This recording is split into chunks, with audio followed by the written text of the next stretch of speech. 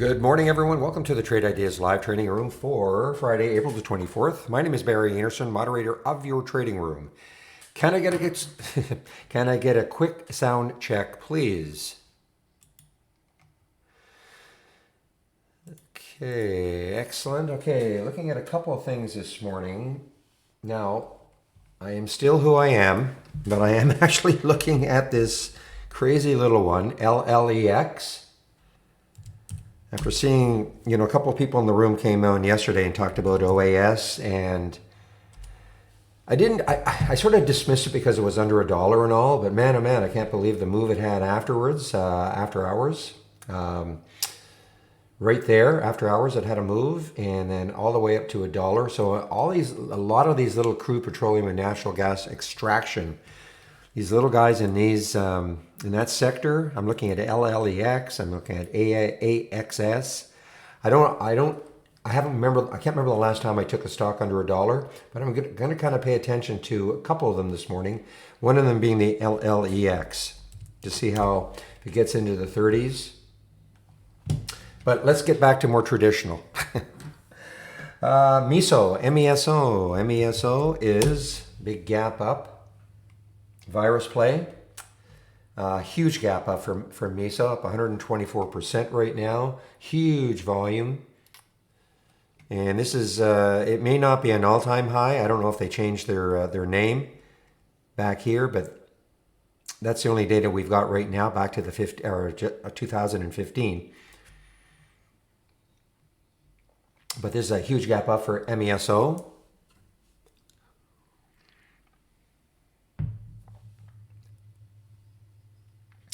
And that CHK, my goodness. I mean, I saw it yesterday and it kept ramping up higher and higher and higher. And now it's still up another $4. Decent, great volume. I think it had about a $5 pop yesterday. So crude petroleum and natural gas extraction. So that segment, that sector, I'm going to trying to keep an eye on it this morning. A lot of cheap ones in that sector. Might be a garbage company, but I wish I'd had it yesterday and kept it today and now sold it for plus 10. MDGS. MDGS. Now, is it holding? It's kind of holding. It's kind of holding here. I'm sure this is, this is another virus play. MDGS. Very low float. Look at the volume, 2.5 million shares already. Almost traded the float, 3.7 million in the float. It'll for sure trade the float today.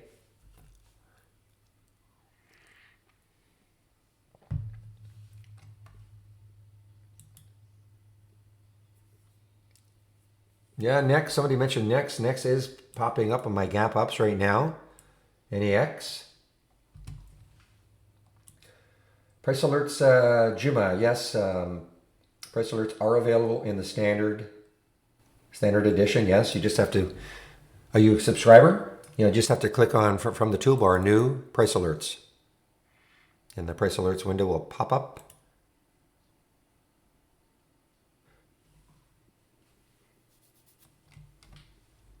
And these price alerts, maybe I'm misunderstanding. These sort of price alerts that I'm showing right there, these are all part of the standard service. PSTI, there, another person asked me if this would be a good swing. Well, what they've done, and it's through the 200 week, but I guess they secured some financing and non-dilutive financing, $62 million US, I think 50 million pounds. Didn't realize they were a Israeli company. So anyway, they secured some financing. Yeah, the gap up list, BK, you can have it. Just go to the scan section, scans tab. One of my gap up shared right there. One of the scans that I'm sharing, gap down shared. Okay.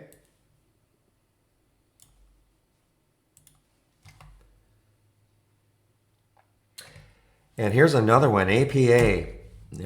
Apache. What a run it's had for the last few days. Week and a half, $7, about what, 1, 2, 3, 4, 5, 6, 7, 8, about 2 weeks ago, $7, $11.20 now, still has room.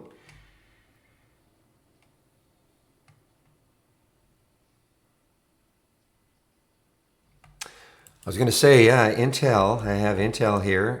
Obviously, a big name company, gapping down to the right on it. Or excuse me, it got onto it. The 200-day moving average, 55.18. Post market, it just about touched it. So it's just sitting above it a little bit. Big float, 4.2 billion in the float. Overstock is on the run, is on the move down here. OSTK on the move down here. They had a little announcement this morning. Nothing really that should be affecting the stock that much, but we have here that they're going to be releasing earnings May the 7th. They've come out and they said it's going to be April 30th, so that'll be next week.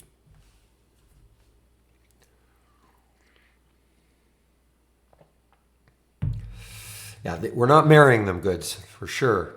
These are just, this, could be interesting a couple of day plays. That's about it.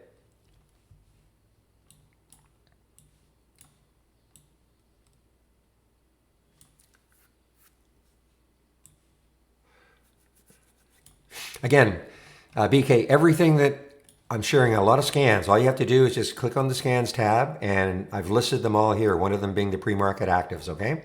Everything is in here. Click on the scans tab in the trading room.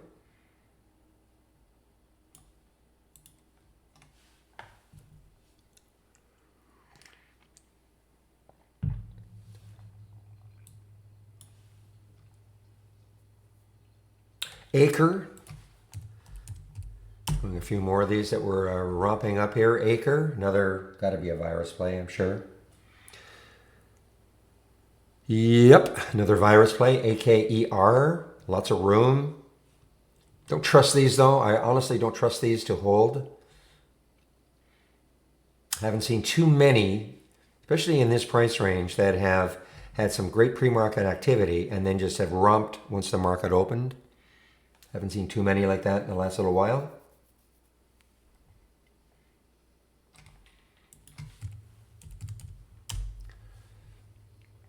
Okay, so I was looking at this one. I mean, this is up still huge, 67%, 13 million, but it is starting to come back. And this is the AXAS. This is another one of those little cheap plays. Popped over the 200-day moving average, 38 cents.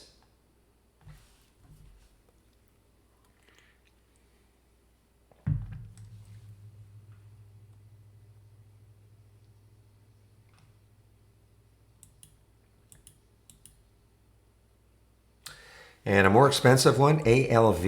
ALV, it's an earnings play. Nice gap here for ALV. Volume is not huge yet. It's not a super low float for a $60 stock. It is an earnings play. Released earnings pre-market. But more importantly, I mean, look at the gap. And now, I mean, if it wants to keep going, I mean, there's really no resistance until that 86 level. Again, I'm not saying it's going to get there. Shouldn't say 86, maybe more around here, 77. Take a look at it on the weekly chart.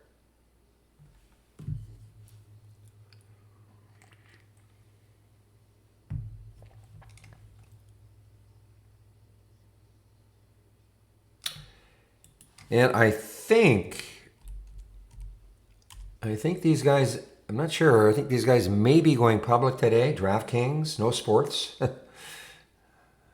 Need a clarification on that. I thought I read something that said they're going public today.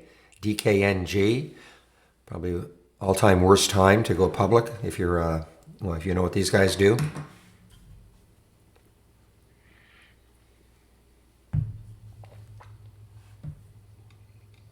Screen is black. Might have to do a refresh, okay, BC? You can find the gear icon in the trading room right beside it. Right beside it, the gear icon right beside it is a refresh. It's typically all you have to do.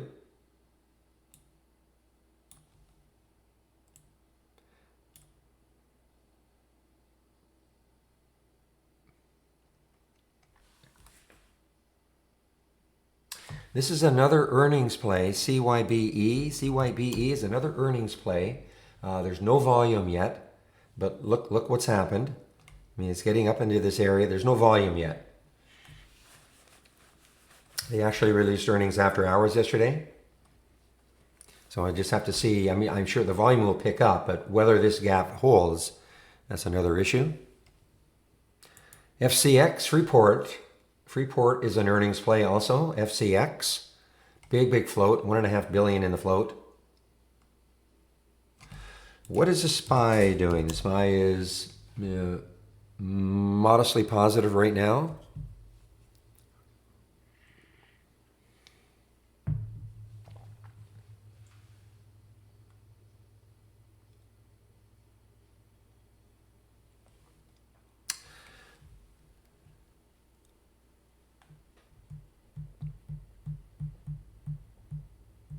To blank, you mean or black? I'm sure you mean black, right? Yeah, there are only two options for the chart colors. So if you right click on the chart, go to properties, and well, see how I've got a dark theme down there. Just click on dark theme. That's why my SPY is dark. Okay. Only two options. So right click, properties, and click on dark theme.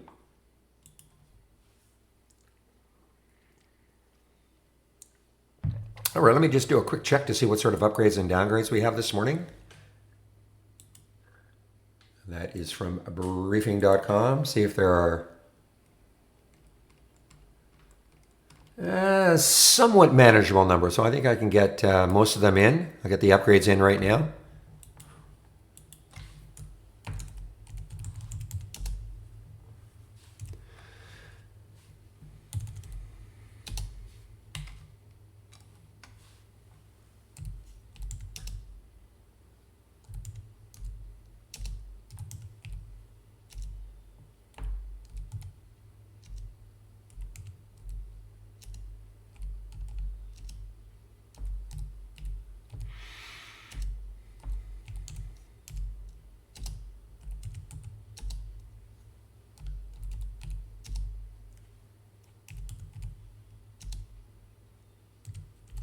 Just a few more upgrades to go. All right, there are some of the upgrades from briefing.com this morning. I'll get the downgrades in now.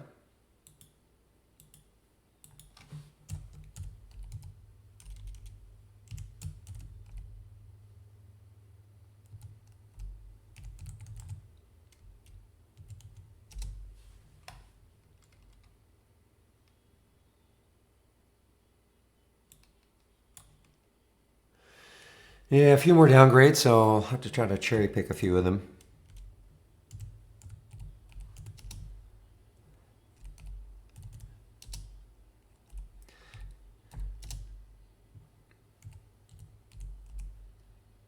Okay, I see some South American Airlines being downgraded.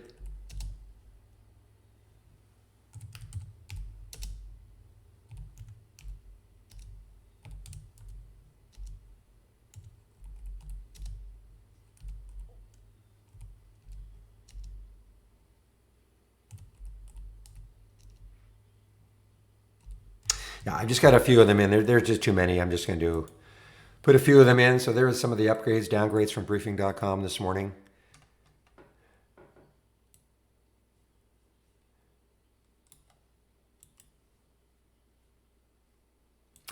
Because I mentioned this one yesterday. I don't know what it's doing quite yet, but keep an eye on Kroger. Kroger is, yeah, it's starting to move a little bit. Remember I was talking about this area right there on that weekly chart? Look at all the topping tails right there. I mean, if it can hold, I mean, it has this, the area this to the left that it can start to fill in.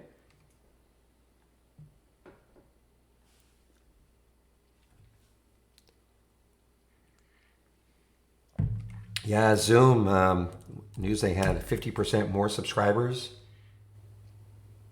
Boy, they really shook off all that bad press. It just seems like yesterday. It's about, what, 2.5 weeks ago? I mean, this stock was all the way down almost to 100. So there's, a stock that's almost, I mean, it's almost down to 100.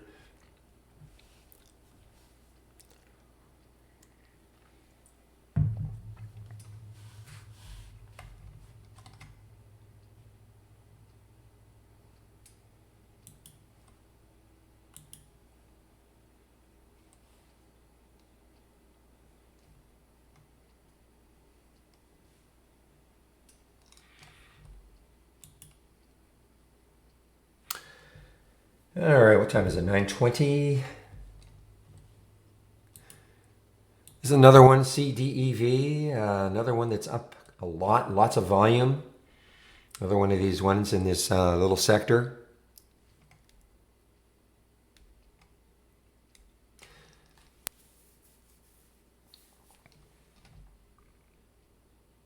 Yeah, it doesn't look like that LLEX is going to move.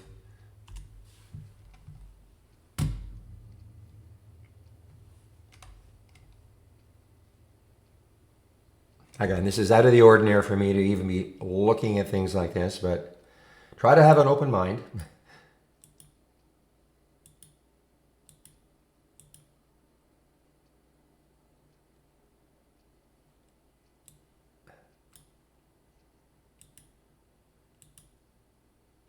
Well, this MESO is definitely holding nicely here. I mean, the high in the pre-market was 16, so I mean, it's dropped $1 off that high, but I mean, that's a nice little base here. And it's yeah, it's on a low float, 85 million in the float. Well, if I do, it'll be a pharma.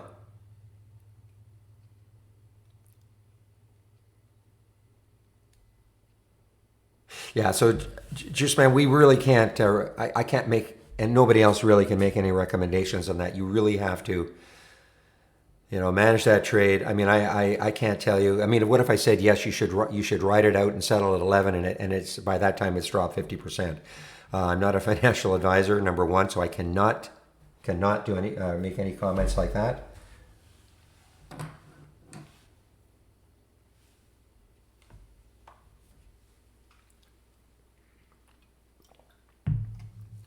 I mean, with all these little ones, I mean, they're going to be so QEP. I mean, it's a low float, 20 million in the float. So I mean, anything can happen with this.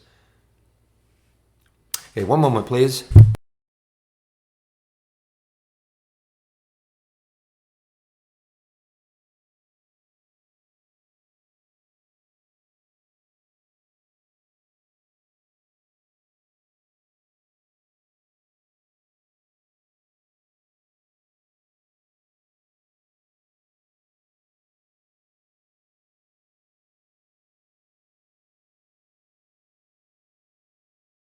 All right.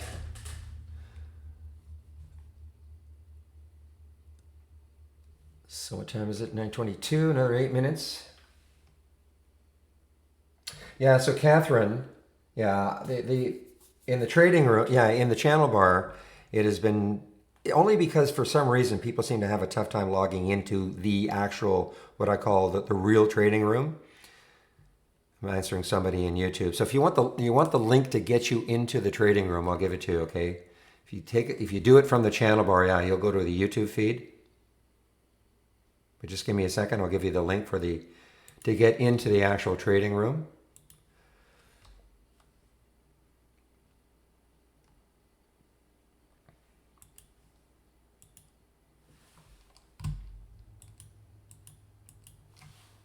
So that is the link to get into the trading room, okay?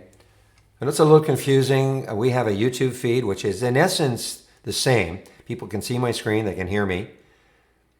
It's not as easy for me to distribute links, things like that, and it's not as active. I mean, there are way more traders in the trading room, okay? A lot more interactivity. So if you're looking for that, then please come into the trading room. If all you want to do is just listen to me and watch my screen, then the YouTube feed is fine.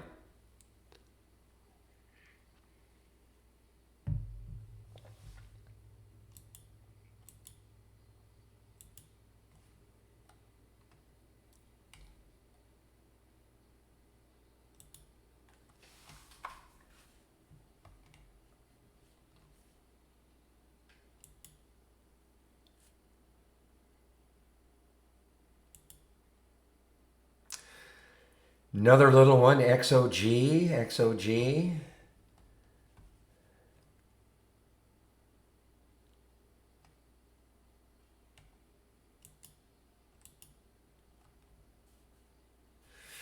All right, so OAS, I saw this one. I almost took it. I almost took this one. I wanted to see how well this held $1, and it just didn't hold it well enough. And now it's underneath OAS.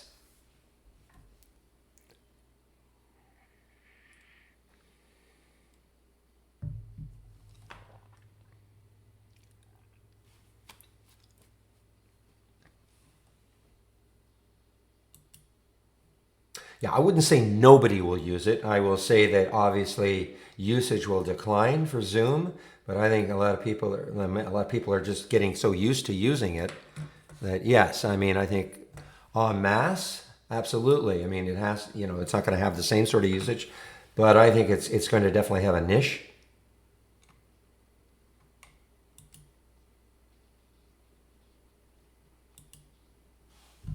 Or a niche.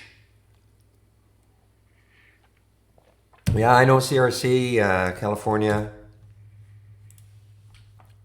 same sort of thing. It is. I mean, this used to be.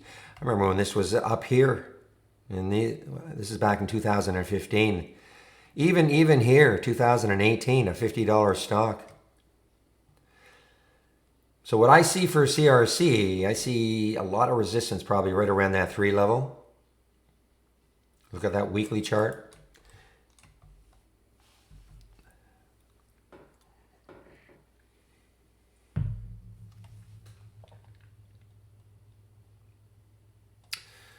So I'm not sure I'm going to auto trade. Oops, I better get rid of that one. I'm not sure I'm going to auto trade the entries on my watch list today.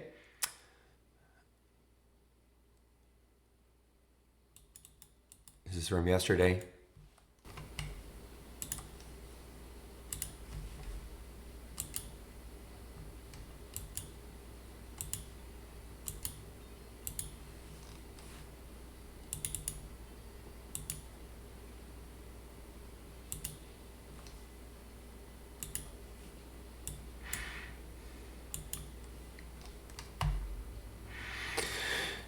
Maybe I'll turn them on. I'll turn them on just to see. I haven't seen. It's just been a little bit too whippy, and in fact, I almost considered delaying it to 10 o'clock again. But we'll see what happens today.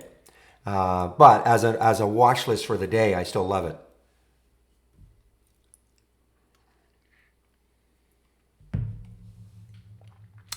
All right, let me get rid of these two.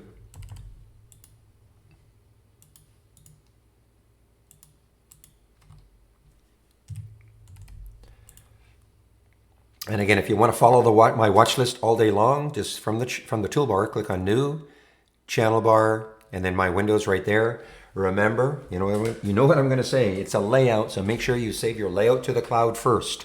Do not load anything from the channel bar until you have saved your layout to the cloud first. All right, you can only have one layout loaded at a time, so your layout will be replaced again, which is okay as long as you've saved it to the cloud.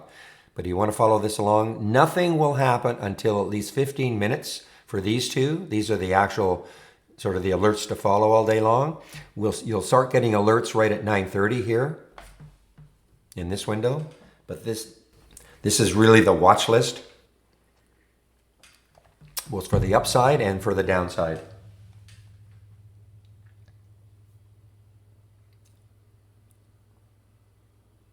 No, I don't have any recommendation. No recommendation. Okay, you have to. I cannot make any recommendation. I'm sorry. I am not a financial advisor. I have to be careful. I mean, I cannot say to you, yes, this is what I do, what I would do, and then I tell you to sell half or a third or get out of it right now. Market opens and it goes to $10. So I'm sorry. I just can't do that.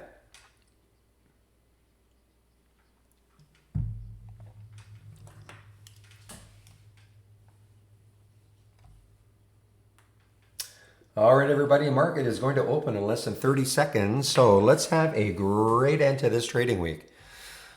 Another incredibly interesting week.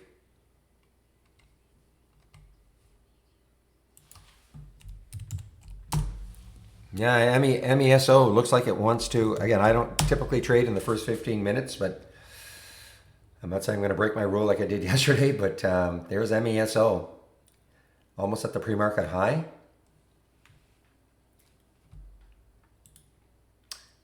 And we are now open.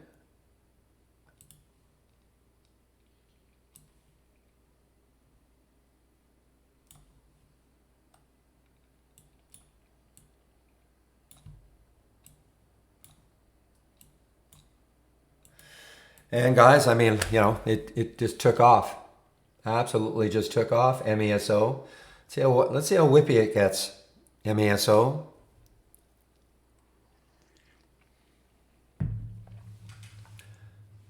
And now it has been halted. MESO is halted. So again, yeah, wonderful to get into this one right now. But I just typically do not trade in the first 15 minutes, mainly because things can go up and down so quickly. And I'm just prepared to, I'll miss these ones, but yeah, it did get halted. Have the halts resumes here, guys. You can have access to it. Another one of the scans I'm sharing. Just click on the scans tab. Halts resumes.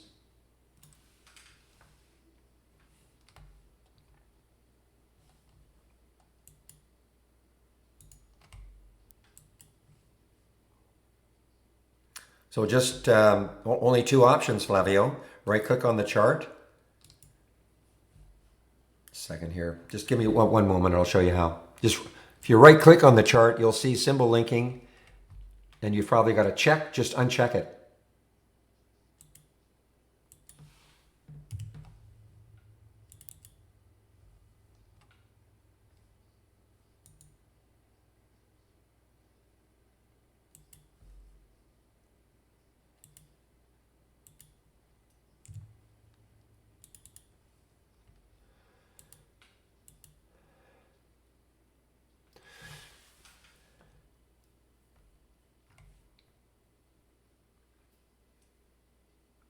Hey, good morning, Real. WWE earnings play, April 23rd, after hours. There's an earnings play for World Wrestling, WWE.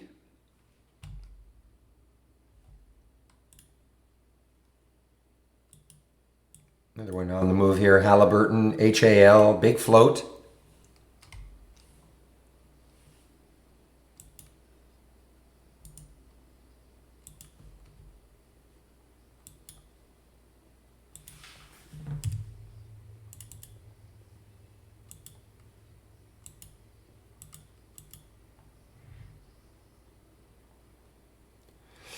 Yeah, after hours, right? Or am I wrong? Yeah, post market, right? So after hours yesterday.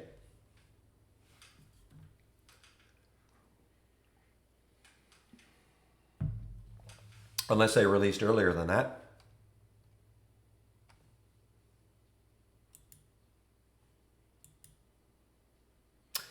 All right, guys, here's an interesting little one. VXRT, volume coming in. VXRT.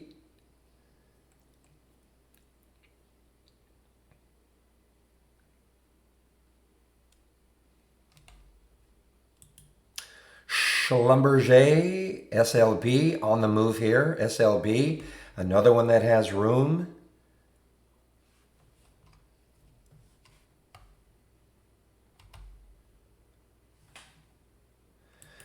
FCX, wow, FCX is an earnings play, and it's actually doing pretty well here. Probably coming into some resistance right around here. It's a huge float, 1.5 billion in the float, but it is an earnings play. Nice pop on the open.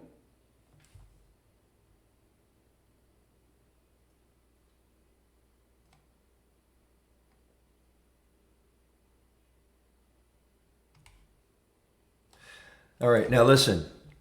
Yes, this is me, but keep an eye on LLEX, guys. Just keep an eye on it. Crazy little one, another one of these ones in this sector. The only issue I have with it is it's got probably some resistance right around here.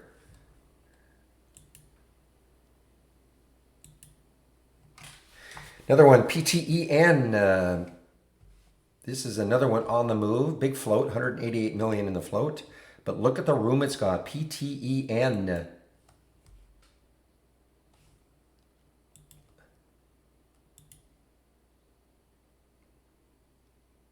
Oh, this is really interesting, man. I mean, look at the room. It's got the high looking left on that weekly chart is a 323. Is that right? Yeah, 323. Keep an eye on this one if it takes that out again. I mean, it tried. I'm going to stick an alert for PTEN around 323, maybe 320, 327.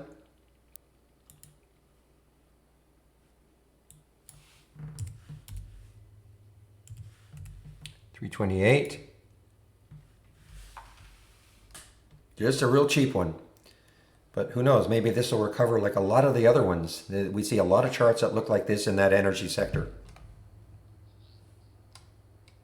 All right, there's LLEX. It's on the move. So guys, listen, if I take this, it's up to you to take these, okay? I certainly cannot recommend. This is something if I do it, I'll be doing it kind of on my own. I do not, I don't have a lot of comfort in even saying if I'm going to take this one, so, because I don't want people to be influenced. These are highly, highly speculative.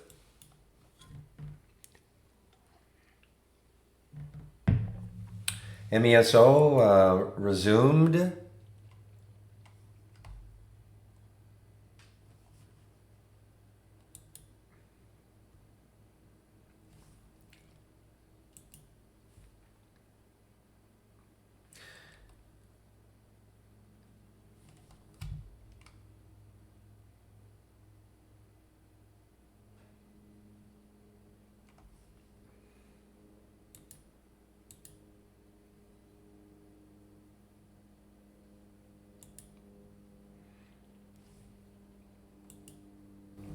Wow, what a move, Mesa. MESO, what a, oh, it's almost 200% now.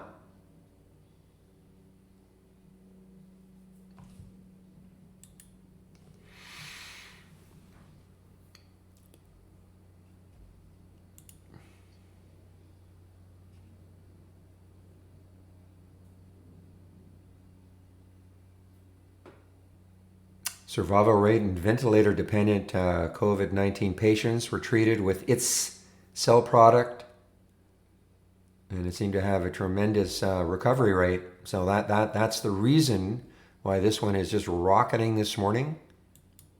MESO.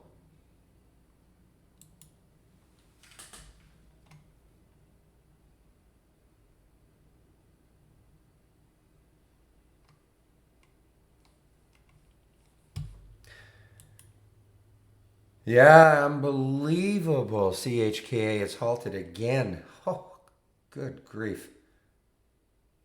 Yeah, reverse split. When did they do that reverse split?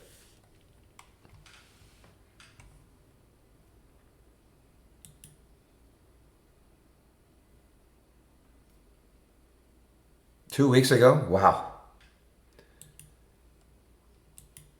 This is probably one of the most spectacular reverse splits we've seen in a while.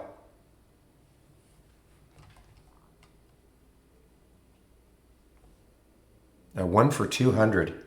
So I can do the math with the help of my trusty little calculator. So that's a 19-cent stock 2 weeks ago, to put it in some kind of perspective.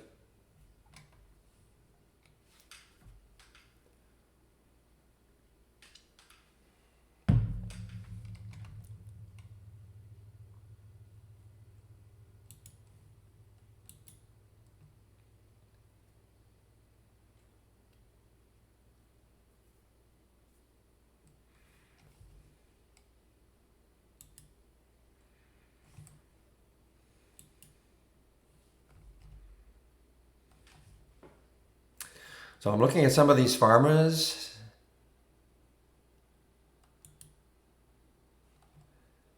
In that pharma list that I've got, I'm just keeping an eye on some of these. There's the BHC. It actually did move. What's the resistance like? Probably around 1777-ish or so.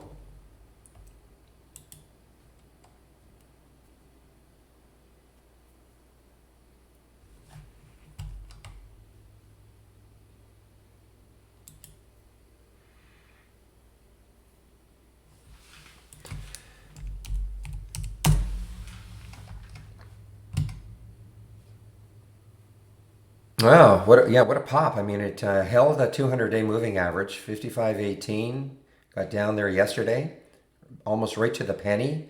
Released earnings after hours yesterday, got right to the penny, kind of holding here, and now market opens, and look at this. Yeah, for INTC. So Real's talking about the V, well, it's through the VWAP.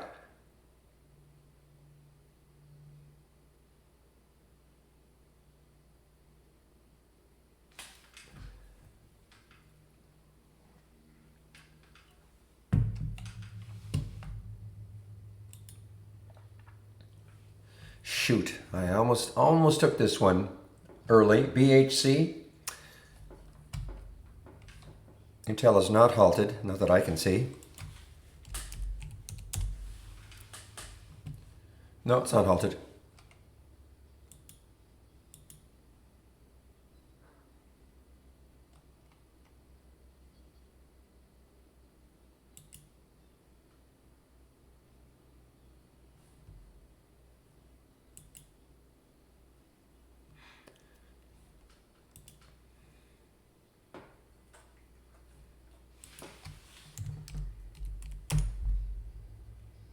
Yeah, there's another one. You're right. I mean, there's some crazy ones. These little crude petroleum, natural gas. Absolutely. I may like it. Man, I haven't traded things like this in a long. Excuse me. How many longs can I say?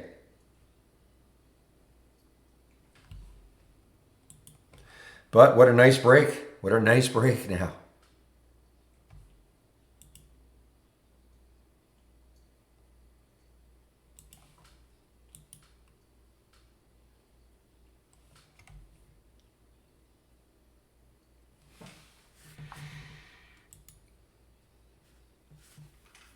There's another, well, that's, sorry, wrong symbol. HUSA is another one that's trying to come back. A lot of these little energy plays. Very risky, guys, though. Very risky.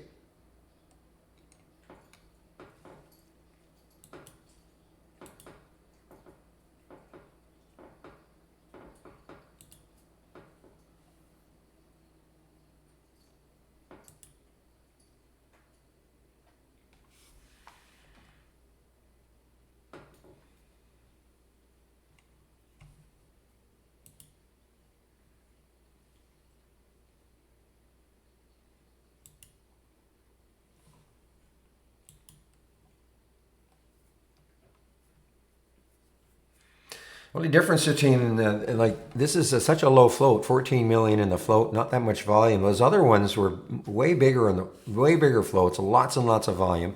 I know it's relative, but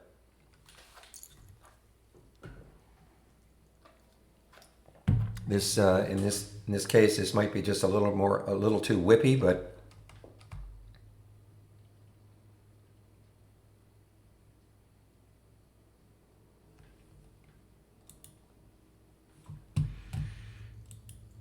BHC, another new high, guys. BHC, another new high.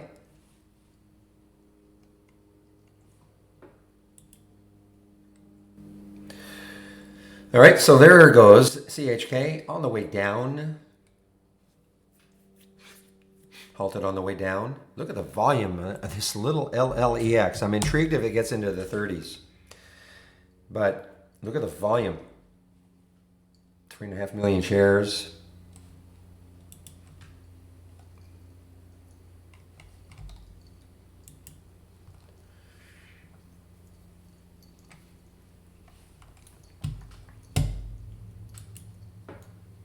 Yeah, Miso was halted on the way down, yes. All you have to do, halts resumes, okay? I have this scan. You can load it yourself. There it is.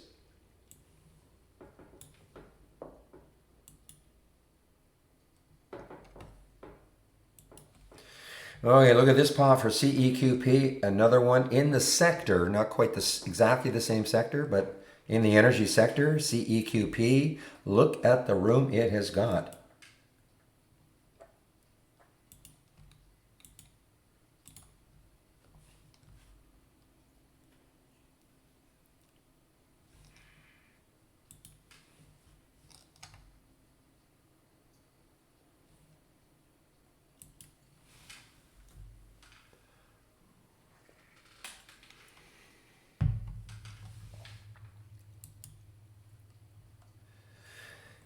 Okay, another one, HOTH, another little one, low flow situation. Volume coming in.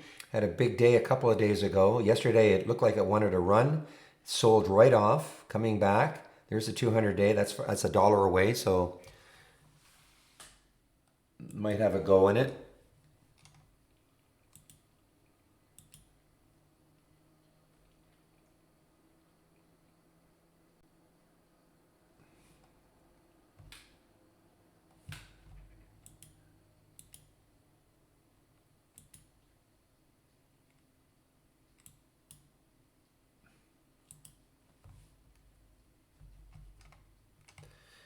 CEQ continue. CEQP.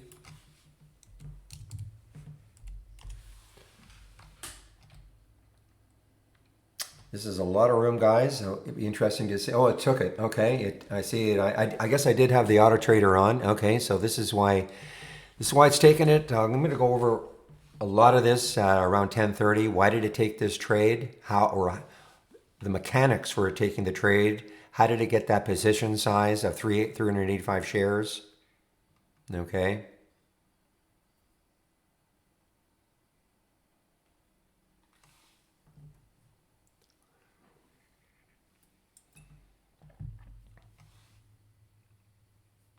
At one point, if I got out right at the very top, would have been up $52.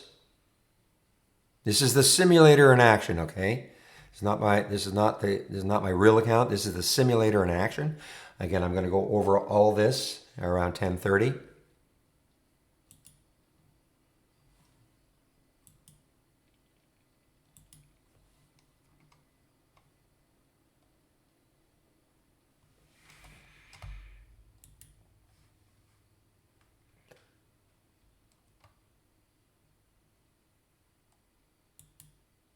HOTH, right at the high now, right at the high. HOTH.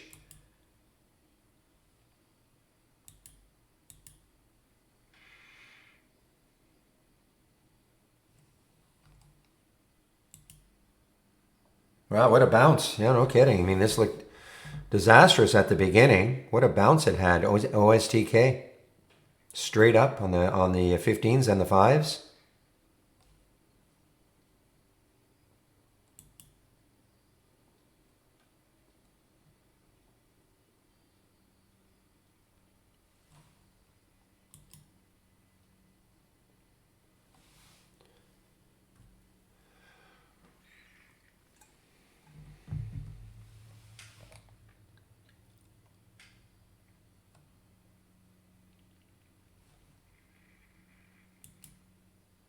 Okay, CHK just opened. CHK just opened.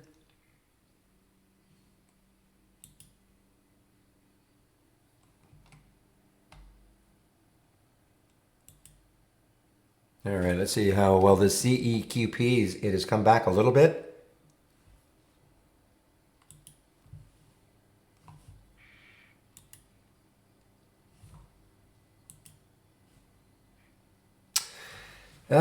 This is showing up in the pharma top list. Problem is, it's got too much resistance. Probably whether you got to have the 200-day moving average right there. ENDP, if it could ever break out of here, has a lot of room. ENDP. So what I'm going to do is stick a price alert right around 426 or so, and see if it takes that out later on today, or maybe Monday or next week. Takes that out, then it has some room.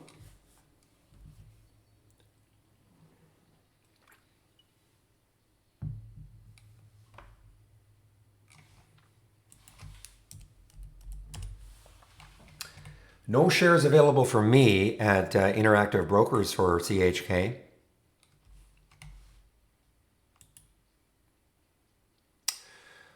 All right, another little one, ZN, and it's barely through the 200-day moving average. ZN, Zion Oil, another little one.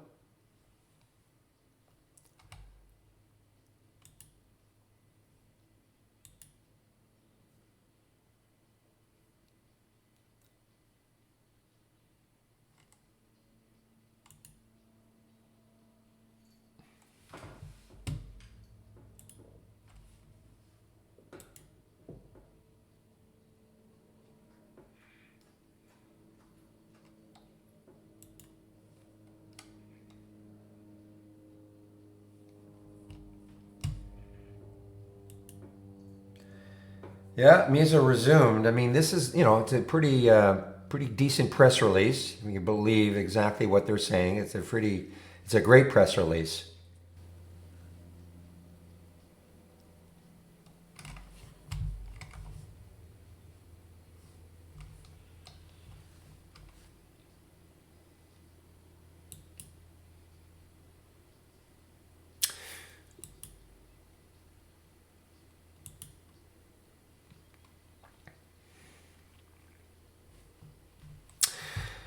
Yeah, okay. I know there's an AI alert. VNE is actually an earnings play. I did see this one. It just had no volume at all in the pre-market. But VNE is an earnings play. My issue was with it is looks like there's too much resistance around 9.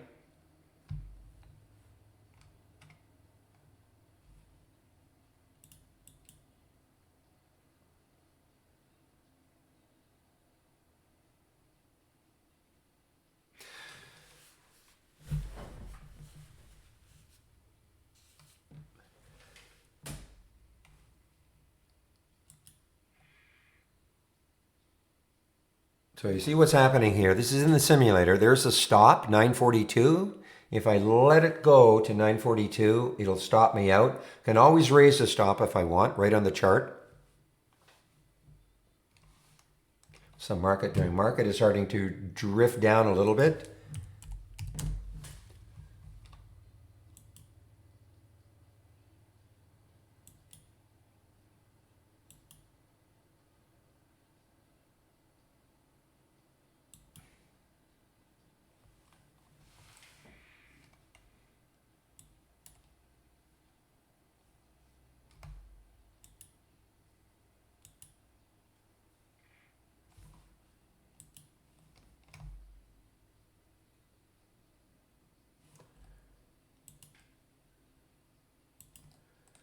Keep an eye on Cort, guys. C-O-R-T. It is just over the 200-day moving average, 1286. It's broke over the 200-day moving average right now. Has a little bit of room to that, the 1380 area. It's not beautiful, but it does have some room. And that's the C-O-R-T. More importantly, breaking through the 200-day moving average.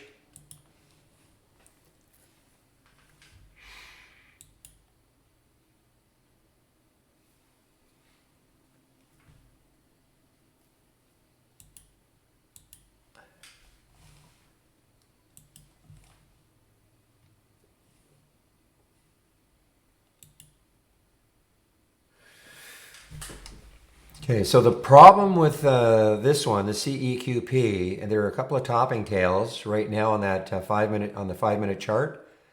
Unless it takes that out that high right there, this just might stall. I think actually, okay, there it goes. Just has to take that high out right there on 980. Then of course you've got 10 to contend with. Big psychological number. Whole numbers are tough. Sometimes they get through, but a number like 10, the 5s, the 10s, 25s, things like that, they're very psychological to get through.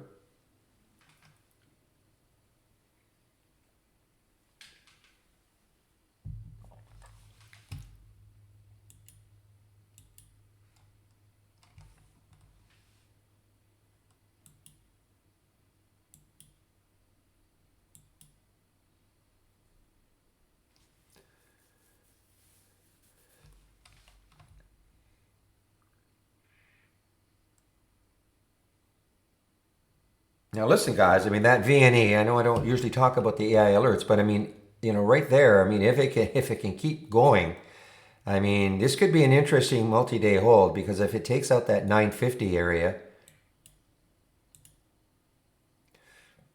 just look at that on the weekly chart. I mean, this could have a nice run.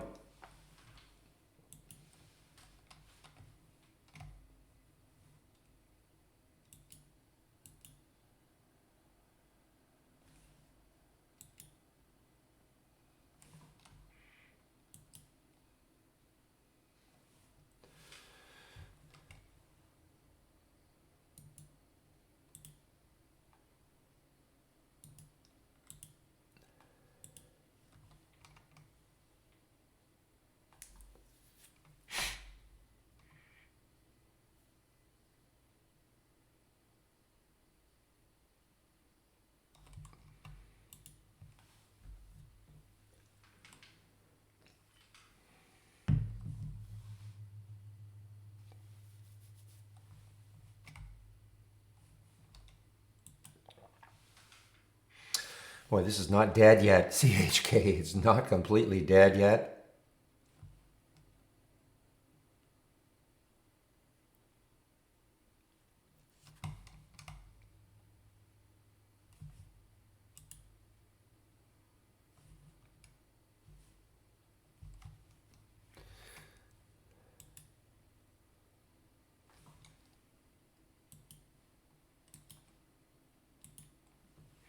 I'm keeping an eye on CORT, C-O-R-T. See if it gets back into the 20s again.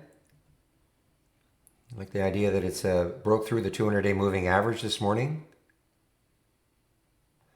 And again, it has a little bit of room. I mean, up to that, maybe that 14 level, 1380 level or so. That's the next high looking left on that weekly chart.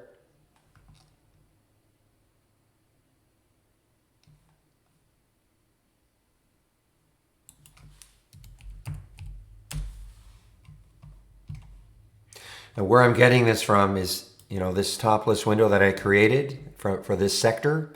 This is where I'm seeing these.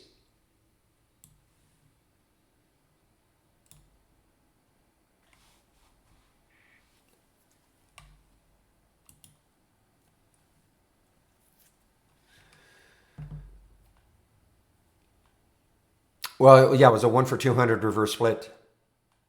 So just divide that by 200 and you'll get what it was trading for before. Probably about 18 cents or so.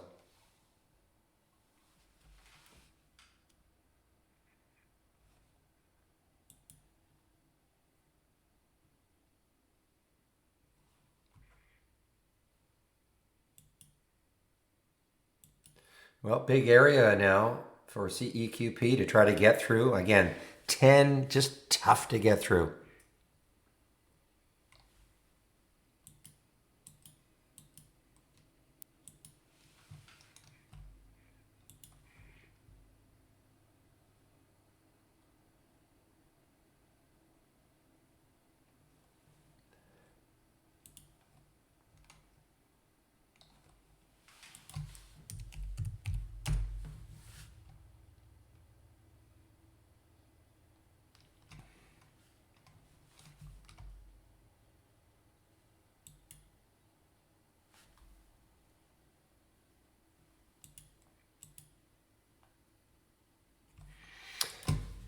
Yeah, I was looking at Crocs earlier. See what's happening with it. It's very choppy right now for Crocs. Earnings play yesterday.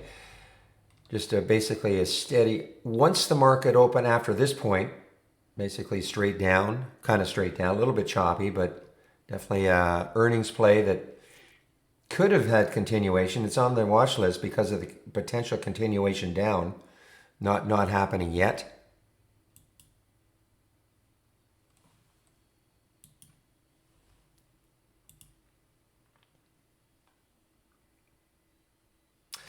And the SPY is moving down. So if you're long anything that is not really, as we say, kind of trading on its own, maybe it's an earnings play or has news, it's really such that it doesn't really care what the rest of the market's doing. Otherwise, keep an eye on that SPY. I mean, that SPY is putting in, there's a couple of red candles already.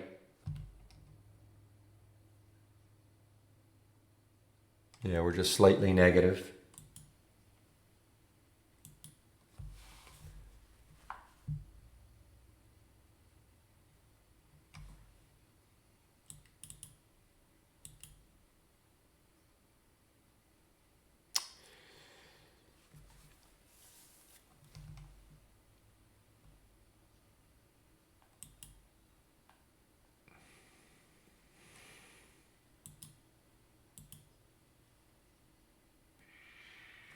I'm just continuing to watch CORT, see how well it holds over that whole number 13. More importantly, over that 200-day moving average. See if we can get back into the 1320s. Gets back there, I'll probably take the trade. That's the CORT, C-O-R-T.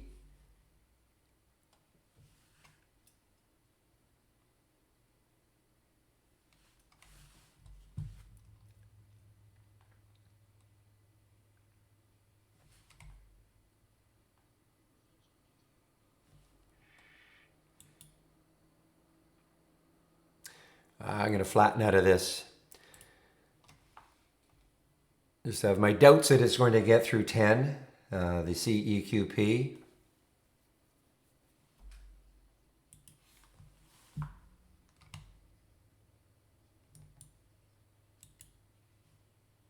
Just one moment, please.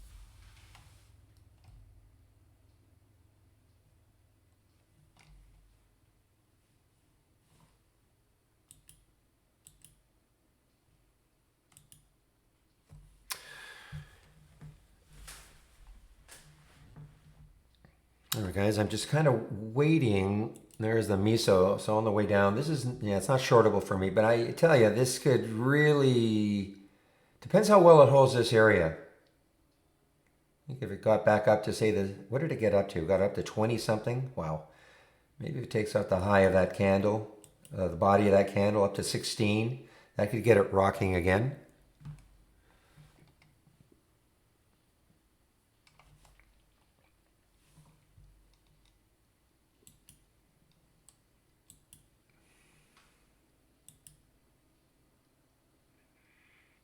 Oh, HOTH actually got halted too. Wow.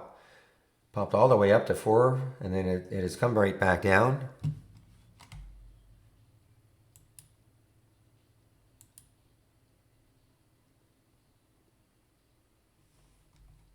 I'm not getting that many alerts. You know, I only had the one alert from my watch list. But I have to admit, I don't have that many symbols in the watch list, you know, to begin with. I think I only have 1, 2, 3, 4, 5, 6, 7, 8, 12, 13, 14, 15, 16, 17. I only have 18 symbols in the watch list. This is the only one that was extracted from it.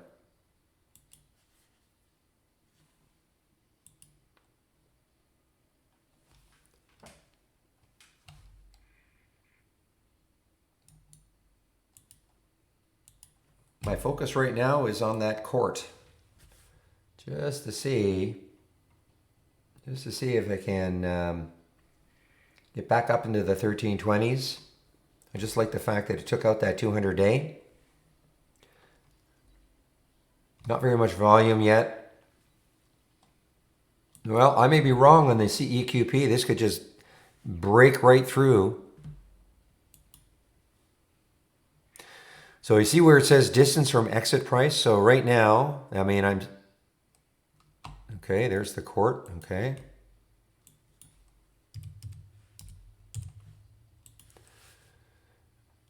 So this is telling me that since I got out of the trade in the simulator, it is tacked on 17 cents. So not great, right? 18 cents.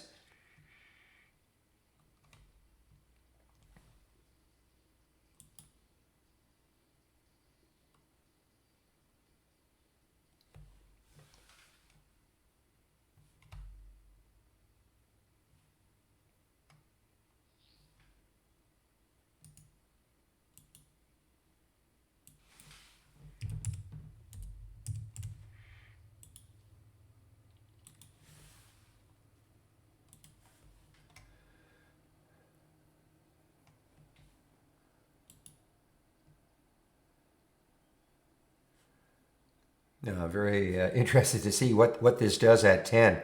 I mean, still has a ton of room, obviously, the CEQP.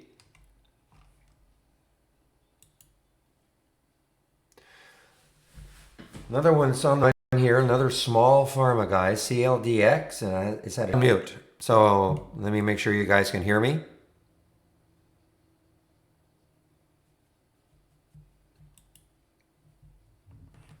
Okay, I want to make sure you guys can hear me. You guys can hear me, right? Because I'm not on mute. Ah, okay. Something might have happened.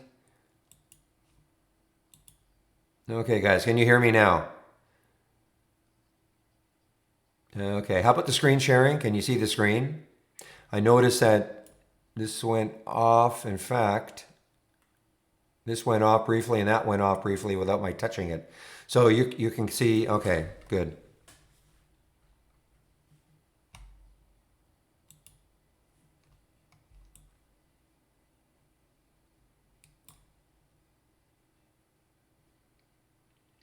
Now, this is a little bit crazy to take this now. Well, we'll see.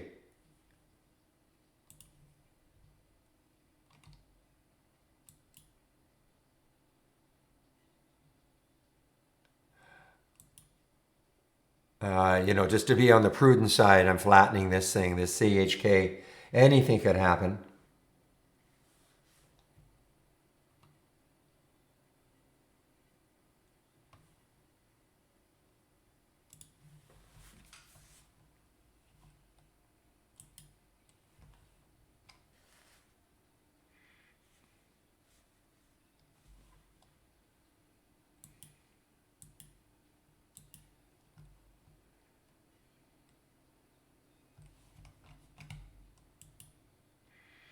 Oh, look at CAPR here, guys. Another one. Oh, look at this. Right through the 200-day moving average, 221.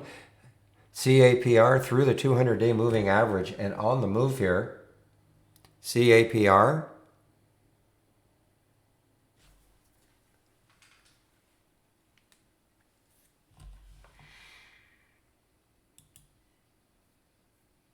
Look how many shares it took. 39 shares, that's all, because the stop was so wide.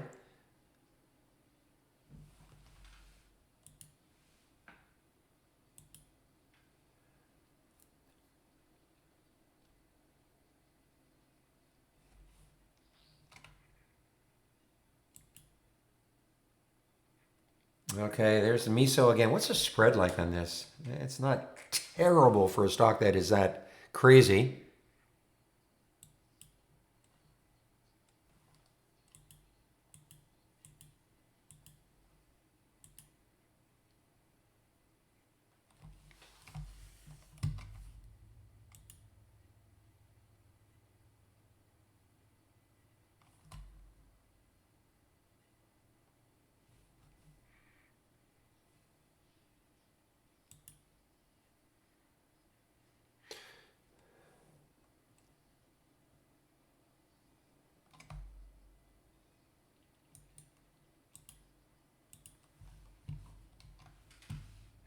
American Eagle is slip sliding away.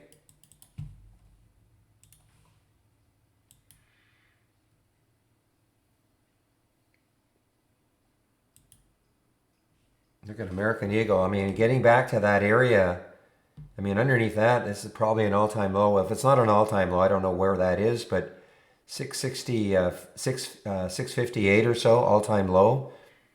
Again, I shouldn't say that, and we don't have it listed like that, but I have no idea where that would have been. Let me go back a few. I mean, I'm back to 2010 here, so I don't care. Might have happened earlier than that, but for American Eagle.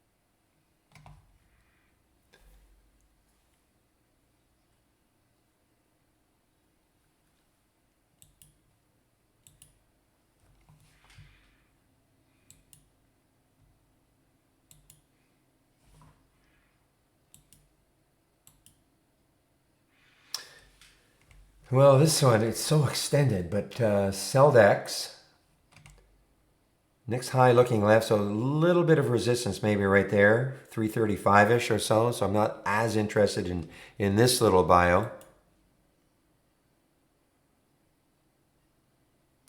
It's just maybe something to be added for you guys, but you can't do it. It's just special for me, JC. I'm on a development version. I have brought it up in the past.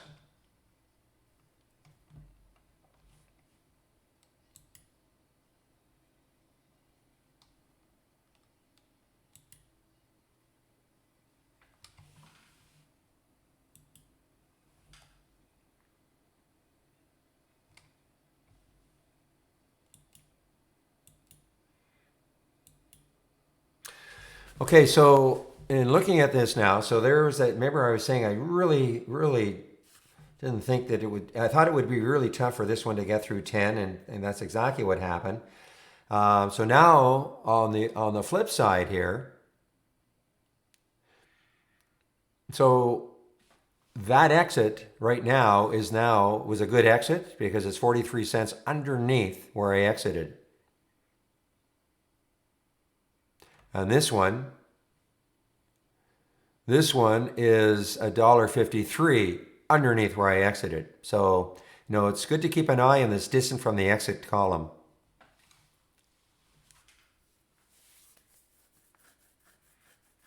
Good for you, JC.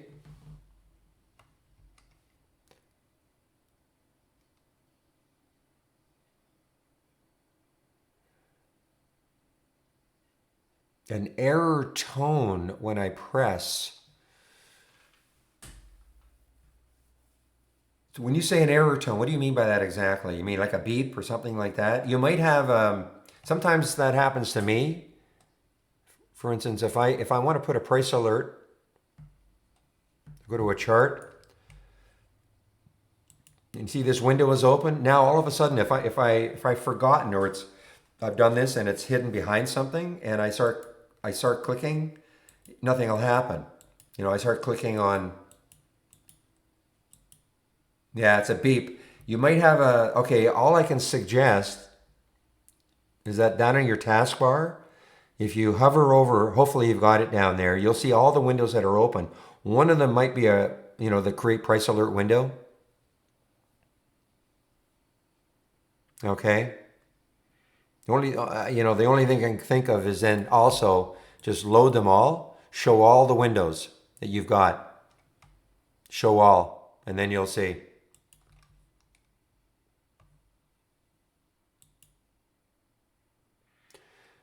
Long means buying a stock and hoping it goes up. Short means, I hate to say buying it, but we'll call it buying it and hoping it goes down. Okay, that's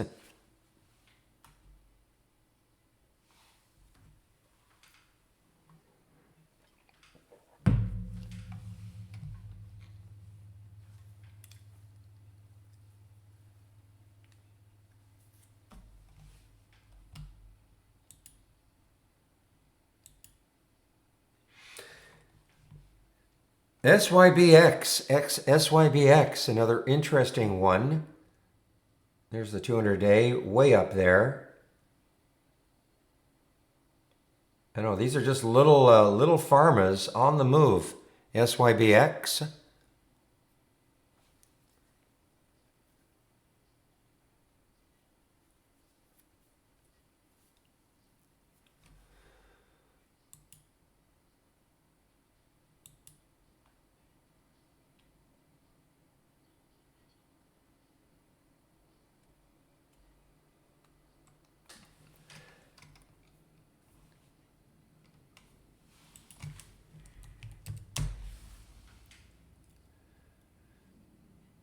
Are you talking Bitcoin?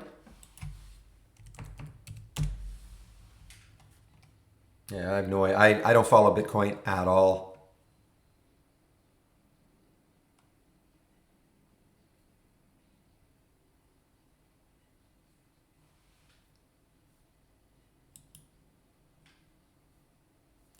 What a nice move for Overstock, though. I mean, that was they're having earnings on. It's not. Oh, actually, we've had an adjustment there. Okay, interesting. It was May 8th. It said May 8th this morning, but they've made an adjustment, so it is actually April 30th.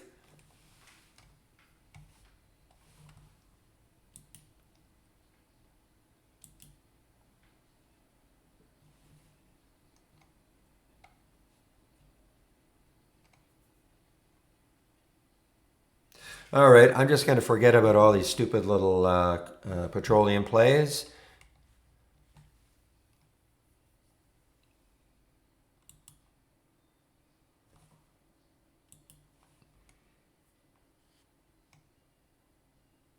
I will look at OAS just to see where it is now. Yeah, okay.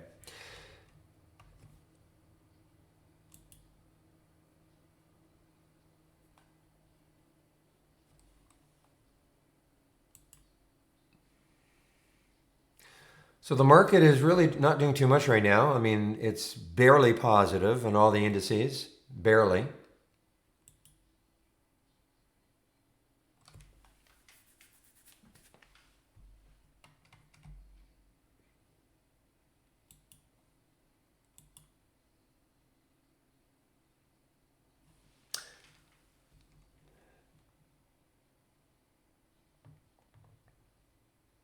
I should also extend a big welcome to anybody who's brand new into the room this morning.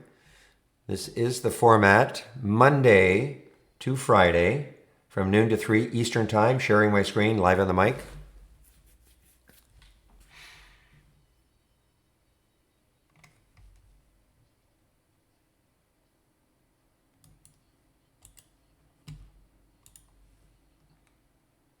Okay, give me one moment, please. I'll be right back. Give me about a couple of minutes.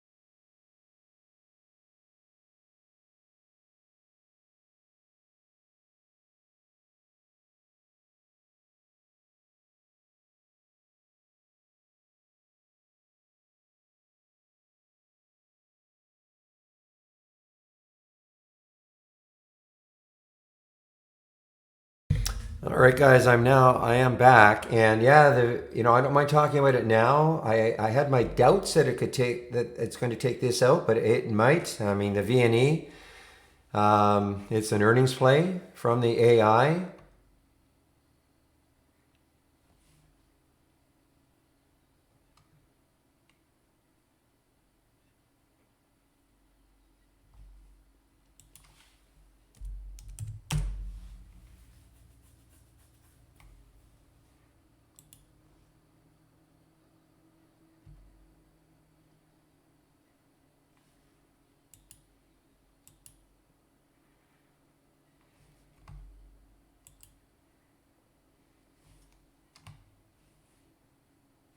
Another halt. Oh no.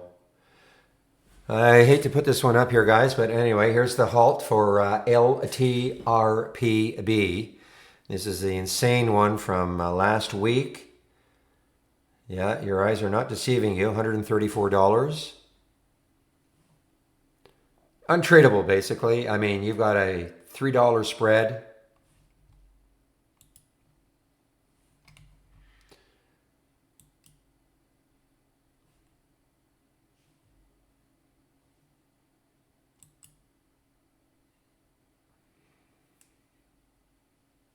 I continue to watch Cort, C-O-R-T. The longer it holds over 13, you know, it's not really a little bit directionless, but the longer it holds over 13,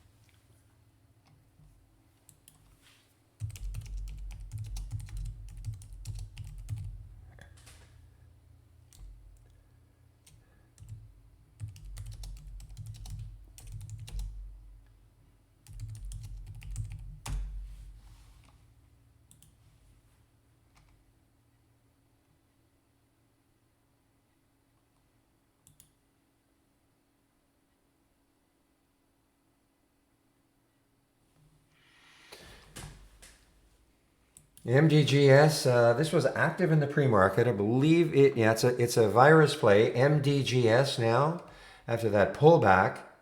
Okay, it's taken up the pre-market highs, guys. Now it is ripping. Look at this volume, huge volume. Look how much it's turned over the float. That's approximately 4 times the float.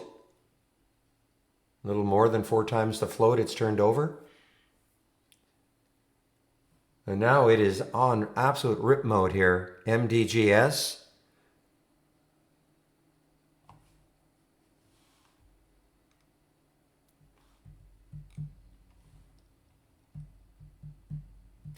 If you're wondering what I'm talking about, there's the float, 3.7 million in the float. It's already traded 16.2 million.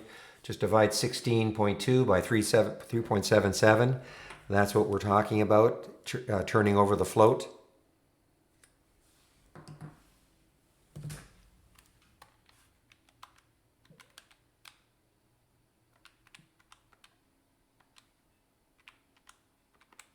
To be precise, about 4.4 times the float.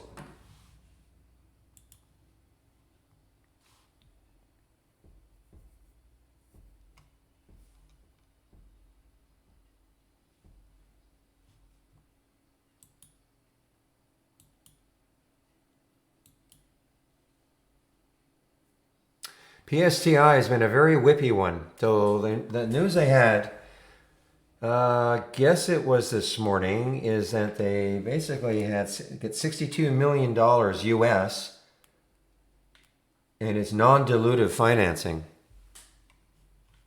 So I guess they didn't issue shares.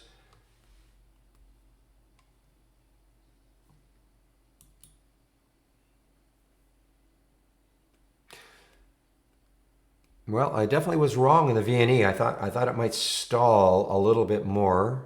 Well, it might be stalling right there. I mean, that's the area. It could stall right around there. So if you took that one, just be aware right there is you know, you got 2 topping tails right there on the daily, and it basically got right into that.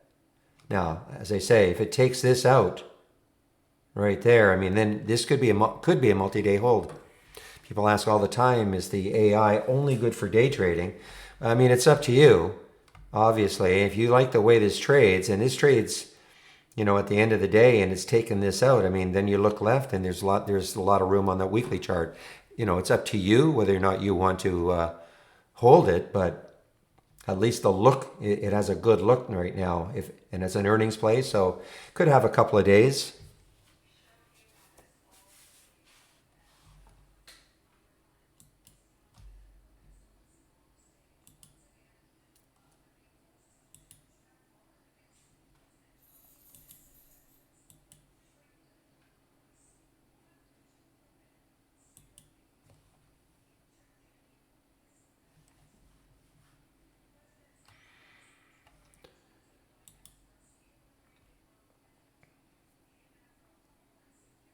Well, that definitely, as I was saying earlier, might really struggle to get. It's such a psychological number to get through. It's only a number, you know, 10, the number 10. It's only a number, but you'll be amazed how often something like this happens.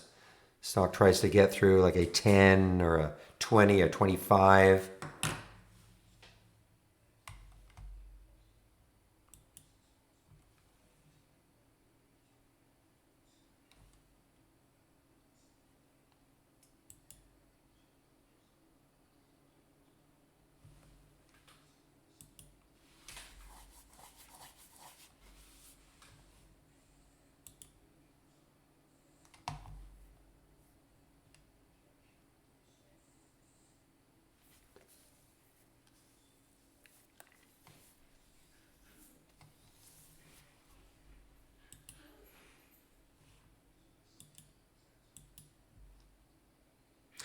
Yeah, I mean, there was an argument to be made. You could take it right around there, you know, a little bit of consolidation, and then the pop out of there. If that's for the MDGS, but it would have been just underneath the whole number.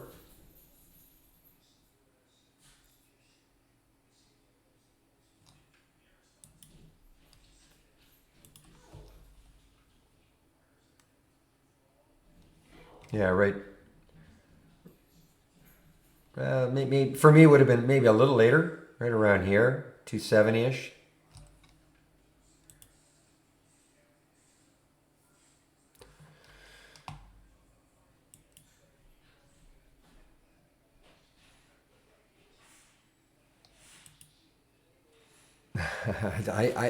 You know, this is the one of the craziest ones we've seen in a few months anyway. LTRB. All right, guys, a little early, 10:28. So again, I'll give a big welcome to anybody who's new in the room today. Again, this is the format, Monday to Friday from 9 a.m. to 3 p.m. Eastern Time. Sharing my screen live on the mic. I also have a YouTube feed going. It's virtually the same. People can see my screen, they can hear me, just not as much interaction among the traders. This is way more active in this trading room that you see here. And what happens is I moderate the YouTube feed from 9 to noon. One of the traders / trainers takes over from 12 to 1, and then I resume from 1 to 3. Now, if you are a Trade Idea subscriber, I am sharing a lot of scans.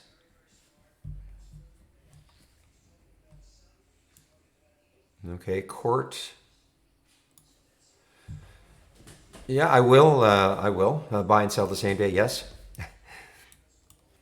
Scans, guys. So if you're a Trade Idea subscriber, if you click on the Scans tab, I'm sharing a lot of scans right there. If you want, you can also click on the Room Drive icon. It looks like a half-open folder. Click on that, and scans that I share, download. So that will go to a Word document, so you can take a look at all my scans at your leisure. And the links I'm going to talk about, you can download those also. Goes to a Word document, like the webinar links, the training links. They are all free. You can also access them right there from the links tab.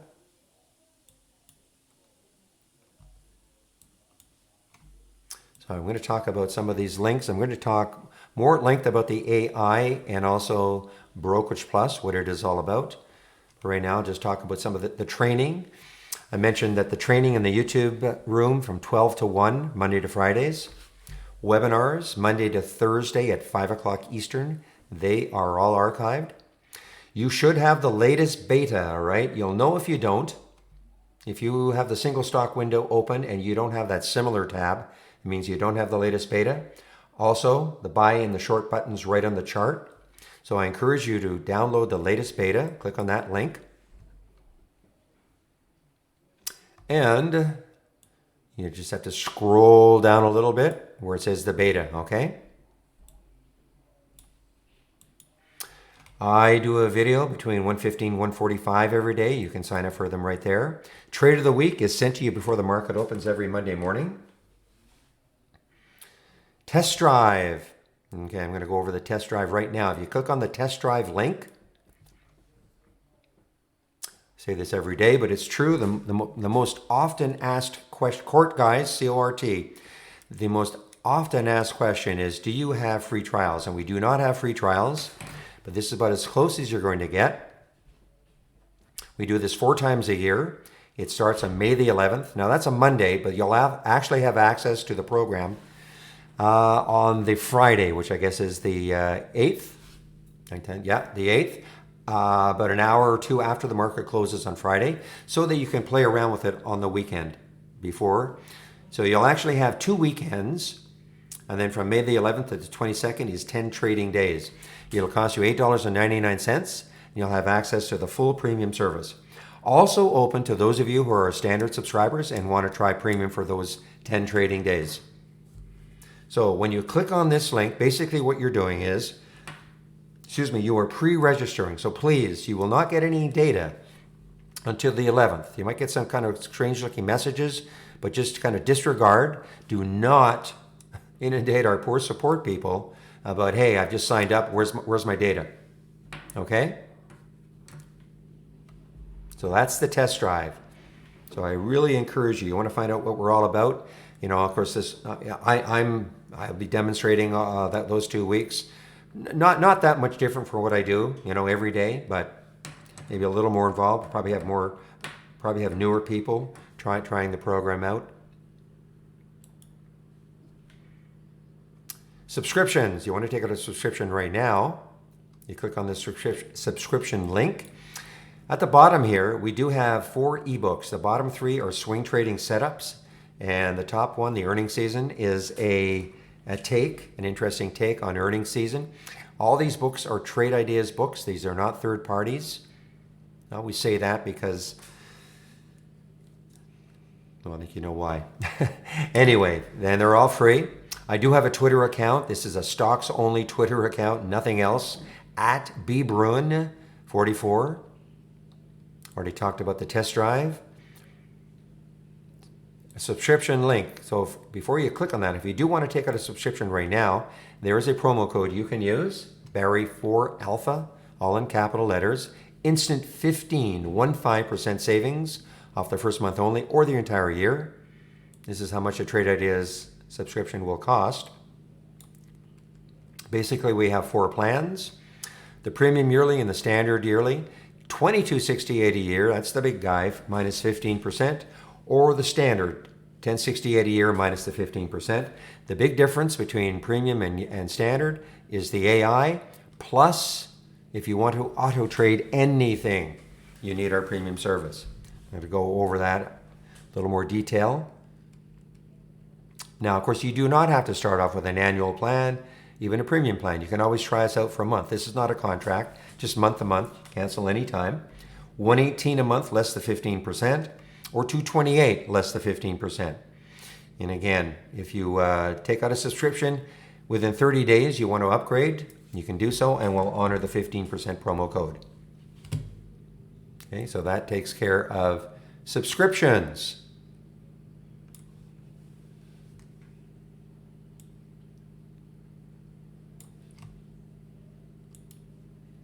See if there are any comments.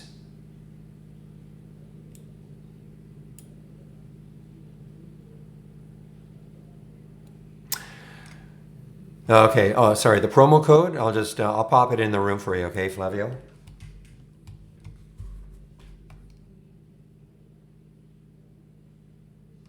Okay. I will do in the YouTube room also. Okay. Just give me a second.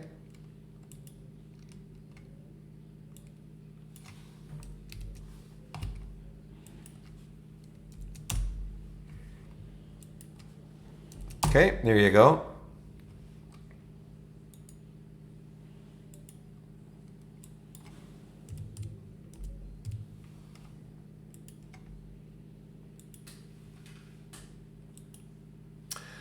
All right, let me talk about the AI and Brokerage Plus, okay? So this is what the AI is all about. Holly, so funny.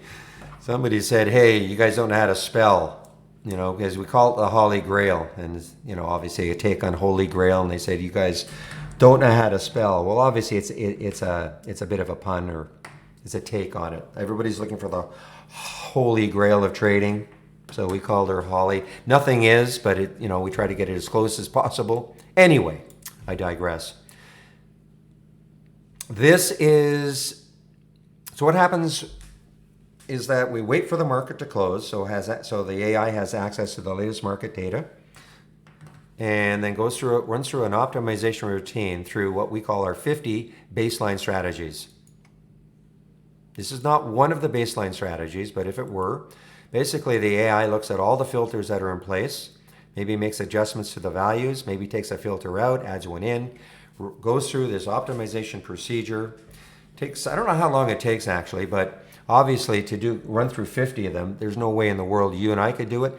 Even to try to do one, it's not easy, okay? Because what the goal is to see once the procedure is done, is to find how many strategies actually made the cut. Making the cut meaning a profit factor of at least 2 and a win percentage of at least 60. So out of the 50, of course, not all of them are going to make the cut. So Monday morning, you were then presented with the strategies that made the cut. Now, as I always say, I don't care what strategies make the cut. All I care about are what alerts did we get from those strategies that made the cut. Okay? Now, I don't present this. This is the AI screen.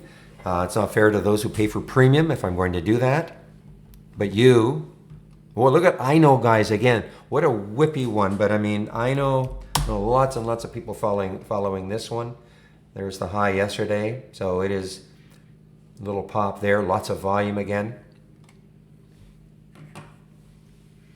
So if you have the AI or our premium service, this is how I would be using it. You know, there is a way you can click on the channel bar, and the Omni channel, basically, it's a combination of all these 3 different AIs. People ask all the time, well, what are the differences between the 3 AIs? We're getting rid of that whole concept, okay?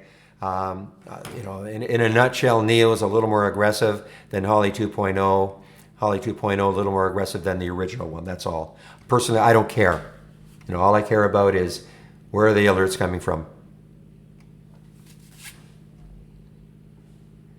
So instead of loading it from the channel bar, what I would do is click on New from the toolbar and AI/Holly Strategy Trades window. I would load that. And once you do, this is the window that should pop up. Now, if it says Strategy Trades Grail instead of All, again, that means you're not on the latest beta. Okay, and this is what I'm talking about. If you right-click on the window, then click on Segments and check All. Then you can have this window as part of your layout. You don't have to do it every day. Just you know, it'll be part of your layout. Well, Traderz doesn't, no, we do not, you know, actually have training courses and things like that, okay? We show you how you can use the product, but it's not candlestick pattern recognition or anything like that.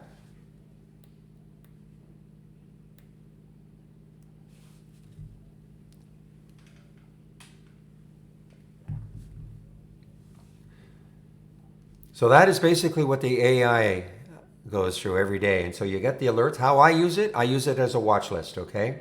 I mean, I definitely the VNE was of interest to me. I thought maybe there'd be a little too much resistance, maybe even at that whole number 9 close, but you know, it turned out to be a pretty good play. But I use it as a watch list. The other thing too, guys, I mean, obviously, because of what I'm doing, I'm doing a lot of explaining all day long. I cannot focus 100% on, you know, my watch list or the AI. You know, I'm kind of glancing this and that. Sometimes I catch one and, you know, I'll take the trade, but, you know, it's a little more difficult for me because I am moderating a trading room, but that's okay.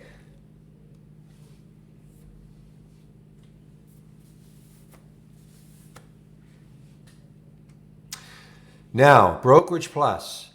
Brokerage Plus is a bunch of, first of all, to load Brokerage Plus, and this is, Brokerage Plus is part of the standard service. Everything I'm going to say is part of our standard service using Brokerage Plus until I tell you you need premium, all right? So Brokerage Plus is loaded from our toolbar, New, Brokerage Plus, load the window, there it is. And these are, I'm sure you'll have some columns already. If you right click on one of the column headers and then click on columns, here are all the columns that you have available. These headers here, message, summary, strategies, from within Brokerage Plus, click on New, and here are the headers that you have available. So Brokerage Plus can be used in 2 ways. And what I do is I demonstrate all day long the ability to paper trade, simulation trading, okay? You can, this is what I've done, I've checked Trade Ideas Simulated Trading. Now, if you have an Interactive Brokers account, you can actually attach it to your Interactive Brokers account, and you can use this window to trade if you have an IB account. It's the only one we work with now. We are looking to add E-Trade down the road. I cannot tell you when that's going to happen. So in its simplest way to use Brokerage Plus, in the most manual way, you can click on an alert. The symbol will show up. You pick how many shares you want to trade. You pick the price you want to get in at. If you're shorting, you sell, and if you're going long, you buy. That's in the simplest way. And if you want to get out of a trade, you flatten. This gets out half your trade. You can double your trade. And I wouldn't use this one if you're a new trader, but if you were short, now you want to go long, or vice versa, you just do a reverse. A second here. So that's in the very simplest, most manual way that you can use Brokerage Plus. The next way, which I would suggest that you take a look at it, is what we call one-click trading. You can set up one-click trading. So let's just say you take a look at CHK, and you look at the chart, you like what you see, and now you want to trade it. And so you go back, and you right-click, and hover over the top there, and this box will pop up. And these are, you can set up your own buying and shorting parameters, all right? I'm going to show you how you can do that. And so basically, you just pick how you want to trade it. That's what I mean, one-click trading. Pick how you want to trade it, and it'll trade it automatically.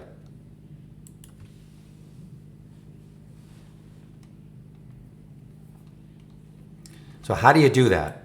So strategies, you have to have the strategies tab. So remember, if you don't have the strategies tab, click on strategies tab from new within Brokerage Plus. So have the strategies tab. Now, once you have that, right click, new trading strategy. You give it a name. Is it a long? Is it a short? Now, all these tabs here have as much information you can fill in as you want. I'm going to show you what I do for the chart trading, for using the buy button on the chart.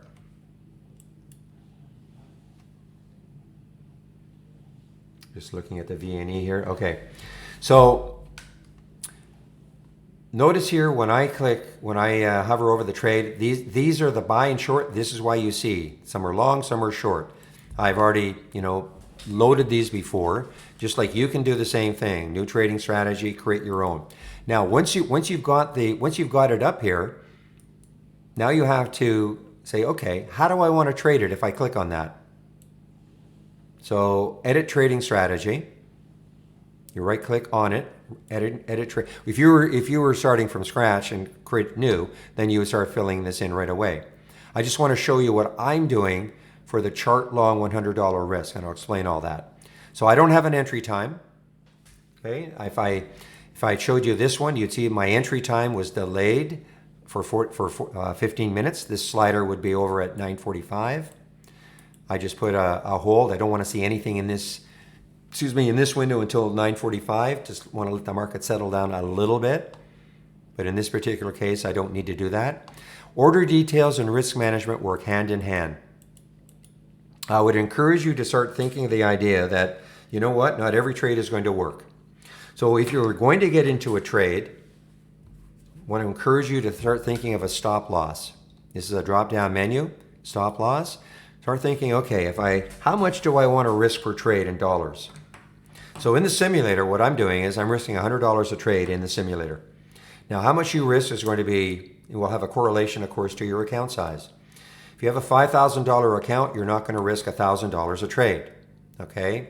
So, but just get into the mindset that not every trade is going to work, and the whole idea of trading, you want to be around for the long term. So you don't want to blow up your account. So get out. If the trade works against you, get out, okay? And have a risk that you're willing to lose. So in this particular case, it's $100. Okay, that I'm using in the simulator. That works hand in hand with the stop loss that I'm going to use. Now this is a menu. When you click on filter, this is a huge drop down menu. VWAP stop is now available. okay? You can use their smart stop. I would try, I would try the VWAP stop. Now, I don't put targets. I did in this case, just to show you how you can put targets. So I put a 50-cent target. So in other words, if I take the trade, let's say at $1 and it goes to $1.50, that would hit my target. If I didn't do anything, it would automatically take me out of the trade. So let's see how that works. So remember I was telling you there is a buy button. There's a buy button right on the chart. So what you do is you designate one of your long strategies as the way in which you want to use your buy button on the chart. So I'm going to use this one. Makes sense. I named it chart long, $100 risk. I right click and I check default chart long strategy. So that means if I click on that buy button, it's going to follow these rules that I created. Okay, the trading rules that I created. So let's see. Let's take one. So let's say the INSE. So let's say, again, this is just for demonstration purposes. Now I could do this a few ways. If I use this buy button, if I click on the buy button, you're going to see that I basically drop it wherever I want. I could also say, I don't have to take the trade right there. I could say, well, I'd rather take this on a pullback. So I could drop it down to 246. Or let's just say there was some kind of a moving average or something that I thought above the price that if it broke through, that might really get it going. So I could drop it above the price. Just for our purposes, I want to drop it right at the price so it takes the trade almost immediately. Oh. Sorry.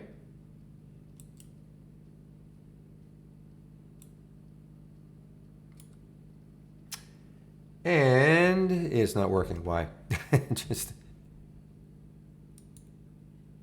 Oh, you know why? Because when I was demonstrating this, I accidentally unchecked the set as chart. So I have to check this, okay? So I just rechecked it. Phew. So now I'll take the buy, and now I'll drop it right at the price. Okay, and it should have taken the trade. Let's see if it took the trade. Yes, it took the trade. Okay, because I dropped it right at the price. It took the trade. It established my stop. And these are going to be approximate. Remember, I'm saying I want to lose about $100 if the trade goes against me. So, I'm going to lose, if I let this thing go down to 234, I'd be out at $107, okay? But you see how it automatically sized? Why did it take 303 shares? Because the entry price minus the stop times 303 is going to give me approximately $100. So that's how that worked. Now, right on the chart, let's say I don't like that stop. I'd rather move that stop maybe up to here. So I've just moved the stop right on the chart. Okay, right up to that level. And I can also use this like a trailing stock. Let's say the trade really starts to work well. I can just start to keep moving this stop up and up and up. So instead of using some kind of an artificial, 1% or a certain dollar value trailing stop, I could just really start establishing my stops where they probably make a little more sense right on the chart. Maybe the low of a candle or something to that effect. The other thing is that, let's just say, again, the trade starts working well and it starts approaching that 317. I don't have to let it take me out at 317. It's still a good pattern or whatever. I can start moving that target up. So a lot of things you can do right on the chart. And that's why we've tried to make it very, very easy, very somewhat intuitive, and also just easy to manage things, what your eyes see right on the chart. Okay, so everything I have said is part of the standard service. So everything I've just done is all part of the standard service. One-click trading right up from the chart, creating your strategies, okay? Now, here is where you would need our premium service. If you wanted to auto trade, let's just say, for argument's sake, you wanted to auto trade.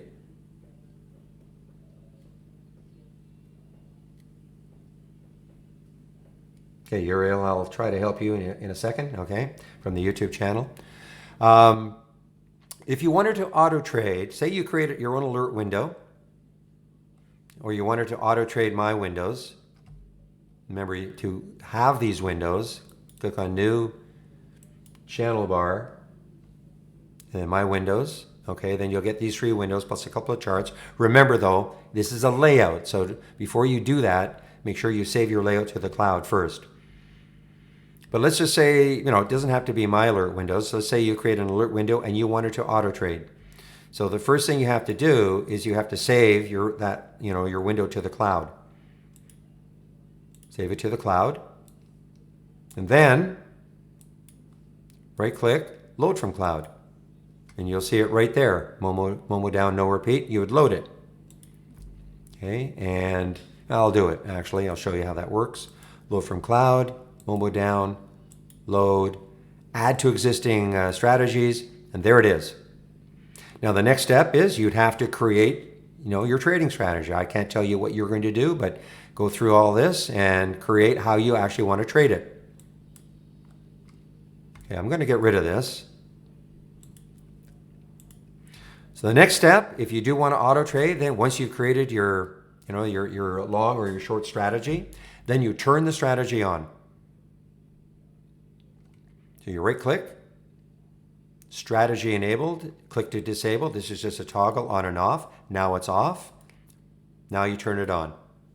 Okay, so that's why when symbols appeared here, they were automatically traded as per my trading strategy that I created here. Okay. So, now this was of course not, this was just a demo. Okay, this one was just demonstrating how to use the buy button.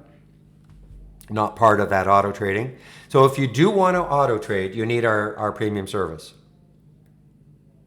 If you wanted to auto trade the AI, a couple of not bad ones here, shorting the LLNW, of course going long on the VNE. If you wanted to auto trade the AI, you'll need our premium service, plus you have to buy Brokerage Plus, a one-time licensing fee for $1,100 minus the promo code.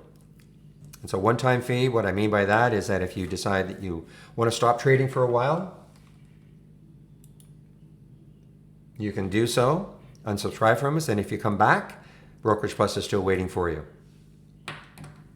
Yeah, look, Real is pleading with you people, okay? You people, stocks only, guys. Stocks only for stocks.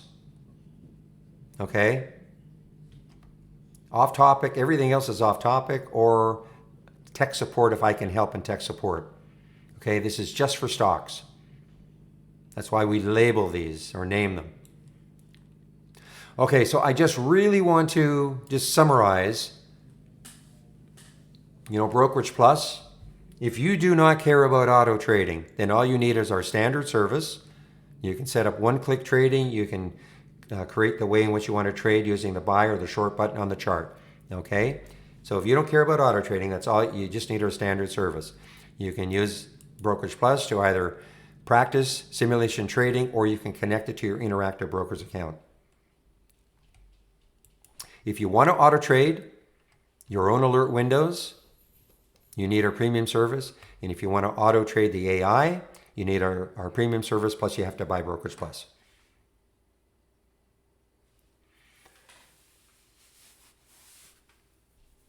So I'm using Interactive Brokers. That is my trading platform. But when I'm trading, I'm just using standard, because I'm not going to get into toggling back and forth. It'd be way too confusing for me with all that I'm doing during the day. So I just choose, what you see here is a simulation in action. When I take a trade, I actually just use my old IV to make the trade.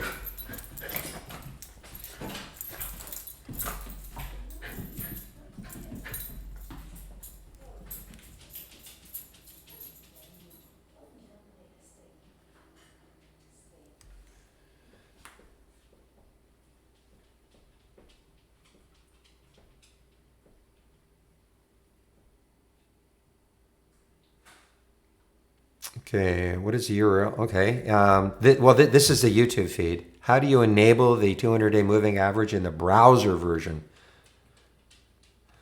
Okay, I'll see. I don't see why it's any different from the app, but let me just see. So I'm going to try to answer some questions here. I just want to give you the YouTube link.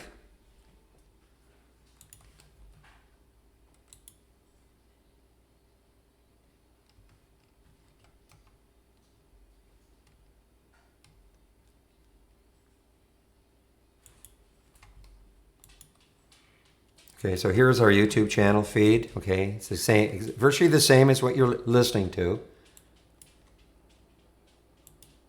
Well, it is the same, what you're listening to, and the screen. It's just not as much interaction with Traderz. And give me a second.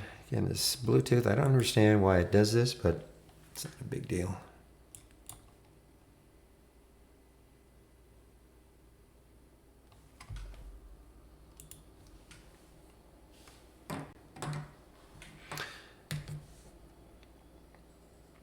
Yeah, listen, for linking questions, connecting to Fidelity or TD, I would encourage you. I know there are all sorts of little rules. It can be done. So if you have a question like that, then I would encourage you to, just a second, I'm going to give it our home page.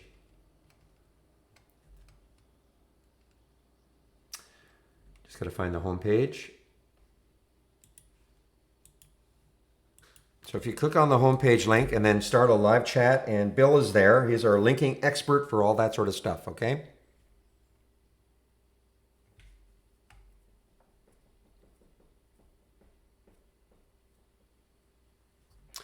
Yeah, John, I don't know how to answer that question in terms of the different size it took.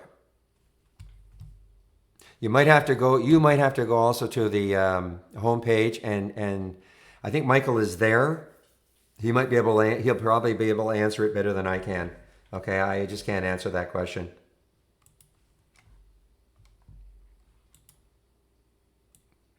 And yes, I'm just going to pop the promo in.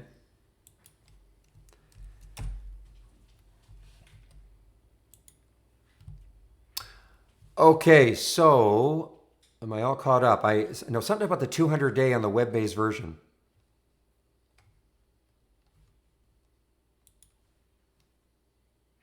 Guys, keep it, before I start that, keep an eye on Amarin here, okay? Look at the gap. Look at the potential fill here. All right, having not a bad day. The high right there is, wow, in fact, the high right there is 705. It's been kind of basing just underneath that for a little bit of time. And there's Amarin, guys. I mean, this, is that right? The high is 705. Just keep an eye on Amarin. I mean, look left. Look at the void. Oh, you were asking. Okay, I apologize. Not here. Okay, not that link. Just give me a second, okay? You'll have to go to the home page. And Bill is there. I know there are some little rules you have to do. I think opening a little chart and things like that. It's a bit of a pain. I think once you do it once, you'll understand how to do it. But just give me a second here as I. Yeah. So go to the home page and you'll see start a live chat. And Bill is there, and he'll be able to help. He is our linking expert. Okay. And that's for you, Basky.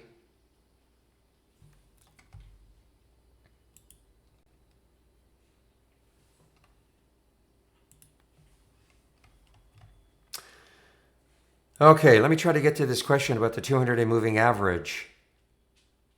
Where was that question? How do you enable the 200-day moving average in the browser? So when you say enable, what do you mean by that exactly?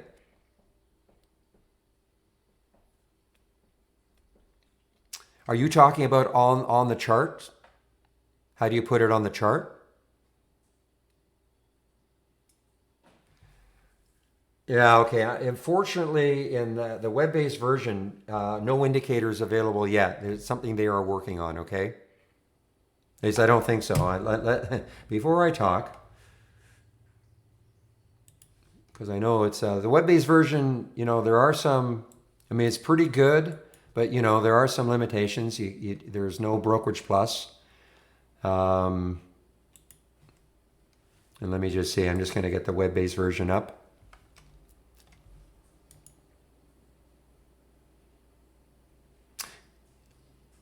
Yeah, it's just not available yet. Yeah, it's just not available yet when I click on a chart. I know they're going to be adding them. Okay? So you're talking about this where you can the indicators down here. Yeah. No, you just can't have them yet in the web-based version, okay?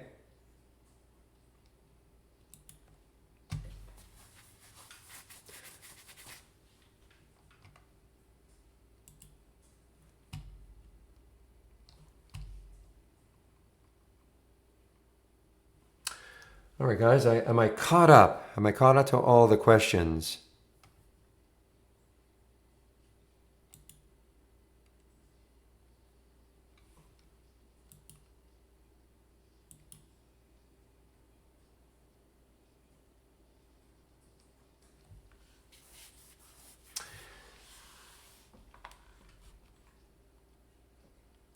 Yeah, I mean, interactive brokers. I mean, you're in the United States, I take it. So yeah, I for 25,000, I guess it is still 25,000 for the pattern day trading rules. Yes.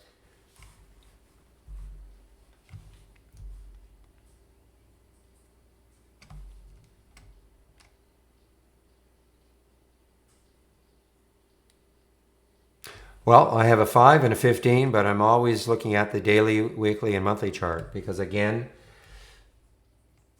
because I'm a momentum trader, I don't have to worry about intraday resistance. You know, so that's why when I look at AMRN, yeah, I mean, not that I'm just going to hop into the trade, but this is why AMRN is can be very attractive. Of course, you look left, look at that daily, look how much room there is if it wants to start getting going again.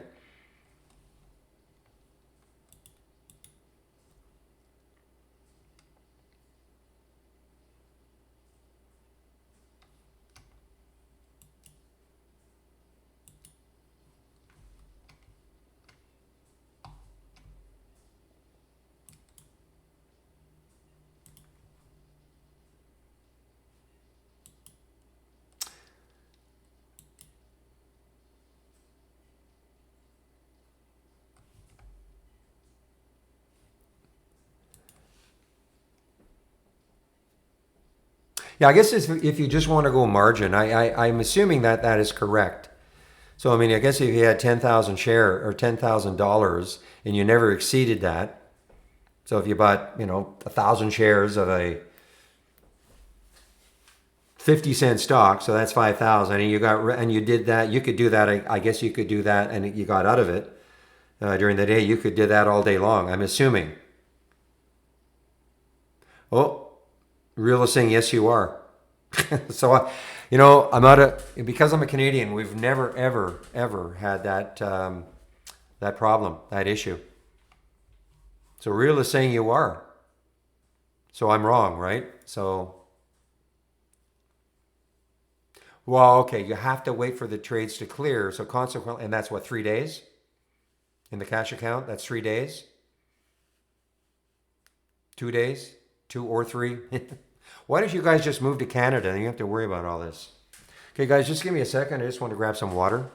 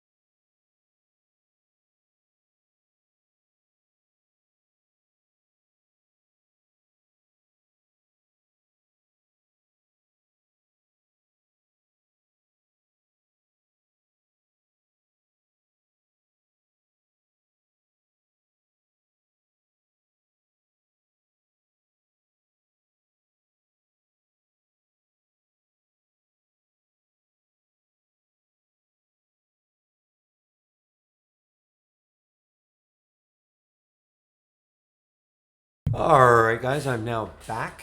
I'm gonna try something here.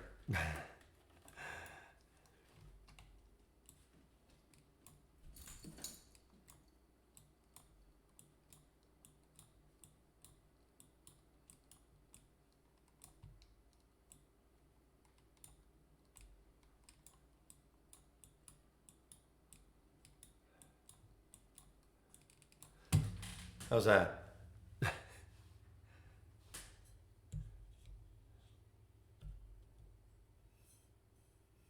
Pam, it's got to be something on your end. I have no idea. I mean, I know Sebastian's tried to help you. I mean, I'm not saying that you're the only one in the world like that, but yeah, I don't know what to say.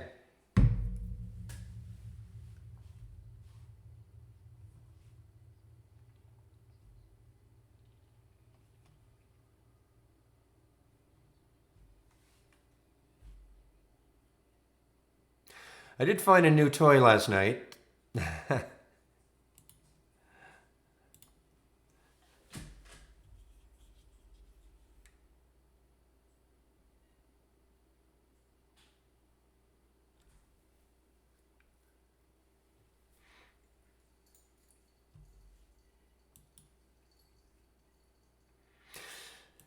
All right, so it's taking these on the Auto Trader OSTK. Now this is interesting because I had OSTK down here as a short bias. I mean, this is what it did yesterday. There's a daily candle yesterday, the day before. So this was on a short bias, and because look at all the room underneath. Now it has taken this on the long side because it met the filter requirements. It's now above yesterday's high. The volume is fine, and the actual volume is trading is fine. So that's why it signaled it here. But my bias is definitely still short. So in a situation like this, I would probably just get rid of it. Okay, flatten out of that position.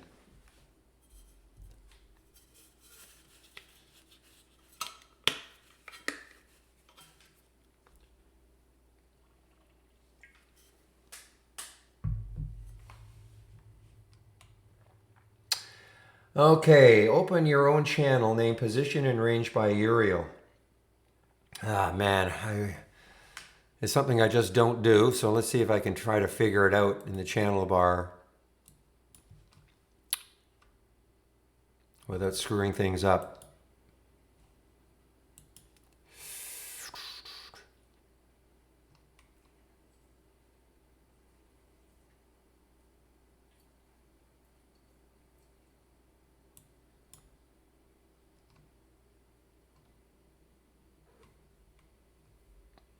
The gear. Thank you. Thank you, the dreamer. You're right, the gear.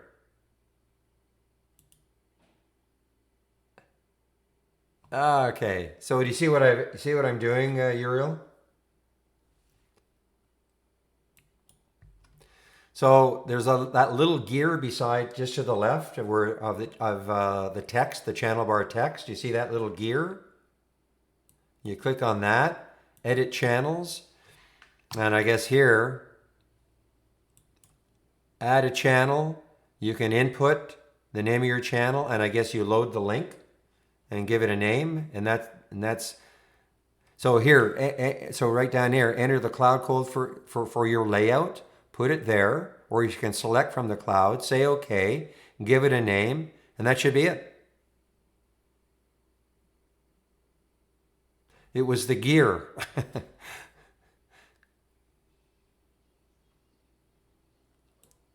Obviously I don't do that, but I mean, there's nothing wrong with doing it, but because I don't use the channel. But yeah, so it's the I always forget about that little gear there.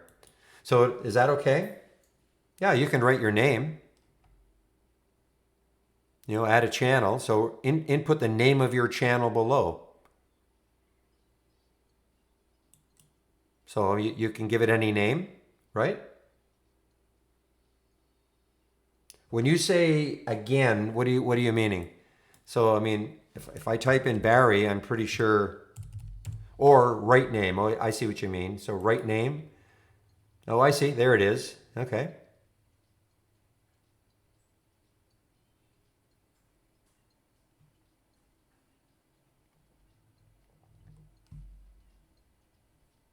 So there it is.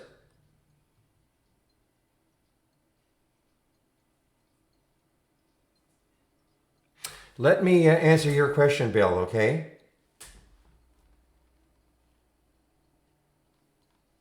Okay. Do I have to do anything more, Uriel? Uriel, sorry.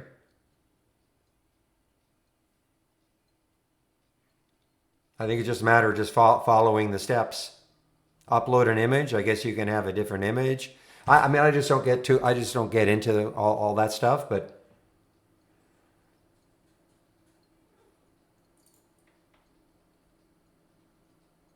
can I do it? Okay. Well, let me, let me see if I can upload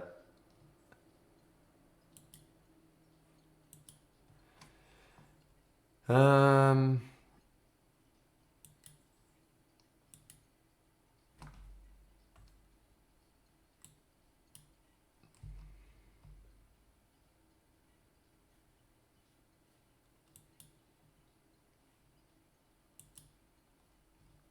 okay. I just did it.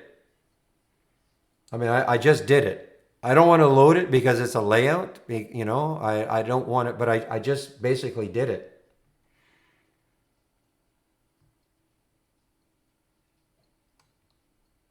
Let me just, okay, you know what I'll do? And I'll get to your question in a minute, Bill, okay? Your question about moving windows around. Let me just see something here, okay? I just have to make sure I have things pinned.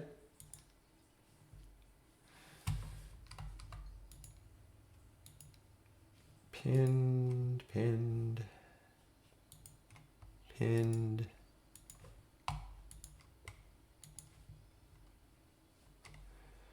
Well, the name is here.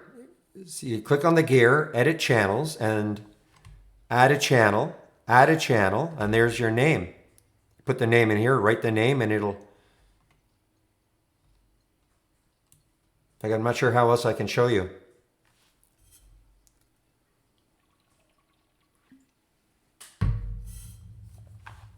You know, you write your name right, you print the name right there, write it, and then it'll show in the image that you've got.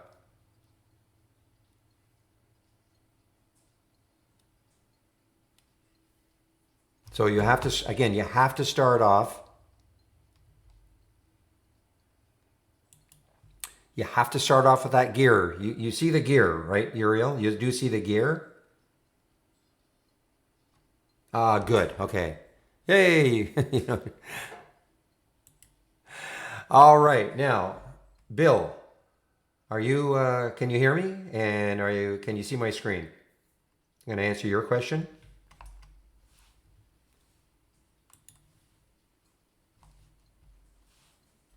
Okay. So I'm assuming you have multiple monitors. I have 3 monitors. I have 3 32-inch monitors. Look at INO, guys. I know I'm jumping here. Sorry, but look at INO. Nice breakout right there for INO on that 5-minute. A little extended on the 15, but okay. So I have 3 32-inch monitors, and so obviously I'm showing this one to everybody. This is the one I'm displaying. So this is what you do. Take your toolbar. Okay, take your toolbar, stick it in the top left-hand corner of what you will designate as your, okay, even your, just one monitor. Okay, well, even so. But anybody who has multiple monitors, this is good for you to listen. But even you, Bill, so just stick your toolbar up on the top left-hand corner of your monitor. And for those of you with three or four monitors, 2 or 3 monitors, in the top left-hand corner of what you'll designate as your main monitor, rearrange all your Traderz windows as you want them. So Bill, just put all your windows as you want them. If you have multiple monitors, you know, here's a Traderz window on another monitor. So I basically just put all my Traderz windows where I want them on all my monitors. Once I've done that, click on Tools, Options, And then you see where it says layouts. Click on layouts. And then where it says loading layouts, check. Open relative to main window. Save. Now this may not be what you're looking for, Bill.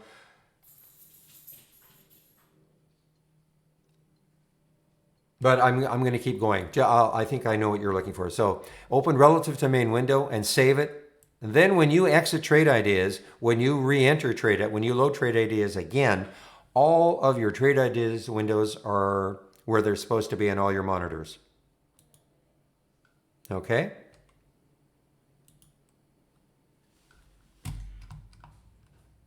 Now let me read your question.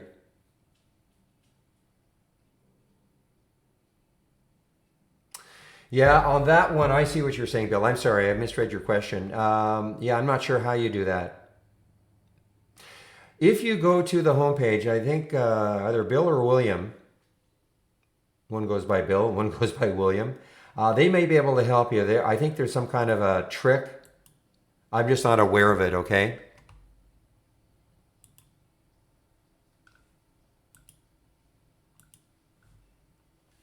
Oh, thank you, Julio. Yeah, no indicators in the web-based version.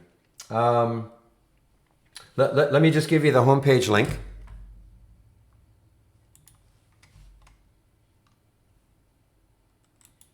And just ask that question, all right?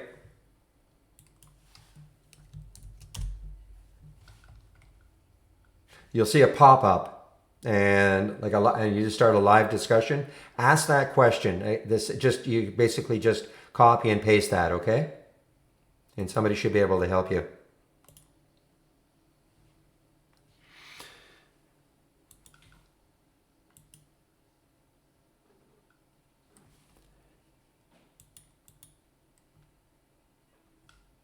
Okay, one moment, please.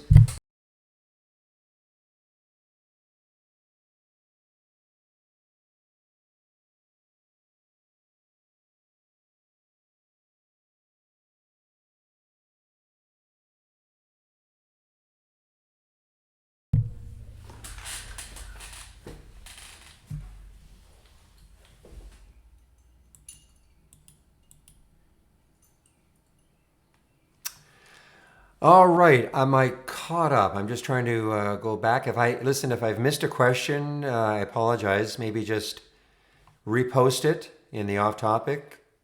Okay, I think I'm caught up in the YouTube feed.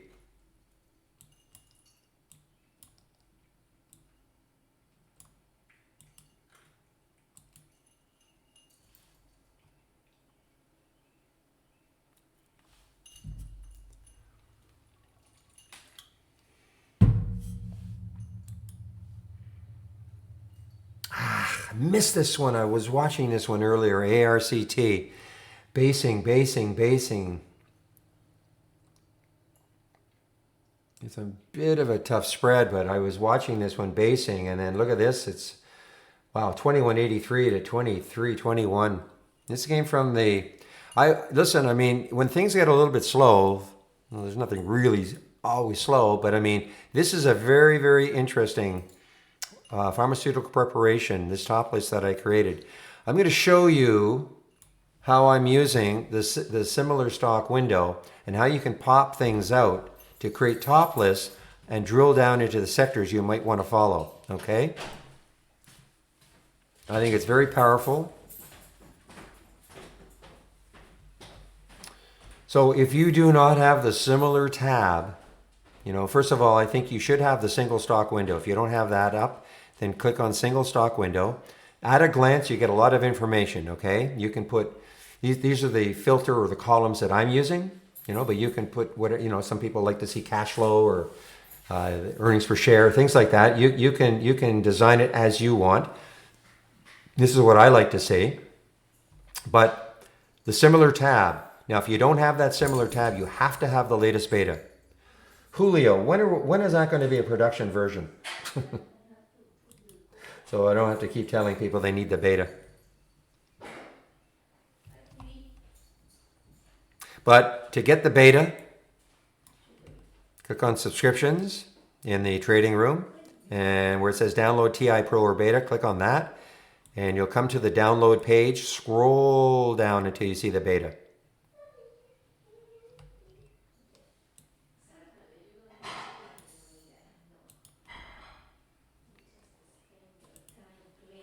Once you do that, you'll have the similar tab. Now, what does the similar tab do? If you click on it, you notice there are two options right there.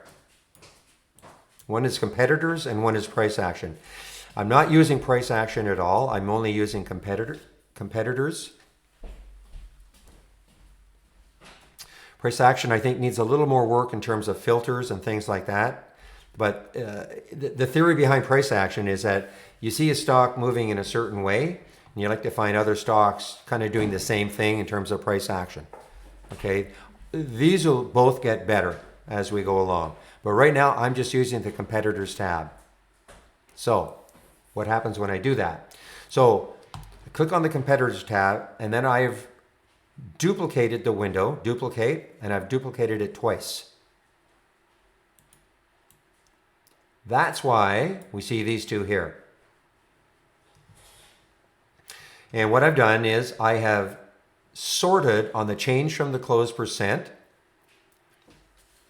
So I can see within this sector, I can see the top performing stock, and I've also sorted it the other way, so I can see the worst performing stock in the sector.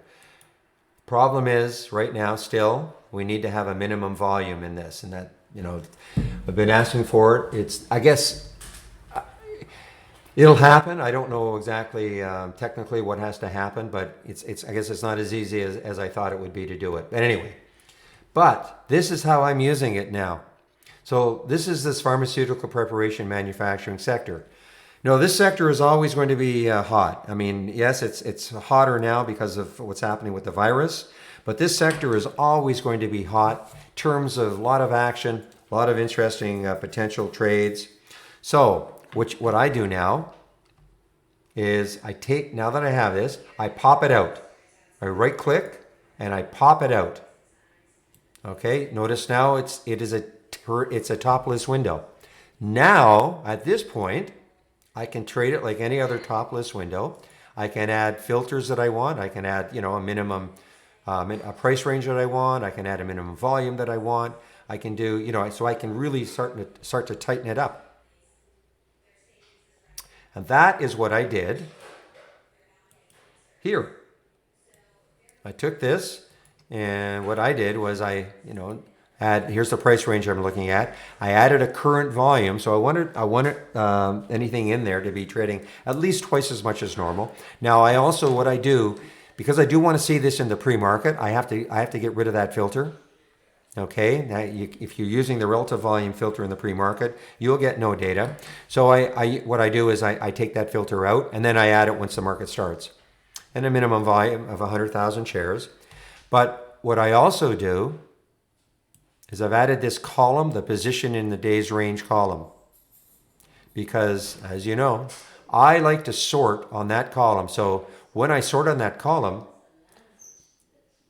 I can see the stocks that are near the high of the day right at a glance. So if I look at Nerve, it's not quite at the high of the day. Here's the high of the day, 802, very, very close. When there's just a sliver of white there, that means it's not right at the high of the day. As opposed to the meso. Meso is at the low of the day, just about at the low of the day. All right, so that's why this is how I use this, and I'm watching this all day long. And what I've been noticing is that these can give really interesting trades later on in the day as things kind of settle up a little bit. And then you start to see some nice little moves. So I can give you this one, but I would encourage you to start using that similar and then popping up, because the fact that I want to watch this particular sector, maybe you want to watch the house builders. Maybe you want to watch the drillers. Maybe you want to watch, another sector that is more favorite to you.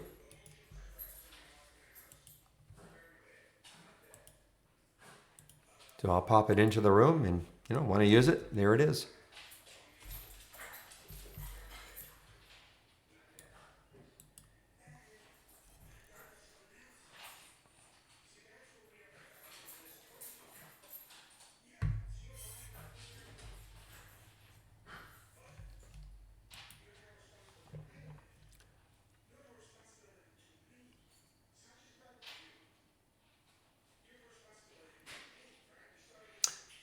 Okay, Hector. So you're asking me how I do the pre-market. Okay, so the question I have in the YouTube room is, what do I do in the pre-market? How do I use trade ideas in the pre-market? So, where are you? Now, I have separated them. I used to have just one big window and I would scroll down to the bottom to see the ones that were down the most. But now I've decided to separate them into the ones that are up the most and ones that are down the most, okay? So, I mean, it's really fairly simple. I mean, we start getting our data at 7 in the morning, Eastern time. So depending on what time you get up, you load this window, and this window is available. I'll give you the window, okay?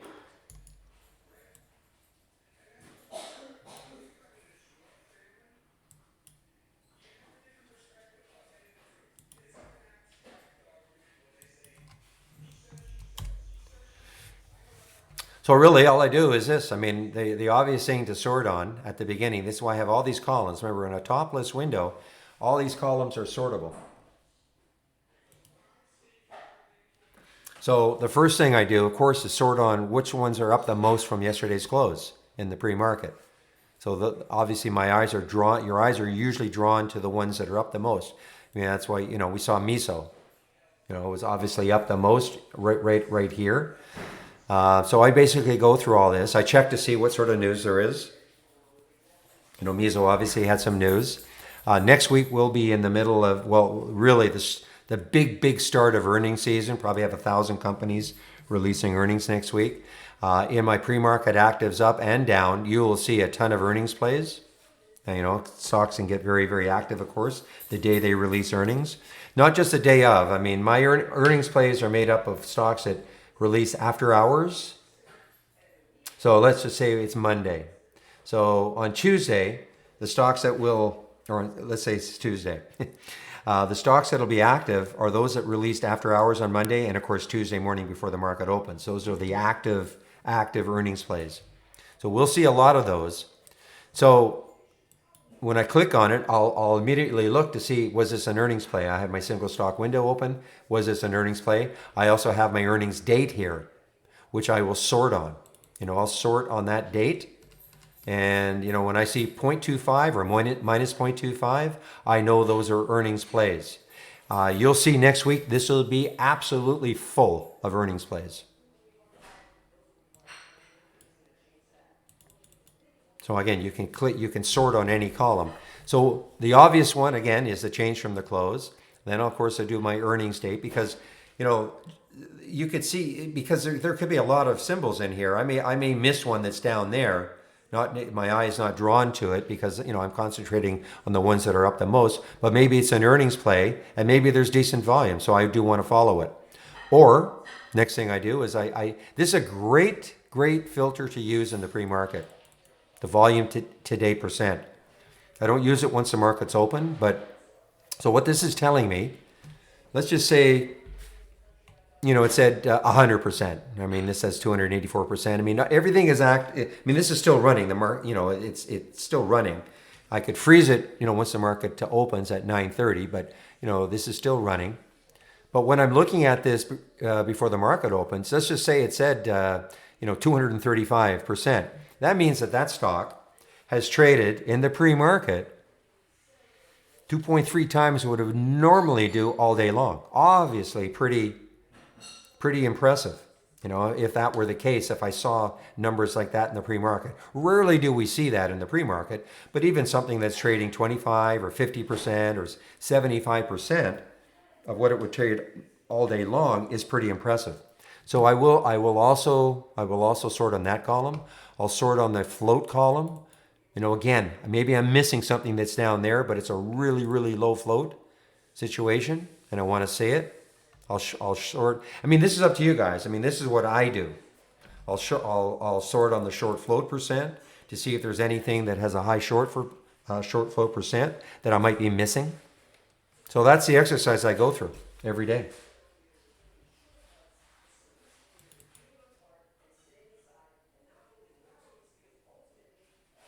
And then That allows me, then I'll take some of those symbols. Some of them I'll add to the watch list. Haven't been adding as many.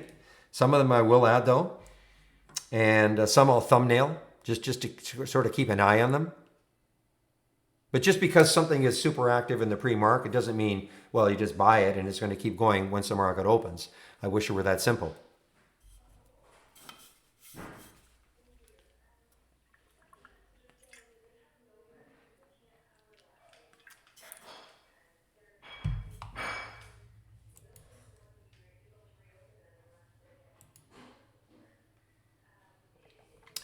Guys, look at the volume. It's just coming into Celdex, CLDX, volume coming into Celdex.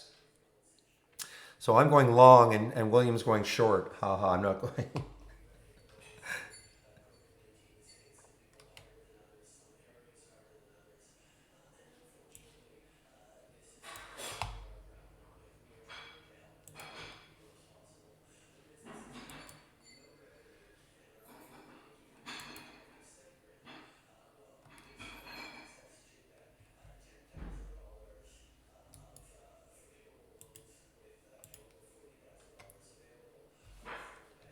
Okay, guys, I think I'm caught up.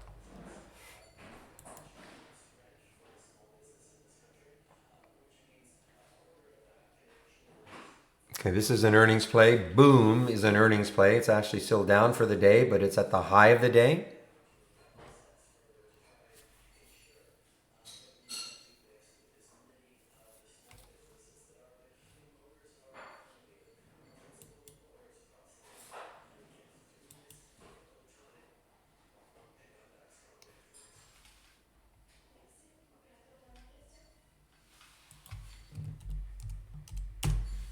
Okay, remember I was talking about Amarin earlier. It still hasn't broken out, but I'm going to have to stick that alert right around 7:16 for Amarin, AMRN.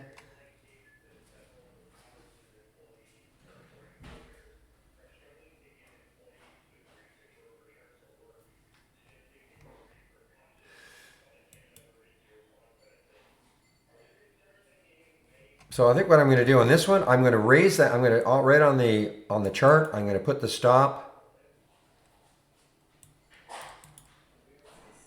and it just took it out. Okay, I just raised it right on the chart, and it took me out of the trade. So I didn't wait for it to actually hit the stop. That was for the eye. This was just I call it the demo. I was demoing how you can use the buy button on the chart.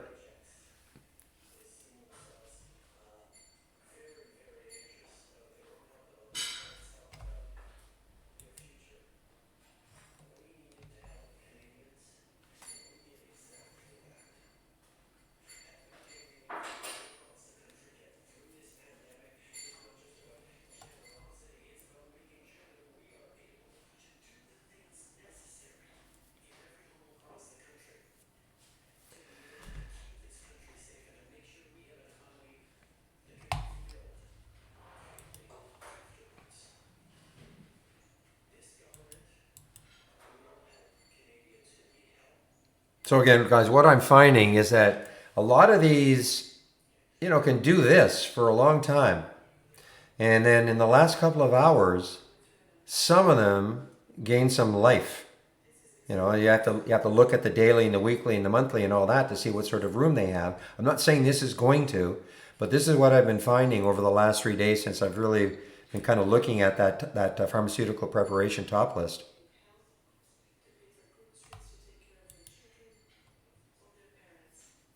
Now here's the other one that I also have. I wish I'd been watching this one, TBIO. So it's not exactly the same sector, but it's obviously in the health sector.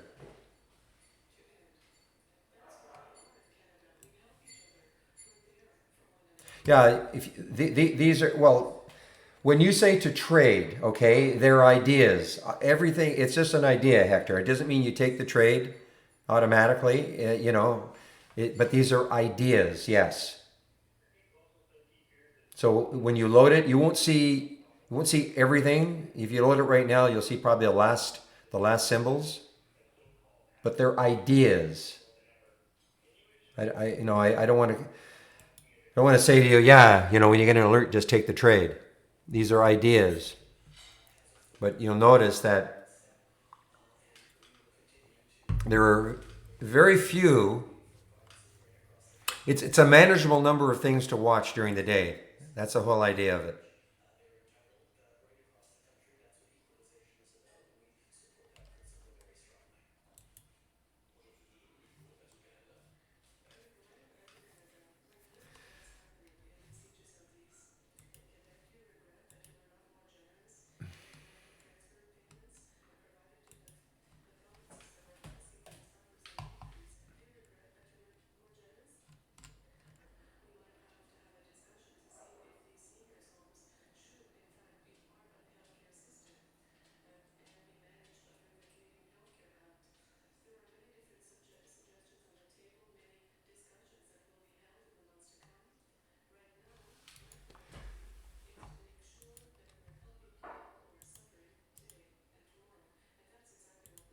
Just a minute, please.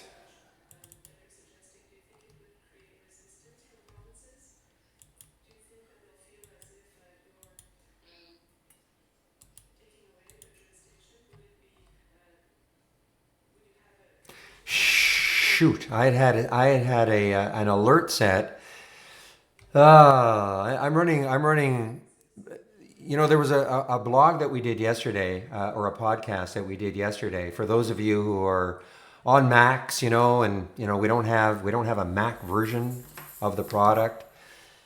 So one of the ways you can use it is with this Amazon web server, and that's what I have this running also. I mean, obviously I'm not on a Mac, but Windows does that every now and then.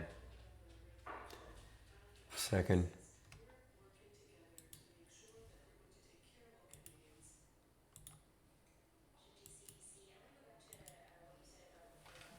When I start taking a window and move it around quickly.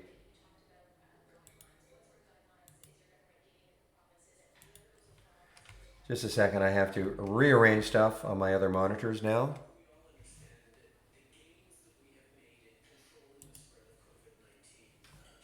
Give me a second here.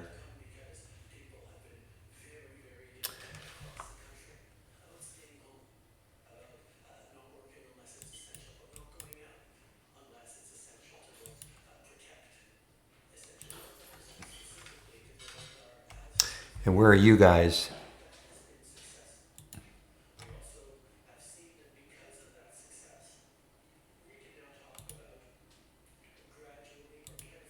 All right, there you are.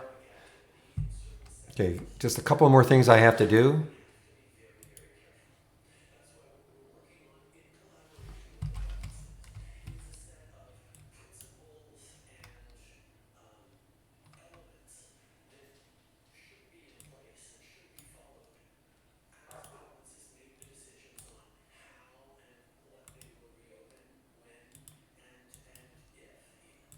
Just give me a second here, guys. Sorry.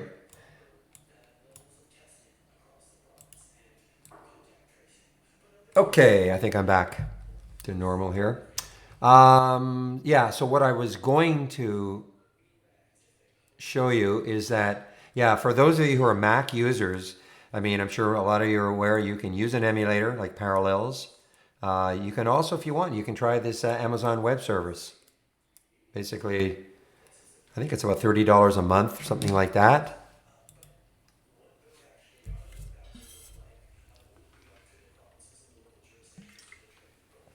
Okay, Marcus, I'm missing your question there. 1142. Okay, so that was just.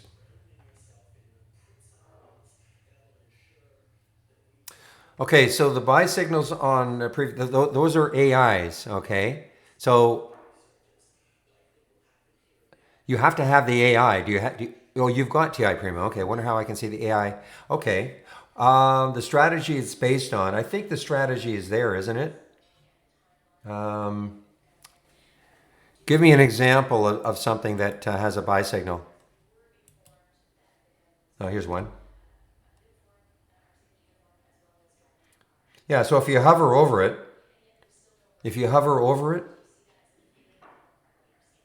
it says, for instance, on the buy that miso a while back, that wasn't bad. The strategy was breakout long.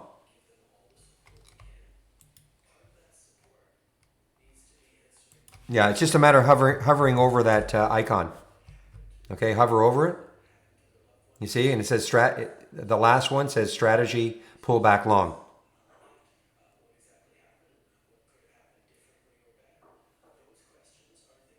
That was the alert that day. I mean, so if you had the AI running up that day, you would have had that alert. Are you not using the AI then? You have our premium service, but you just don't know how to use the AI. Is that what you mean? You have to load this window.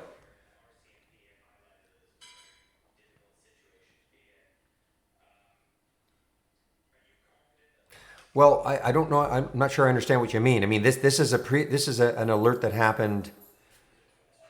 You want to see all the previous alerts forever? Is that what you mean? You can do a history if that's what you mean.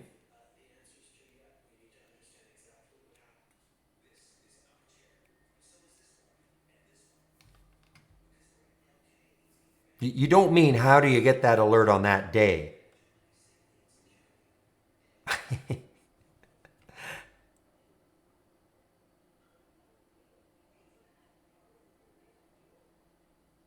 Well, okay, you would have had to have the AI loaded that day, and you would have, just like today. Here are the AI alerts today. Tomorrow, you'll see VNE. Tomorrow, you'll see VNE on the daily chart as a buy.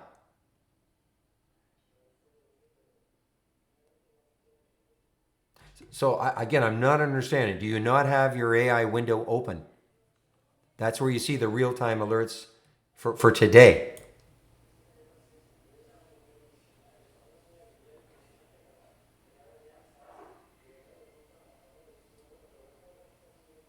And if you want to see the previous alerts, you click on Write and History, and the time frame.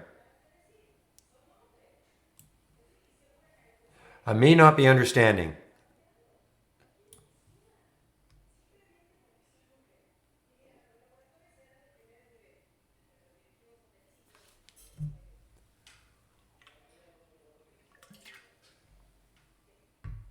Okay. Yes. Holly, strategy trades, okay? New strategy trades. Not this one, but strategy trades. Now, when you open that, then you're going to get this window.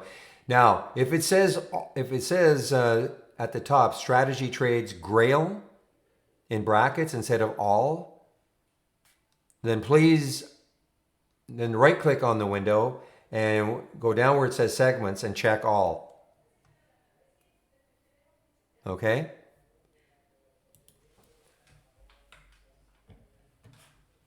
And then you can have that window incorporated as part of your layout. You don't have to do it every day.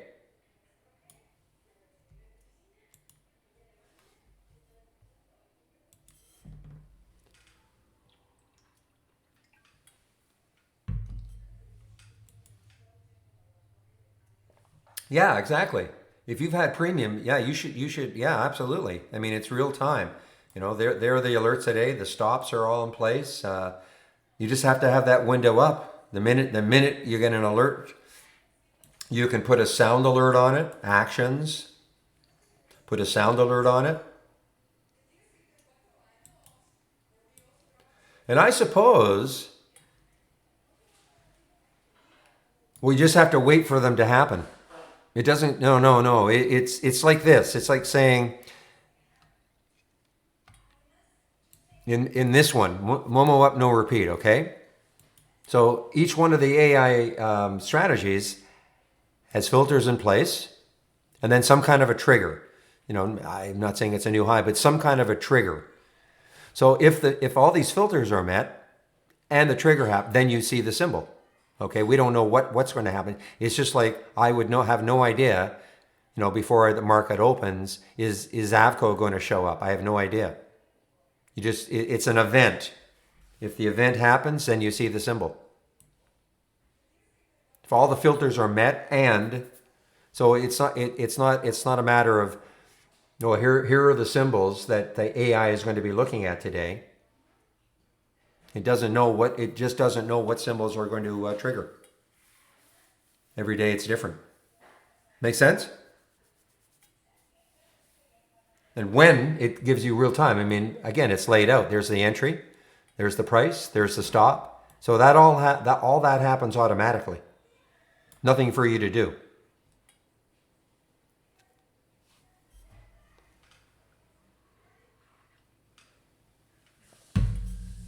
Well, it doesn't.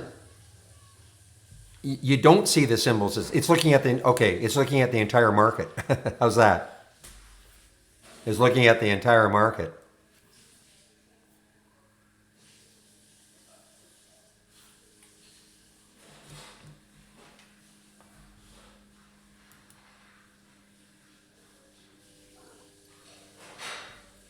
All right, one moment, please.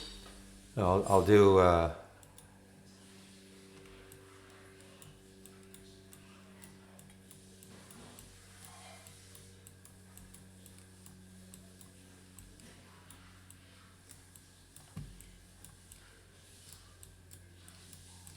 There we go.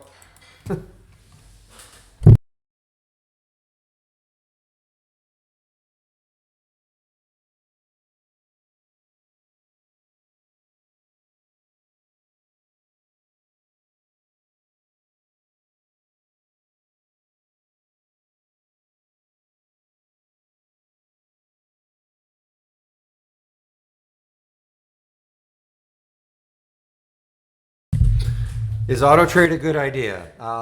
In my opinion, auto trading the AI is not a good idea. I mean, you might want to take a look at, auto trading, maybe the entries, managing the exits. I only auto trade this as a demonstration, okay? But I'm always managing the exits on my own, okay?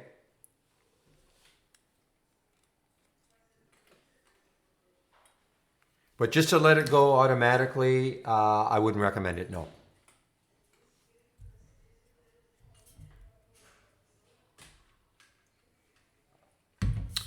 You know what, ST? Let me just see if I can, because the podcast was done yesterday, and it was interesting between Michael and Sean. Let me see if I can get you the link for it. And you should listen to it, okay? Because they go over the pros and cons.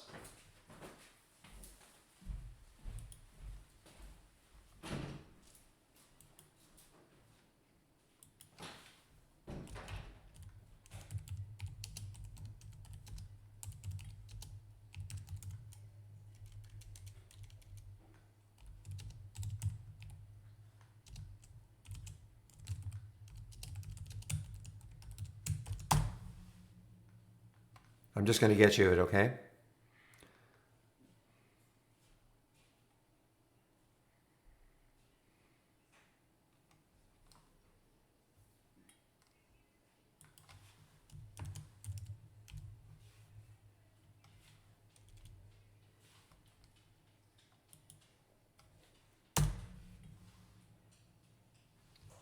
I'm just waiting to get it, okay? Yeah, I don't know if they're all there, but most of them are going to be here, okay, Marcus? If you click on, is it links? Yeah. If you click on the links tab in the trading room and you see where it says strategy descriptions, I think most of them are there, okay?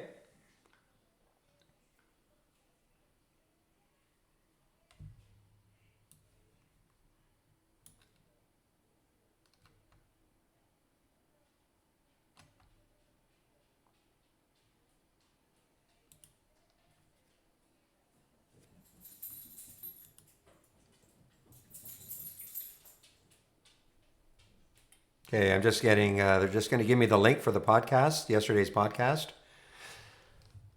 Hey, wow, it's 11:54. Okay. Okay, Michael. Okay, let me know. Let me know when you start streaming, and then I'll stop, okay?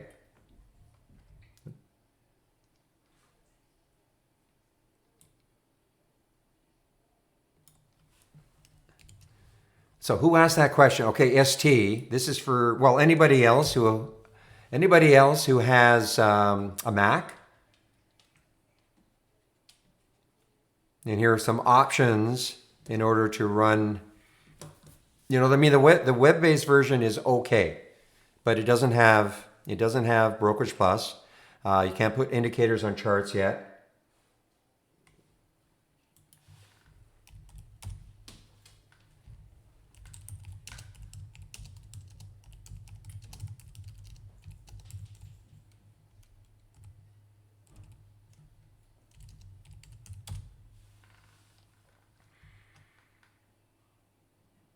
So just like this says, trade ideas on your Mac, okay? Trade ideas on your Mac.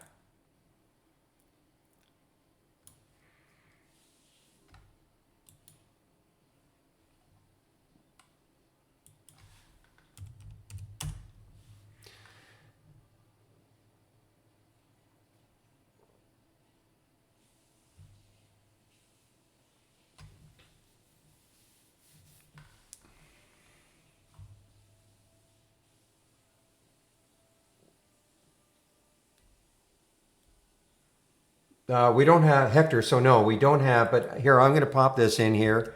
Okay, you can listen to that. It was a podcast done yesterday.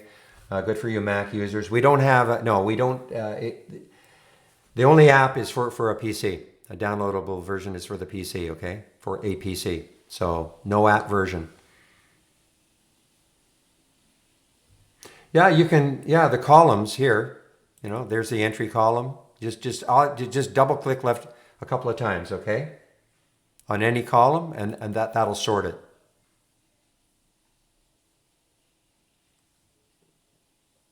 I wouldn't use Omni AI. I would use this, okay? I would go unless you're on a Mac. You know, I would have this window open instead of using Omni AI. To me, it's just makes it a lot easier. You can put this as part of your layout. And that is just from here, new AI/Holly strategy trades window.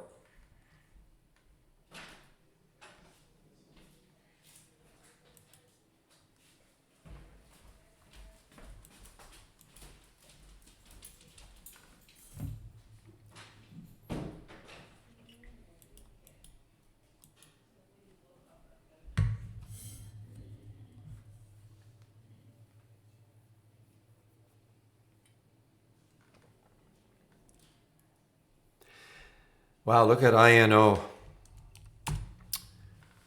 Stellar.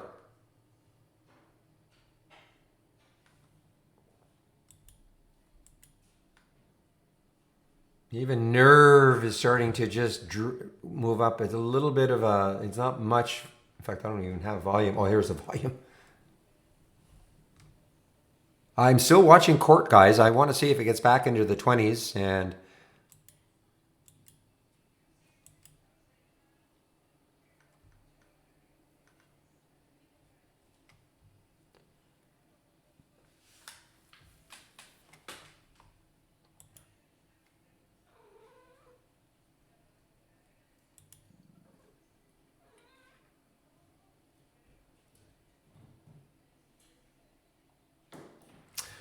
all right, I'll be handing over to you right now, Michael.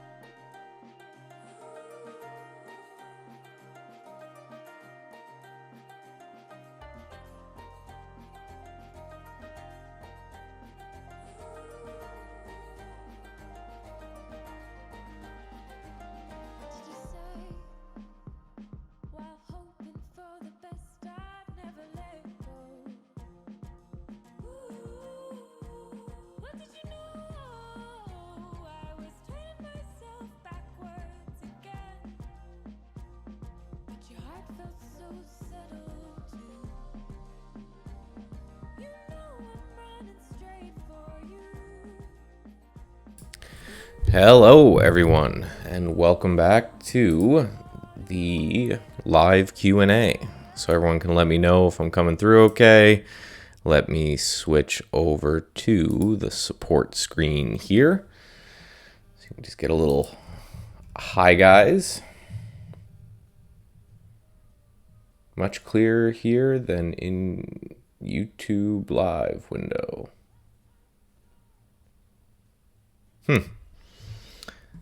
Interesting.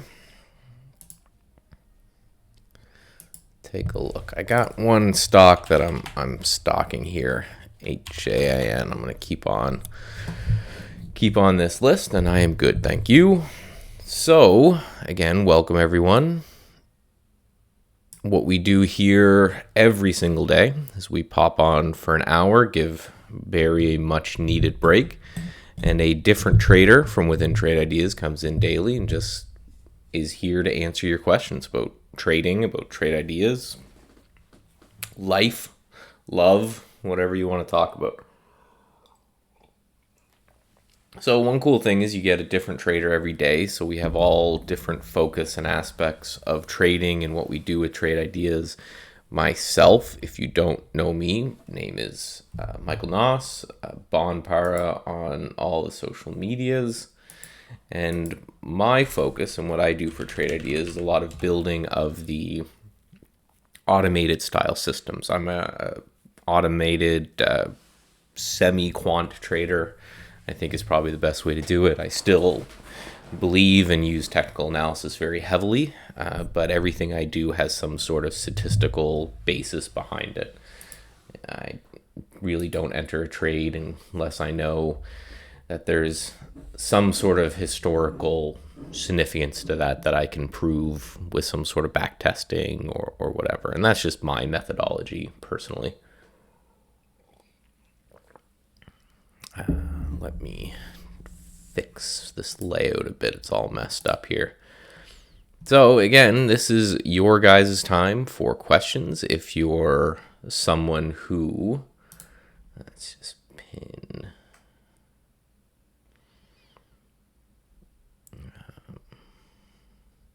Sorry, just saving something here before I change my layout because it will go away.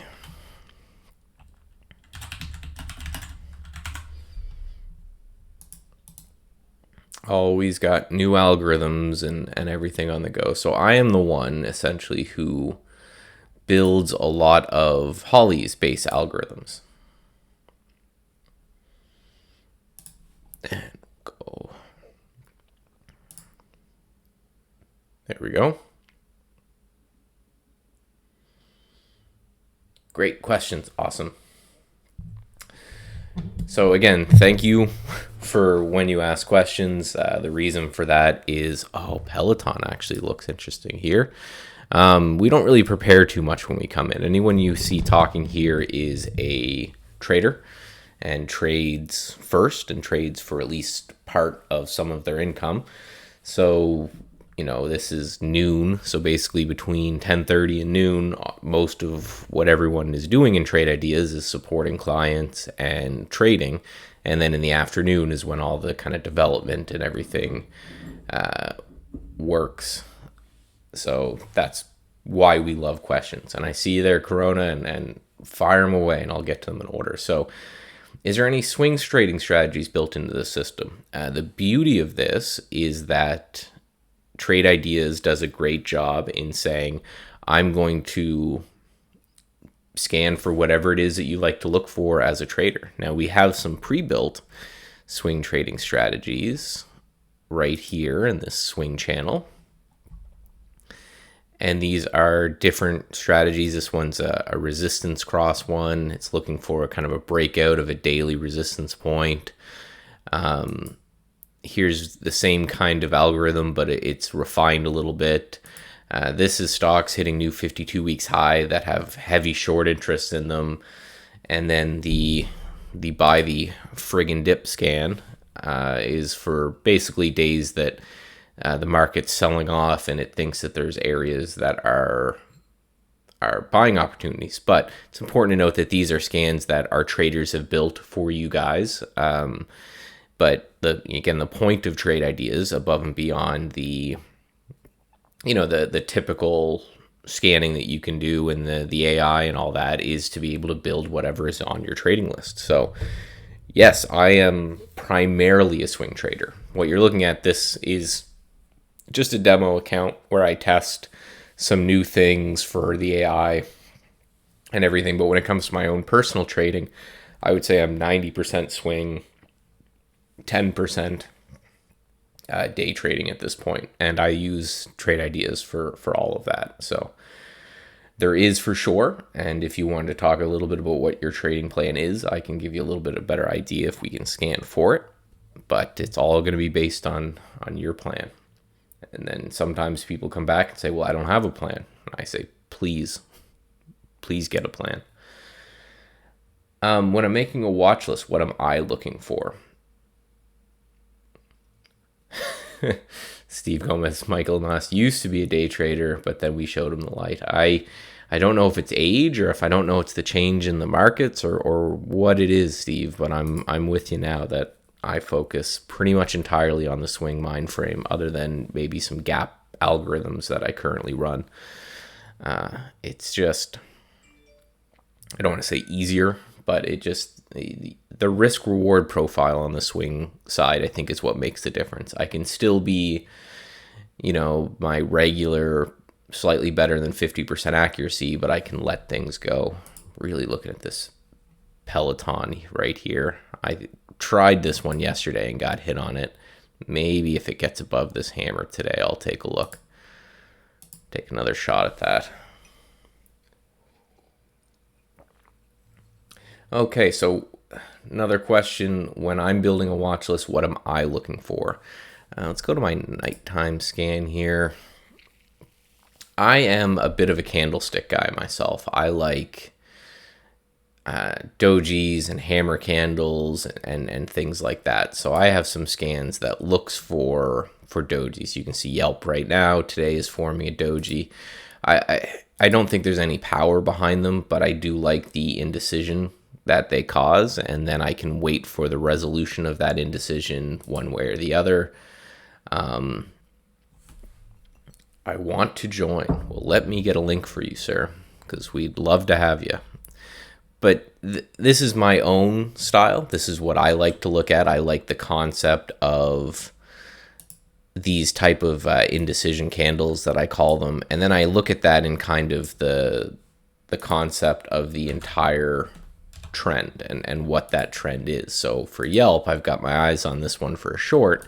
And it's basically just because if you look at this trend, you can see there's, your typical, call it a bear flag, call it a symmetrical triangle or whatever it is that you would like, but you can see that, do that right, you can see that it's pushed down hard and then it's tightening up along this trend line. I'm looking for it.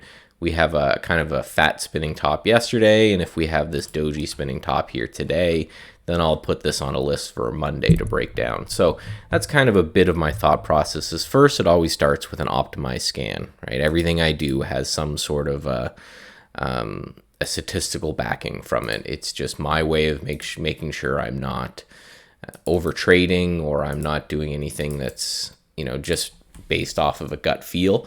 I say, okay, there are statistics that back up my theory. And then from there, it's to say, what is it that I look for? And that has to do with this trend following method that I have. And then from there, it's what is the individual candlestick that's going to be kind of my call to action, for lack of a better term. But that is my own style, and I very much encourage you to make yours. And, it takes time. It's the hardest part of trading, I think, is that initial hump. And one thing that I'm doing on my YouTube channel, which, again, I always shamelessly plug, but I'm taking my fiance, Jessica, and I'm teaching her how to trade. And one barrier that she's noticing now that is something that I didn't really think of because I've been doing it for so long is she's like, I don't know what I don't know. I don't know what to look for because she doesn't know what she likes as a trader. Right now, I know what I like as a trader. It's these continuations, these rounded bottoms, the triangle patterns, the congestion area. I know what I like, but when someone doesn't know what they like, that's kind of the hardest part. All right, Jay, so let's take a look at your AI question here. So I have my AI today. Let's bring up the AI so I'm looking at the same thing you're looking at. Oh, and I just ran these as back tests just to show you. Again, if you're new to Trade Ideas, we have the ability to run back tests. And right, this would be the equity curve if I just traded this one system. And these are two systems that I'm looking to add to our AI. If they hold up over the long run, and here's the second one, the long and short from these. So that's where I get all my ideas from, is something that has a statistical edge, and then I apply my trader's eye to it. So I have my AI, so it takes 10 shares, but it triggered 29 shares with IB. So when you're saying when you have this set up and you click enter, you have it fixed shares and you put in 10 and IB triggered you 29. You don't have it based on stop loss, do you?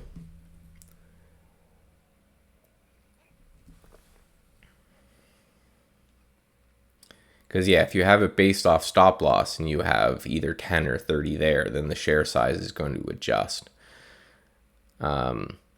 I have it based off stop loss. So if you have it based off stop loss, that's your dollar amount, right? So this is $50. So what it's going to do is it's going to calculate my risk size for me.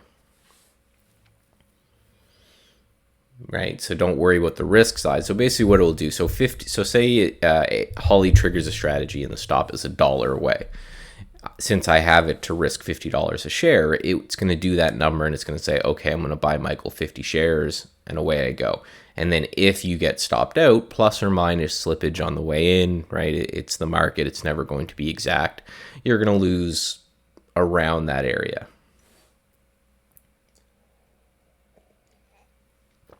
Yeah, I'll have to take a closer look at that. Jay, you don't have multiple Holly tabs open, do you?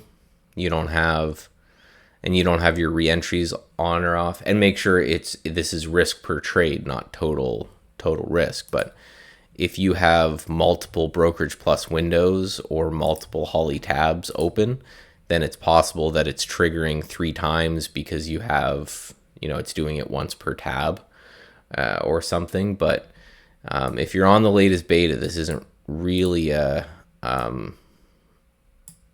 there's no current bugs out there right now. You see how I just have this one tab that have that. So I'm pretty sure it will just be a setup issue that we can definitely get for you. And then the other thing is to make sure that it's only pointed to one account. Sometimes it can get pointed to an allocation profile if you have that set up. So that's just done right here under account. This is the simulated account, but it can take a look there.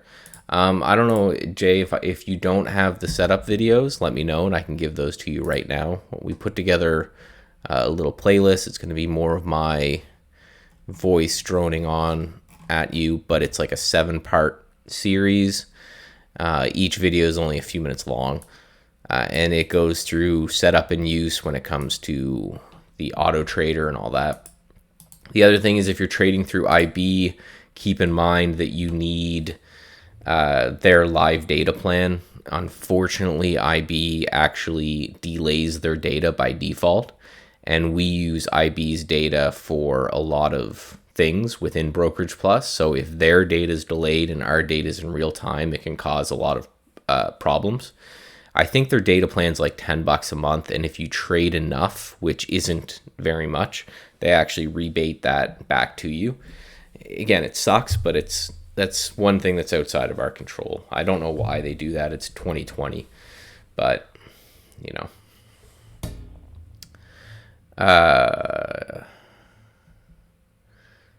did I struggle with FOMO when I got started? Yep, still do. I just have, A lot of these demons don't go away. You just find ways to manage them. And my way to manage all of my demons, which was FOMO, revenge trading, and over trading, I do it by automation. So I don't look for ideas anymore. What you're looking at right here is my setup.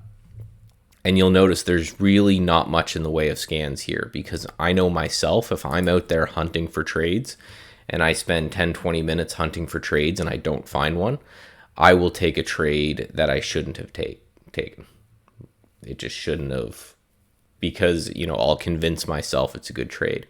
So I do all of my scanning when the market's closed. I build my watch lists. I build them into Brokerage Plus so they'll be auto traded for me without me doing anything, and then I just sit and I wait for the alerts. I don't go looking for anything.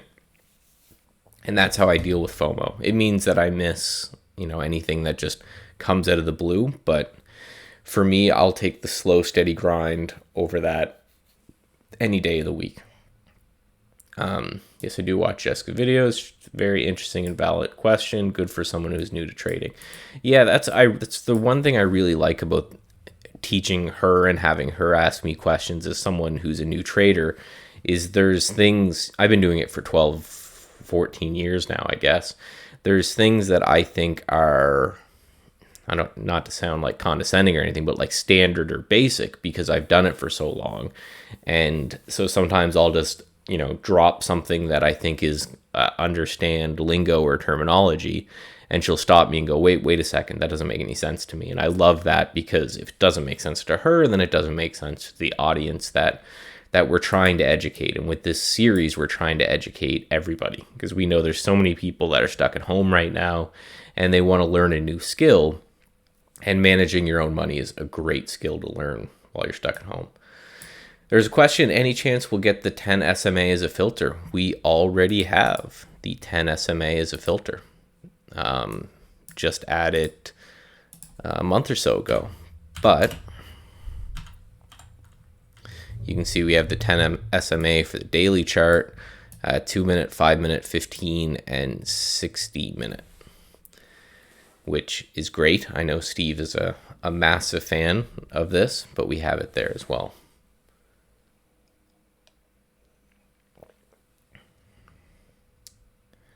Do we get your YouTube site? How do we get to your YouTube site with Jessica here? I'll post the playlist. We have a playlist on the go that I think we're keeping updated. I'll check on my end here. That has all of the whole series. You'll notice that it's getting more high quality as it goes, and that's because Jess is doing all the editing and she's way better than I am. But yeah, so this is the playlist. There's 13 videos right now. We do 2 a week. We do one on Tuesday and one on Thursday. Again, she's worked in the healthcare field, so right now she's kind of stuck at home. And it's a good thing, good time for her to learn, just like it's a good time for you guys to learn. And she's learning little video editing skills as well to kind of put them together. What's the success rate of the AI? The success rate, the win rate is a little bit over 50%, but we don't look at win rates. It's a pretty irrelevant statistic. What Holly does really well is find stocks with kind of explosive potential growth. So that's the focus of that is, anyone who says they have a win rate over, 66%, I would doubt heavily. But what separates the good traders from the bad traders is the not so much the win rate, it's that risk reward profile. And that's what Holly is great at. Religiously follows stops, but has good chance of letting things go.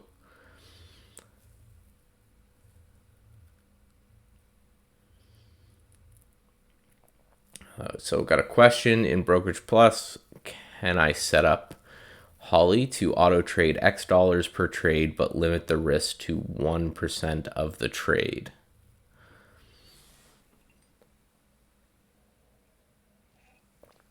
Currently, the options for trading Holly are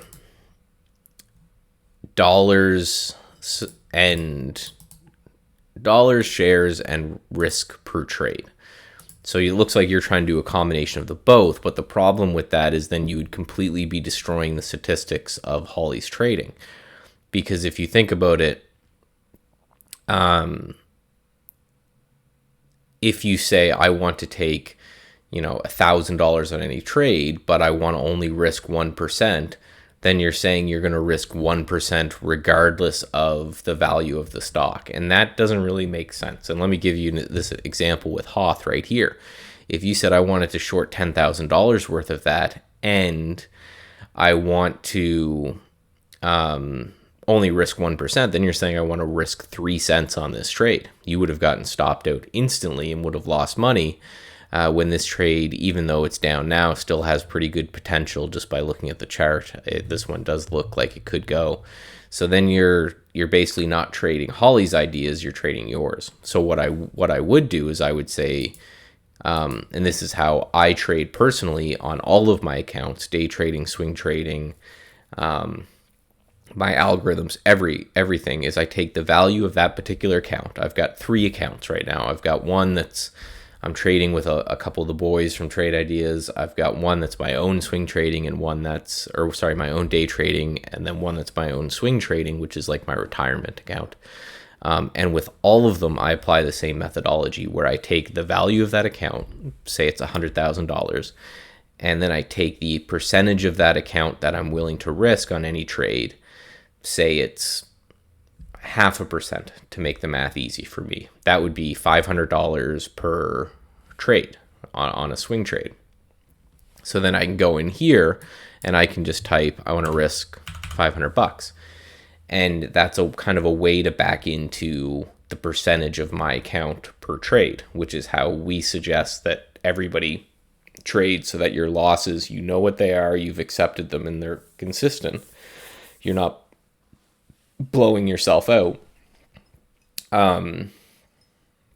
So then what we need to do is we need to say, okay, how do you adjust that? And what I do is I just adjust it on, say, a weekly basis, right? Sit down on Saturday, look at the value of your account. Maybe it's grown to $510,000. You had a great week that week. So you'd say, okay, well, my new risk at 0.5% is $550. And then you update it, you save that, and then you're good for the next week. And then maybe you had a bad week and you went back down to $1,000 or $100,000. You go, okay, that was a bad week. Let me readjust this down. And this is what I do with all of my accounts. I set a threshold. Maybe it's $5,000. Every $5,000 you go in and readjust your size, or maybe it's once a week or once a month. It's a good practice to do manually as well, because it will force you to, make sure that you're constantly keeping tabs on the account. The other main benefit this does for you is that when you're trading well, when everything's clicking in your head, when your algorithms are doing well, you're putting on the gas. You're applying more and more dollar risk as things are going your way. And then if your account value starts to slip because, maybe you're not reading thing right, or maybe just this isn't the market that's really conducive to your trading style, and your account value starts to drift lower, you're lowering your size when things aren't working well. And it's just a very simple way to make sure you're kind of adjusting, keeping that percentage value constant. I'm glad you figured it out, Jay. Again, I would take a minute and go through those videos. There's like 7. They're just good little get started videos. They're short enough that you're not sitting through an hour class. I think each of them are on average like 3 to 5 minutes. And it will go through setup and use. We've got, I think, one kind of big update that's going to come through to Brokerage Plus. And when we do that, I'm going to do another kind of get started series with Brokerage Plus, just one video to kind of put them all together. But part of the problem we always find with supporting Trade Ideas is that it changes. It changes so much. Trade Ideas pushes out more updates than any software developer I've really seen. So we build something, and then a couple days later, it's, there's another feature. So we have to just kind of keep going back and updating those.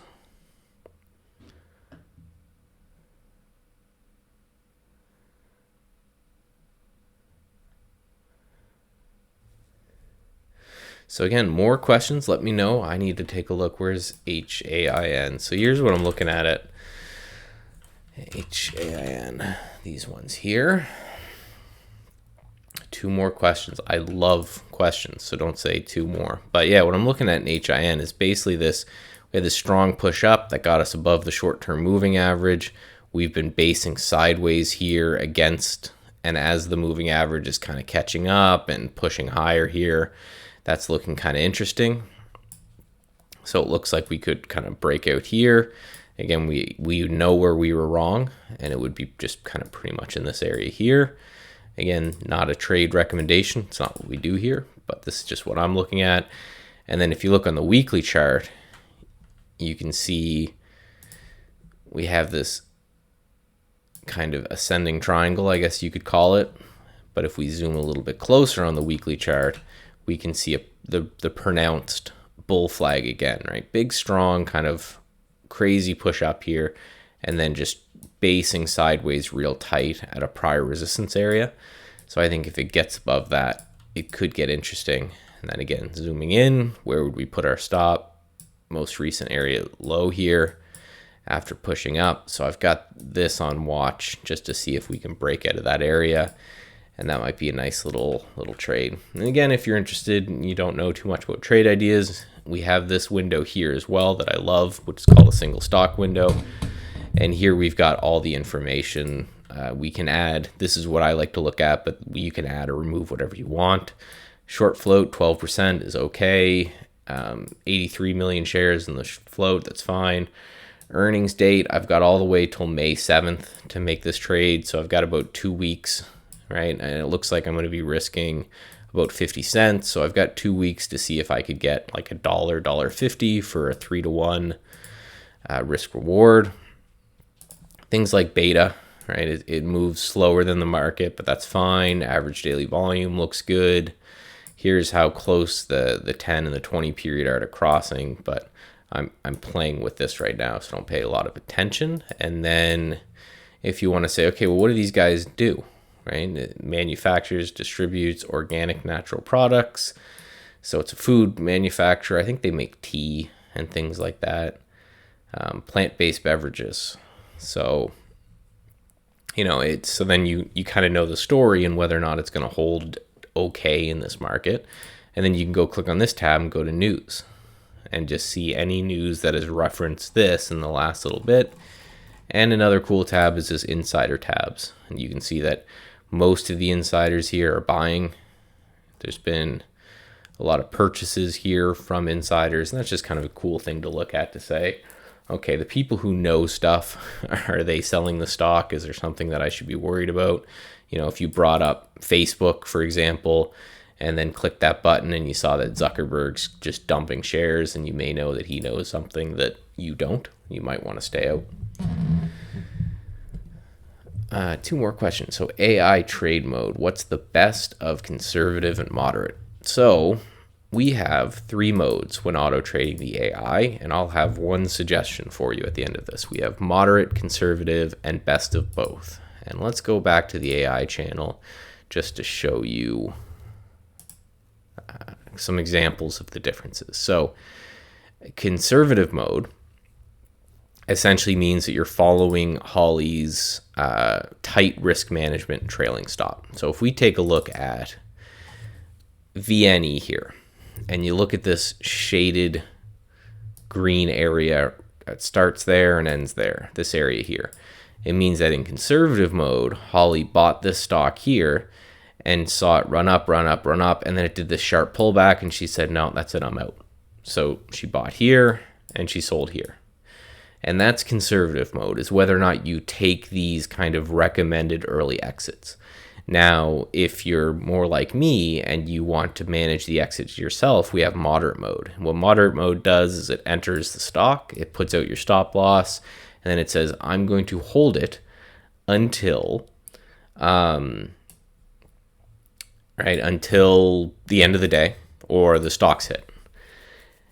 That's moderate mode. So then the best of is it basically looks at which of those is performing better so far today.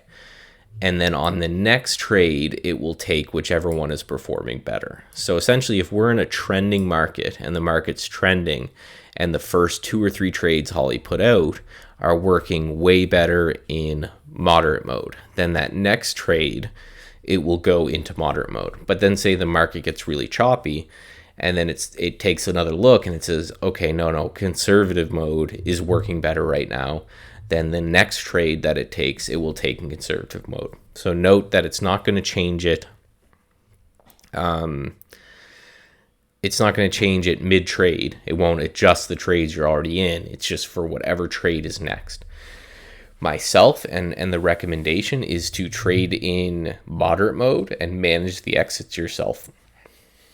This does a couple things. It keeps your heartbeat on the market. As much as we would all love to take a trade and leave, it doesn't seem like the people who are doing the best are doing that. They're managing their own system. They have their own system in order to take these trades. And again, the benefit of doing that is you get to come up with your own theory. So what I call it is basically being the portfolio manager instead of the trader. And that's how I do my own trading now, where I don't, like I talked about before, I don't hunt for stocks. I don't hunt for trade ideas. They come to me. And then what I do after that is I just say, okay, now that I've gotten these trades, we can use this demo mode that I'm in now here, for example, but this is the same with my live trading, is I look at these and I say, okay, I'm in these now. They weren't my ideas to begin with, but I'm in with them. How do I deal with them?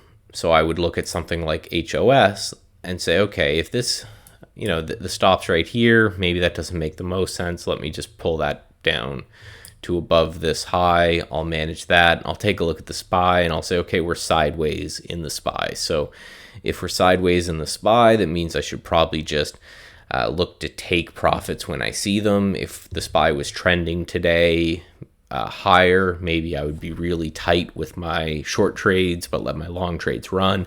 You can do these high level adaptations that human beings at this point are still better at. Maybe the AI will take us at some point, but right, I look at CLAX and I see that it's put the stop way down here, and I'm like, I'm not interested in that. That's too wide of a stop for me. Let me raise that up. Well, now I'm only risking $9 on this trade as opposed to $50 down here. Well, I may say, okay, well, my risk I like is a little bit more 50, so let me actually just hit the double button, and you can see my risk went to $20. Let me hit the double button again, and now my risk here is $40. So I'm able to move the stop up, and I'm able to only risk $40 on the trade, and I'm about the same entry point.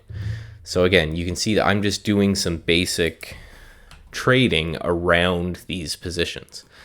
What one didn't we look at? EIG. EIG is the same thing. It has the stop up here. You can see that we just kind of rejected here from that 50 MA. So I'm just going to move it down. I'm going to say a little bit over $29, move it down, reduce my risk by $10, right? So you can see that being in moderate mode allows you to do these tweaks and these playing. I hope that makes sense, but it's away you go. That's the difference between them. And again, that's what we recommend, just so that you can get the most out of it. Because again, your goal shouldn't be to match Holly. Your goal should be to beat Holly, like significantly. That should always be your mission. Demo that double button again. So what you do is, so let's take a look at one that I'm comfortable with doubling. All right, I'll double this one again. I'll push my stop up. So I push my stop up and I see that I'm only risking $22 a trade here. And I like the look of this one. I just do. And, it's come up. The 13 EMA, which would be about the same as Steve's 10 EMA, has come up and it's hugging the bottom here. And it looks like it could break through and push higher. And I think if it gets under here, it's lower. So, right, if you highlight your position, then these smart buttons act against whatever you have highlighted. So you can highlight one of your positions, you can highlight all of them. If you click the long button, it will highlight the long ones. And if you hit the short button, it will highlight the short ones. And if you hit all, it will highlight all of them. But then we have all these buttons. So on this one, say I'm in 196 shares. If I want to double my position, I just highlight it and hit double. And you can see that now we're in 392, I guess rounding or whatever. And then it also changed the position. So, right, doubles, if I click half, it will do the same thing where it will cut the position in half and it will cut the stop loss in half. If I click reverse, it will turn this long position into a short. Say that, you were buying something as it or shorting it as it was pulling back, and then it just reverses and goes higher, and you say, okay, I don't want to short it anymore. Maybe I want to be long. You just hit the reverse button, away you go. And then limit out is a little bit more complicated, but say I wanted to highlight all of these and click the limit out button, and then I wanted to type 25 cents in here. What would happen is that Brokerage Plus would put an order out 25 cents out of the money on all my positions. This is something that I use sometimes if I have a whole bunch of positions and the end of the day is coming and they're intraday positions and I want to sell them. I'll just start with offering way out of the money and hoping that somebody hits me. And then if they do, great. Maybe it's a spready stock and I got filled for a good price on the spread.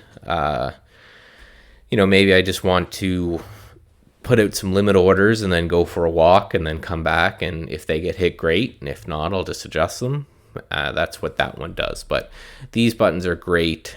Now note they're quick buttons. So I click double and it instantly doubled. So there's no error message that prompts you to, are you sure? So if you find yourself, you're hitting them by mistake, this little cog wheel down here at the bottom corner in this area here, you can just turn them off, right? So it's entirely up to you. So I noticed my time in force. Yeah, my time in force is a little bit different. This will come in the next, this will come in the next update, which will be soon, I would imagine, unless we find any bugs. What we do is we always test the updates internally first, because again, pretty much everyone that works at Traderz is a trader, so we use them. We kind of try to detect as many bugs as we can before we give them to you, and then it goes to our beta page.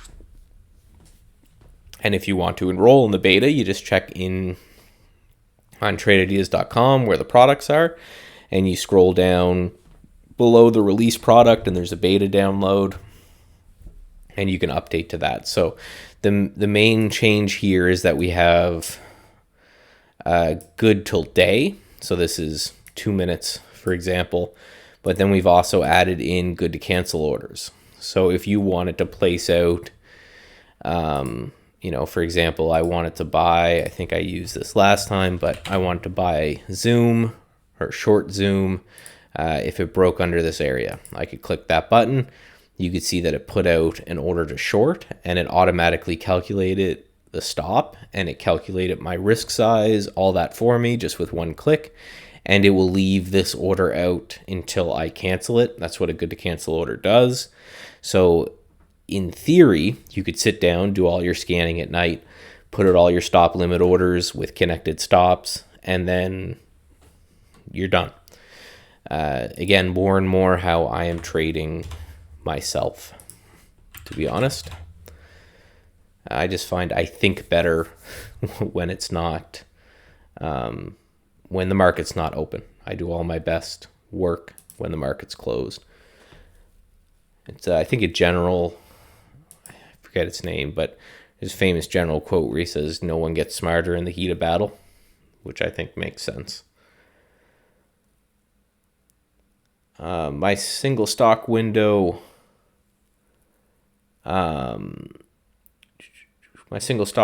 only has profile, I go to reset details, new and you should just go to the beta page as well. And let me get that for you guys. Because if you don't have these buttons, it just means you are on an older version or on the web, and we just need to update the web with some of the new ones.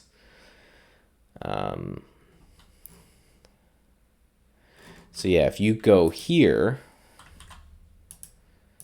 let me just do this, and I'll give you this link. But if you go here,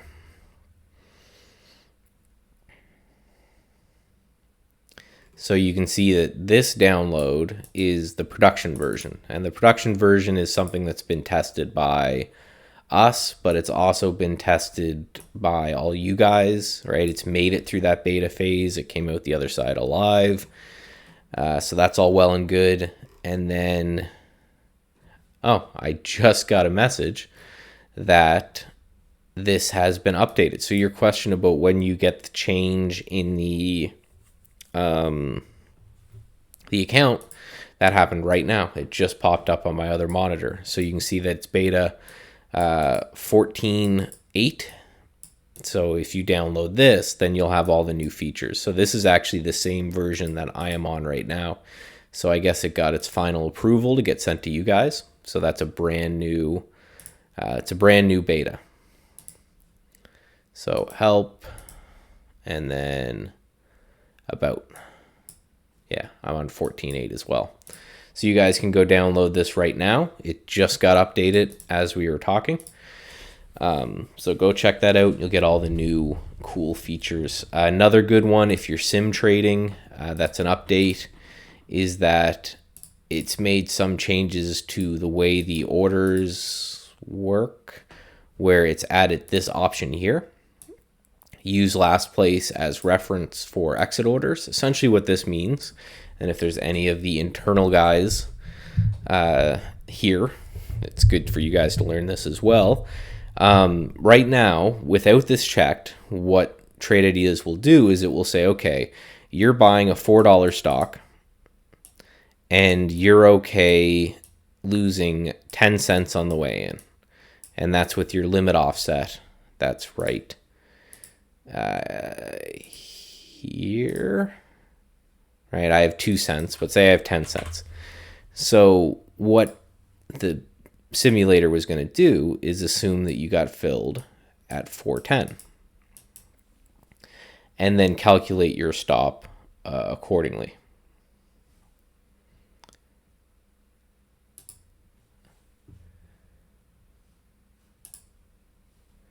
So that's good in a lot of cases. But if it's a cheap stock and say you only want it to risk 10 cents per trade, well, it's going to move the stop up to 4 cents because it's assuming that you got filled at 410 and it wants to put the stop 10 cents away. So that's $4. So you would buy the shares and instantly get stopped out. Now with this new setting, what it will do is it will take whatever the last price is and assume that you got filled there. It's going to be a little bit more accurate. So if you have anyone coming into support or you guys yourself, you have orders that are triggering and then stopping almost immediately. Again, this only affects our sim. This wasn't a problem in the real world. It was just in our simulator. That updates that. So those are the two big kind of improvements there. Wondering if TI has a portfolio tracker to see how my trades are doing, daily, monthly, yearly basis. No, but if you're with IB, which is the only one that we trade through, they have actually great portfolio tracking reports. Right? Because currently we only link with IB. They're reporting. I will be the first to complain about a lot about IB. I don't like their customer service. I don't like their platform. I don't like that they're still charging fees when no one else in the world is. But their reporting is really, really good, really top notch. What's AAL? What's that up to? That's no huge move. AAI? No, nothing really there. I hope you're not saying that this 20-cent pop here is a huge move. I would argue that's a small pop. If you look at the daily chart, that this candle is smaller than most of the days past.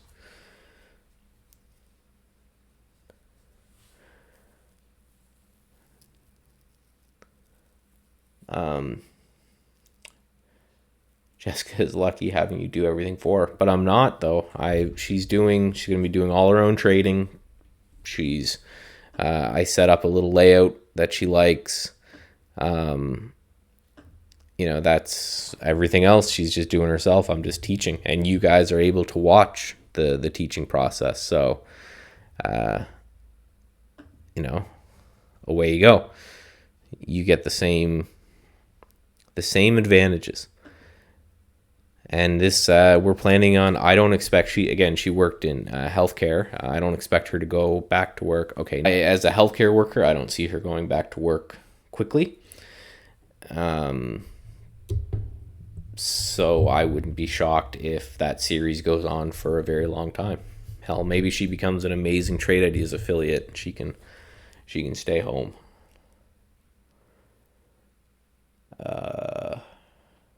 What is a good market cap range to provide adequate liquidity? So this is where something, I hope Sean's not listening because he will probably cry.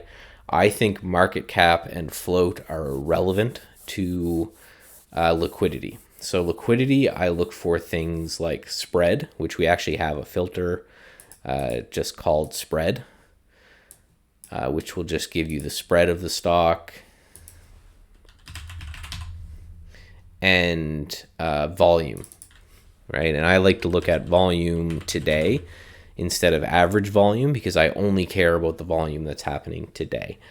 I don't care if it's, if it did 2,000 shares yesterday. If it's doing 2 million shares today, then it's got great volume to it. And then spread. Market cap, I'm not interested really with, just because I'm a trader. I'm not an investor. If I was an investor, I may care about that kind of thing a little bit more. But for me, it's just what I'm looking at is there liquidity for me to get my price when I want to get in and get my price when I want to get out? So for me, that means spread and volume. And they're pretty ubiquitous as well, right? You're not going to have a stock that trades 10 million shares today isn't going to have a wide spread, and a stock that trades 1,000 shares today isn't going to have a very tight spread. So you could just look at volume. That's my suggestion. Again, I don't want to tell you what your trading plan should have or shouldn't.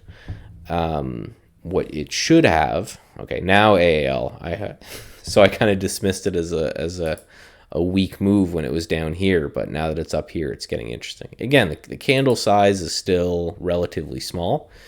So I don't know, but it seems like there's probably some news that hit the fan about something, a bailout or something. It's kind of happening to a lot of the airlines here.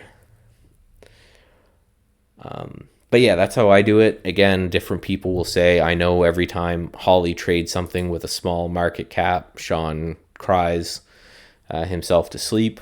But for me as a trader, I don't care that this only has 100 million share float. I don't really care that it's a smaller company that's, I guess this one's not really that bad at all. But for me, it's just, can I get my fill? Can I get my price? And if I can get my price in, I can get my price out. That's great. I'm not investing in any of these stocks for incredibly long periods of time.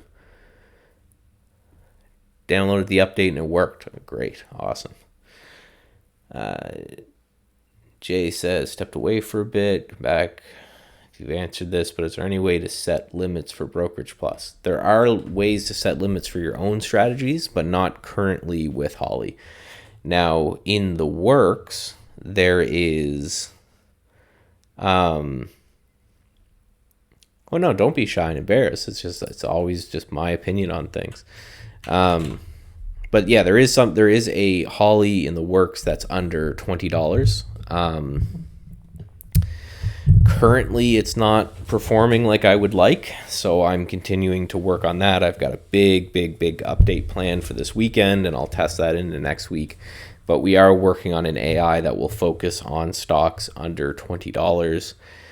If we can get the performance that we want out of it, we'll release it, and if we can't, we won't. I hope that my update that I've got planned for this weekend will help. Again, we won't know. It's one of those things that we would rather, we're not going to release it if it's not performing better than what we have currently, right? So myself, really use the scientific method when it comes to all of this. I get a hypothesis that I think is true, and then I test it heavily in different circumstances with large enough sample sizes that it's interesting, and then away we go. So if at any point I have spent hundreds of hours on hypotheses that were wrong, and it hurts, I'll go and cry, but that's just the way it works. So again, we're working on it. Same with the swing Holly. I see questions on. That's a bigger job, because right now we need to be able to extend our backtesting window and increase some more functionality in the back end. So that requires some dev work. When that's done, then we start testing. So to be honest, the swing Holly is going to be a little bit out, but it is something we're committed to, myself included, because I'm biased on this one. As a swing trader, I want my own Holly for swing trading.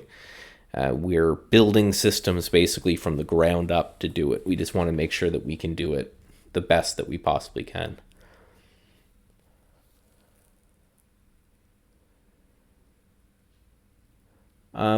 Question, can I manage my long-term stocks through TI as an investor? I would like to take a look at the swing trading.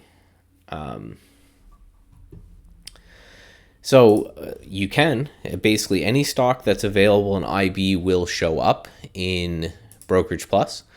So whether you're holding it for a day, a week, a month, or year, you can manage the trades through here. So if I click on it, it will pop up and I can manage the trade. This is a very zoomed out chart, you can see, because this is actually my investing layout here. And what I look for here is I do a lot of things when it comes to my longer term stuff. As I said, I've managed a couple accounts of my own. One of it is kind of my retirement account, which I always have trading, but then I'll put some long-term stuff away in there as well. So we have things like fundamental filters. So for example, what I'm looking at here is stocks that are beaten up and have really high price earning ratios. So these are all stocks that so far it will update obviously as they replete earning, but WWE is really beaten up, but the price earnings ratio is really high. At the same set here, then you have the same kind of thing when it comes to dividend yield, right? This is stocks with incredibly high dividend yields right now. Mac, for example, has a 8.92% dividend yield per quarter and has a quarterly earnings growth of 128%, which is pretty substantial, and the stock's getting hammered. So this would be kind of a layout or a way that a long-term investor could use trade ideas to build and to trade those as well. Yeah, I can share these. I'm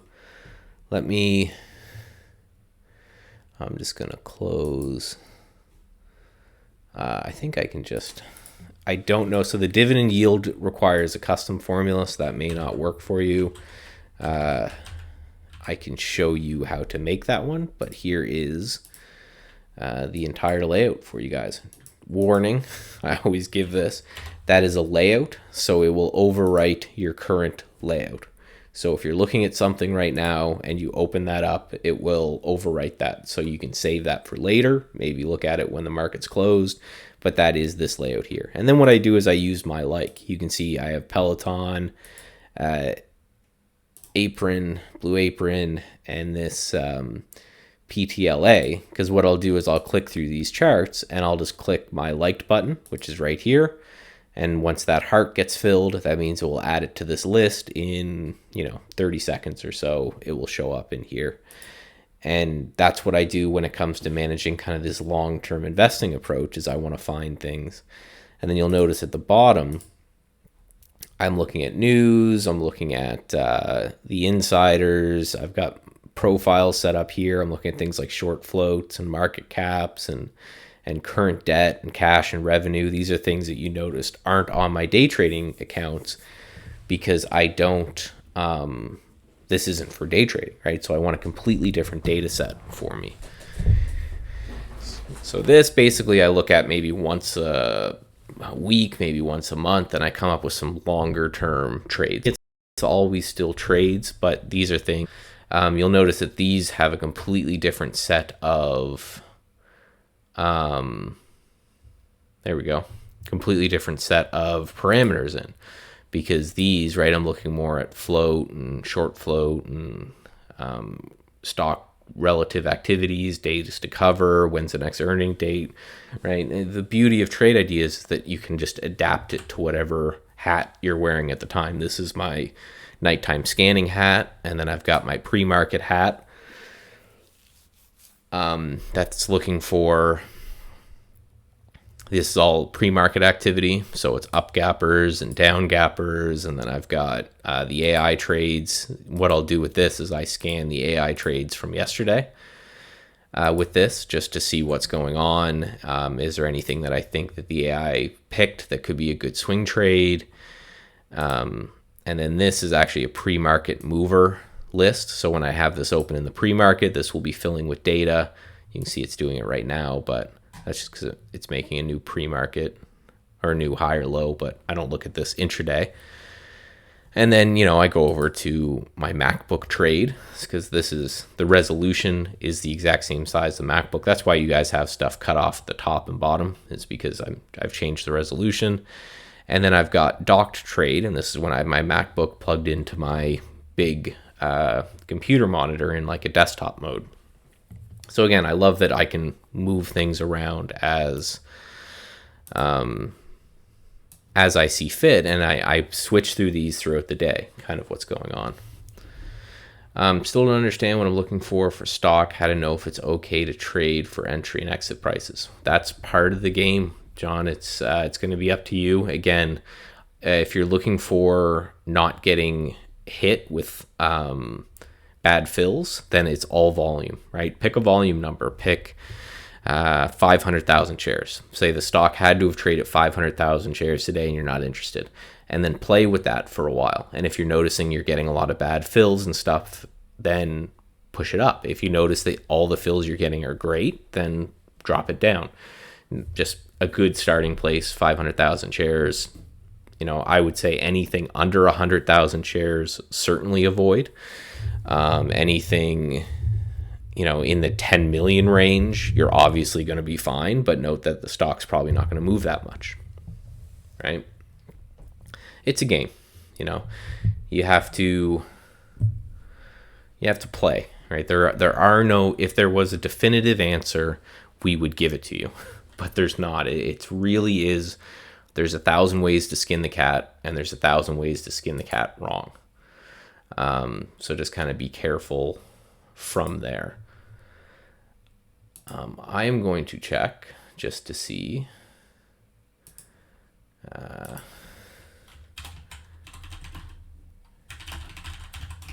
See if Barry's around.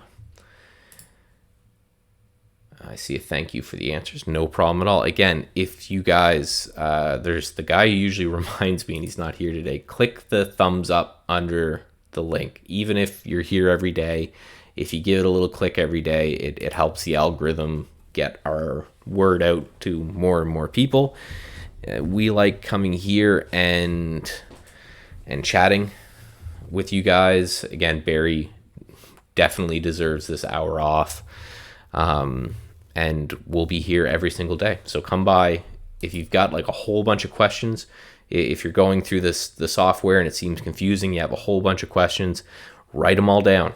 Come back here Monday with a big list of questions for us, and whoever's here will answer your questions and be appreciative that they have questions to answer, because this was great today. I didn't feel like I had to fill any time just talking crap. So it's great being able to answer questions, keep them going, and I will talk to you guys some point next week.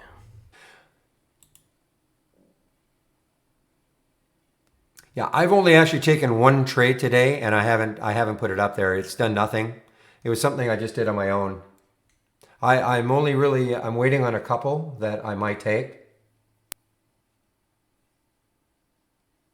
So Sal, are you still listening to Michael, or can you hear me? I don't know if Michael has stopped streaming yet.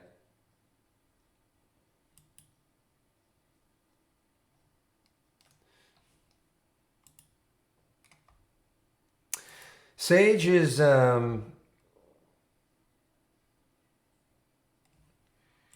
Sage was on my watch list. This is another one that Sage was on my watch list. Yeah, I mean, look at the void it's got. It's just a little out of the price range that I like. It can be kind of whippy, but yeah, I mean, if you put the right stop on, I mean, look at the room it's got. $69 up there, fantasy void way up here. Okay, you hearing me now? Okay, so Sal, I think Michael answered your question. I'm a Canadian also. Yeah, just like he said. Yeah, you can start an IB account. Just get your money. Have a US dollar account within IB. Then you have to monkey around with the exchange rate every day. That's what I've done.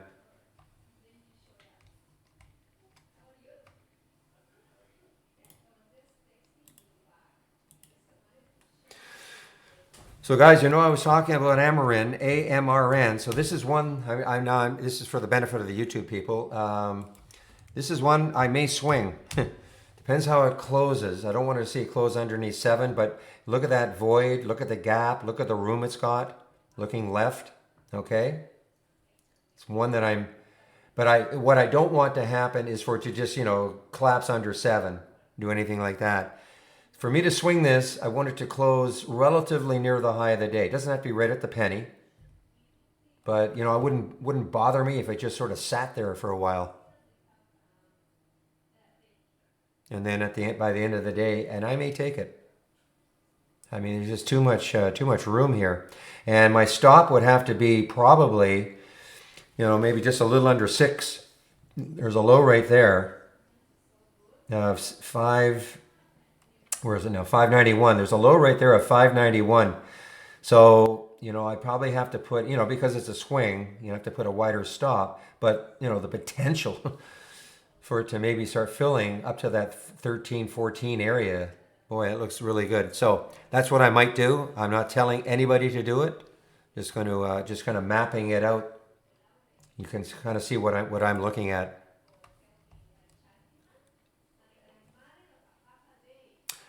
I'm also looking at these pharmas here, seeing if there's going to be a late day run on any one of them. When Michael was educating you in the YouTube stream, I was talking about RDHL, and I was talking about, look, are they all going to be like this? Of course not. Got to get the right symbol.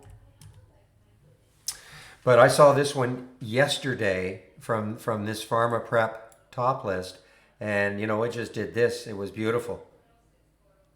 And so that's what I'm hoping, that maybe get one of those that kind of has that end of the day. That was from about 1 o'clock on. So, relatively late in the day. But you see RDHL. Now RDHL has some resistance. Yesterday it didn't have that sort of resistance. I still have my eye on CORT, C-O-R-T. It's not beautiful. I mean, it's not a beautiful looking weekly, but looking left, 1381 is the next high looking left. if it can ever break out of here, it's not as a swing for me, but as a potential end of day trade. If it gets going, get some volume coming in. Volume isn't great. That's kind of what I'm looking at right now. And the other one I was looking at is this CYBX. Same sort of thing. You can see looking left has room to about 280. It just has to get some, a little more volume. Well, the volume's not bad. Low float. So I have an alert set for around 233. Those are the couple of little ones that I'm taking a look at. Again, those last two, not for swings. Just the only one is a potential is the Amarin. All right, guys, I'm going to do my video now. So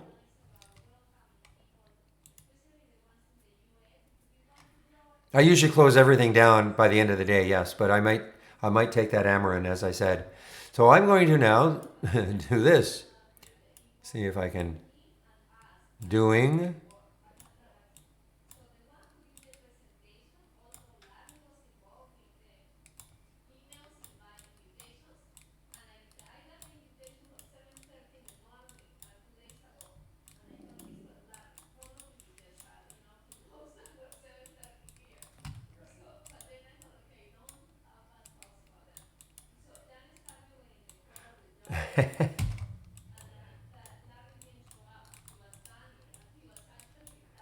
Reason I like this is because if anything pops over this, you still see it. Well, it'll have to be at the end of the day. Here we go. That's why I'm saying I will wait to the end of the day. I don't look if it keeps running and running and running, I probably won't take it. My ideal situation for Amarin would be for it to, just kind of rest around here. I'd like to see it close near the high of the day, but I don't want to see it just, keep running up to $9 or anything. Okay, guys, getting my checklist, doing the video. So I'll turn the audio off in the room. Okay, you guys are gone. Audio off in the YouTube stream.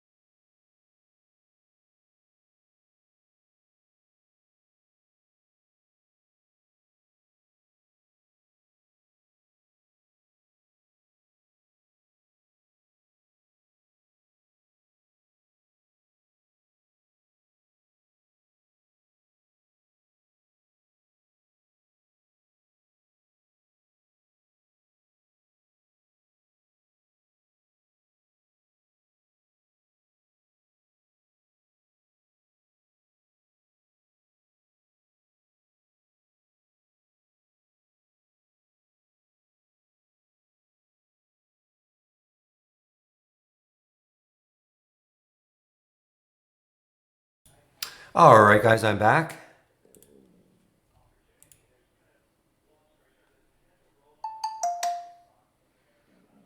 In red? Yeah, I just, well, let's see.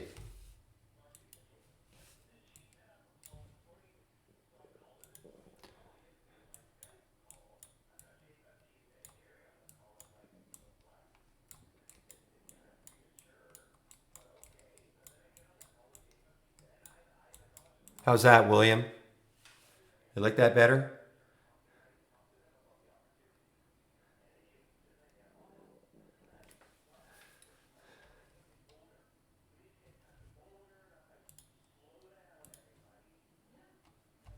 Okay. I'm actually going to improve on this. There's a little something I can do and actually make the text better. So anyway, I think I like this. I like the other reason I kind of like it is that I can always, sometimes people say I don't know, I don't see what you're doing, so I just go boom, look at that.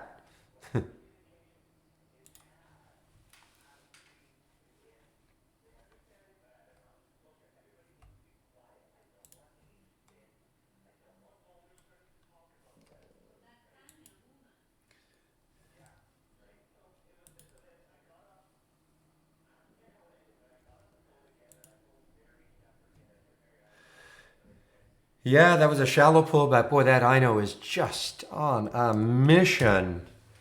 Trying to get so what about 3 weeks? No, about 5 weeks ago. Let's see, 1, 2, 3, 4, 5, 6 weeks ago, about a month and a half. It did hit 20, almost 20.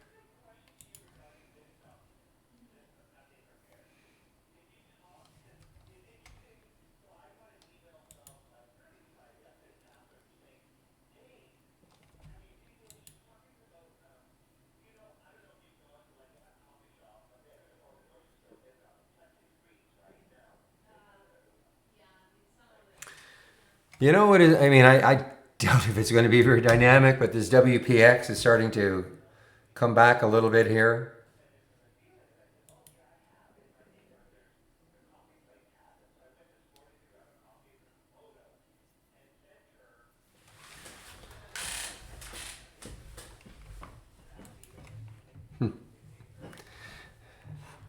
I'm not going to say it,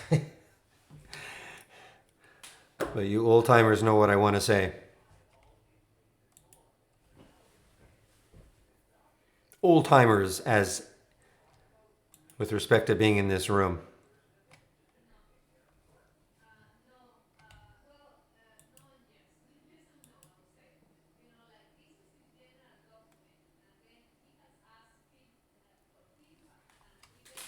No, no, no, not even close.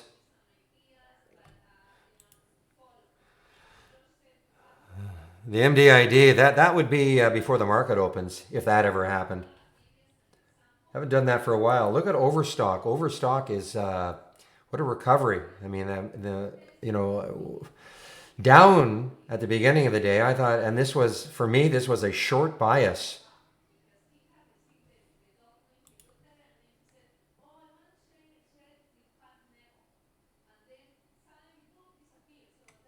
Well, somebody asked about that earlier. We just don't. Not many in the trading room look at these sort of stocks. I mean, obviously high risk. I mean, I don't know why it went up to 15 last week. It's a pink sheet stock, so you're on your own. Sorry. Of course, it's high risk. Everything is high risk, but I mean, it's a pink sheet stock that did something really insane about a week and a half ago, or last week, should say last week.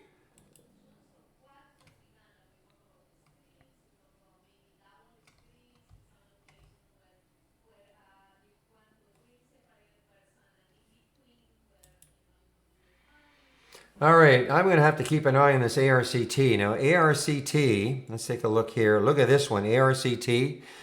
Now that has room, and it's had a nice month. I was watching it earlier, and I missed this break right there. Now it's basing a little bit.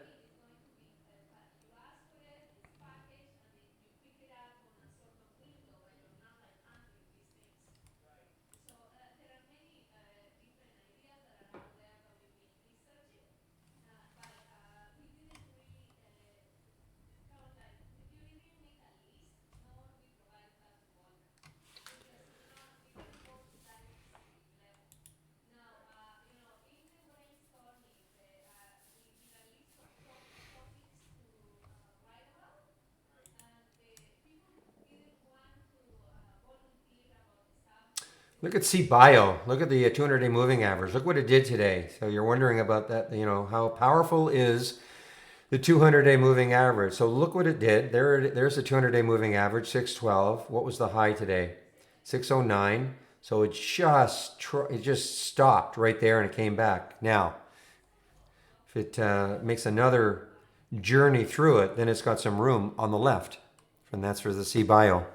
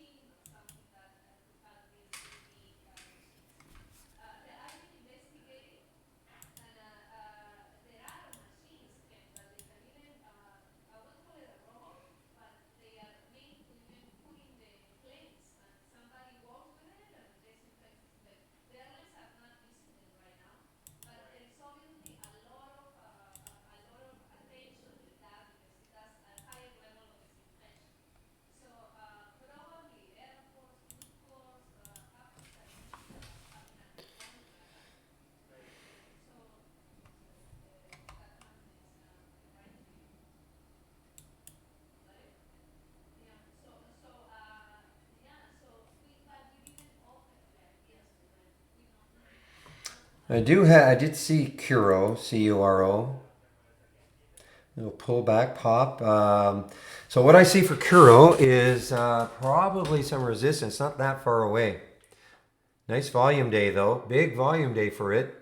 26 million in the float, so it's a low floater. But look at the volume today compared to going back. I don't know how far. Right there is May 11th, March 11th. So over what's that, about 6 weeks ago, 7 weeks ago. So. But looks like there's some fairly good resistance right around here.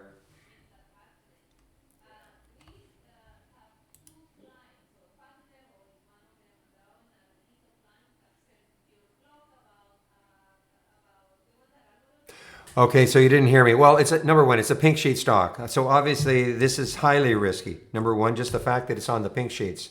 Number two, for whatever reason, and I have no idea why it did this last week.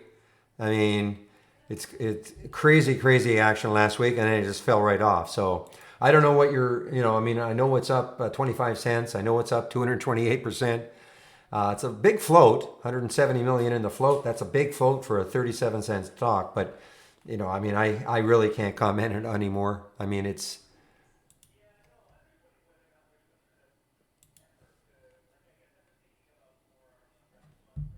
to me, it's one of those ones that probably should do a reverse split. Try to get the price over $1, get that float down. Well, I can't recommend a quick buy and sell. I mean, I just don't make recommendations like that. And if you hear anybody in the room doing that, you shouldn't listen to anybody who says something like that. Yes, quick buy it now and you can sell it, at 40 cents.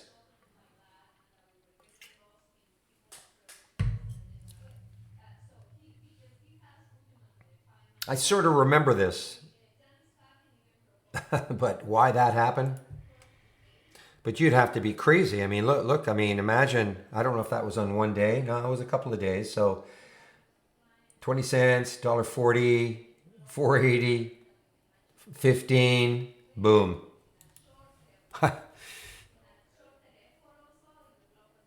All right. So with the Amarin, now Amarin is starting to do a little bit what I'm looking for. Flatten out. Just flatten out. If I want to.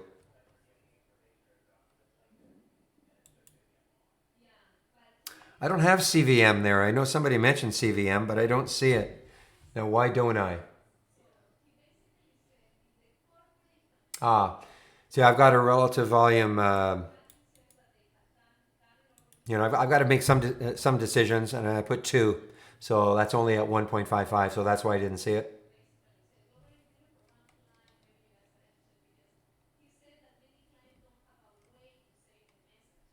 You only have one? Oh, you should have seen it. I don't have any other 100,000 shares.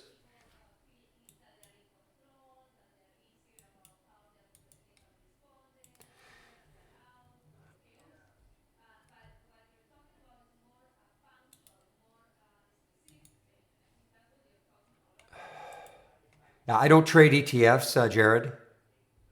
So I'm the wrong person to ask about ETFs, gosh, and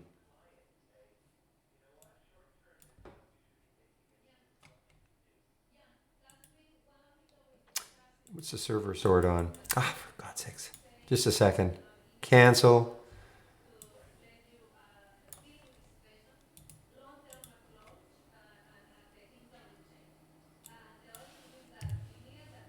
No, you cannot load the entire layout as you see on the screen, and I'll explain why. Before I do that, though, what is the server sort on? So it's on price. I put it on price. Let me just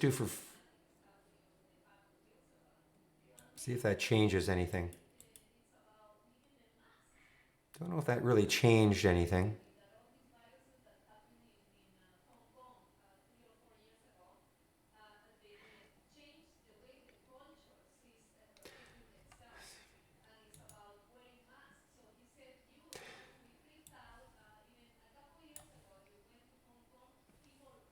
Oh, well, it's not in here. Were you looking in here, Dreamer?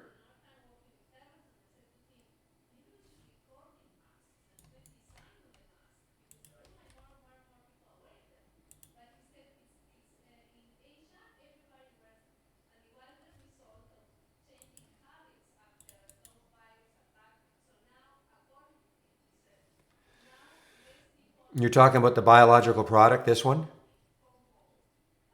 Yeah, I don't know why. I don't know why it's not there. I have to figure that one out. Why CVM did not make it in there. I know why it's not in there for me because, oh, well, idiot. Okay, let me just see one thing. And I'll explain about my layout, okay? But let me just do one thing here. Yeah, so there it is. So what I suggest you do is it was to do with the server sort. Okay, so change it to change from the close. I think it was on volume percent. If you put it on change from the close, that should do it. Well, I know that'll do it. Okay, there it is. That server sort can kind of screw things up sometimes, but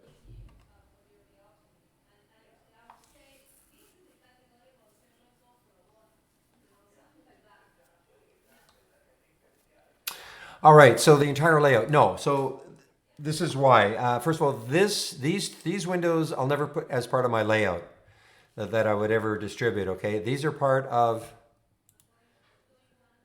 my channel. So I do kind of force you to click on my channel. Not that, but right down here, Barry's windows. That's how these three windows get loaded. Okay, and again, though, this is a layout. Please don't, please save your, excuse me.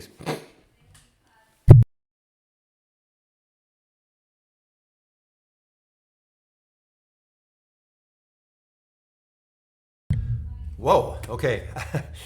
Please make sure you save your layout to the cloud before you load anything from the channel bar. So that's number one. The rest of them, though, it's a la carte. You may not want Momo up, Momo down, but you might want all the scans I've got here. They're all here. Many, many, many scans that I'm sharing with people. Okay, they're all here. Or you can click on that room drive icon right up there. Looks like a half open folder. And click on scans that I share. It'll download to a Word document. Then you can look at everything at your leisure over the weekend or after hours. Okay, and pick and choose which ones you want.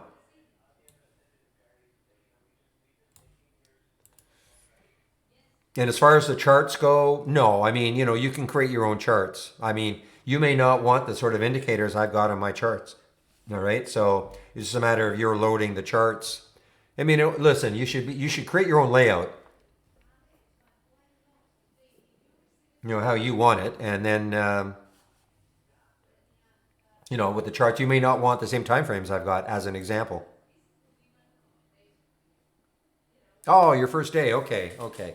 First of all, do you know how to load a link? If I put a link into the room, do you know how to load it and then get so you can have it on your screen and then make it part of your layout if you want? Do you know how to do that? Because I can show you how to do that if you don't.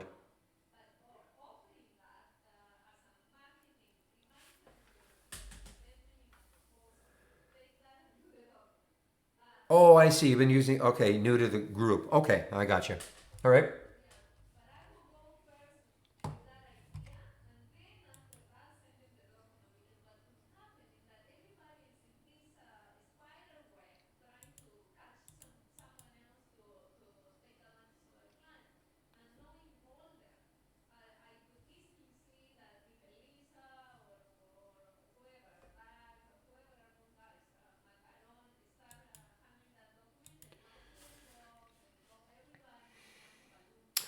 Well, CVM definitely. It's funny. I'm surprised that the relative volume is still a little bit low, but it is picking up. You can see that with the volume that's coming in, that relative volume is starting to pick up. Well, as far as the upgrade goes, I mean, I just load this window, use it. And listen, I mean, I don't. People ask me, do I trade every AI I trade? No, I have a very specific price range that I'll trade the AI. Basically, I'll look at it if it's under $20. Anything over 20, I'm not trading. That is me personally. Okay, that's not a recommendation. That's just what I do.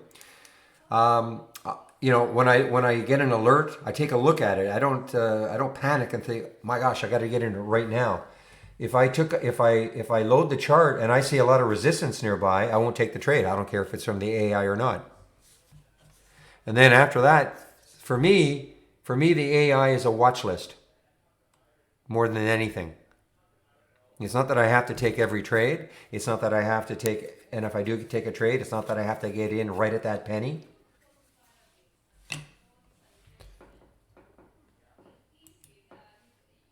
Yeah, CVM does keep climbing. Obviously, I don't see any specific. I don't see any specific news. I saw they had news yesterday, but I don't see any specific news today.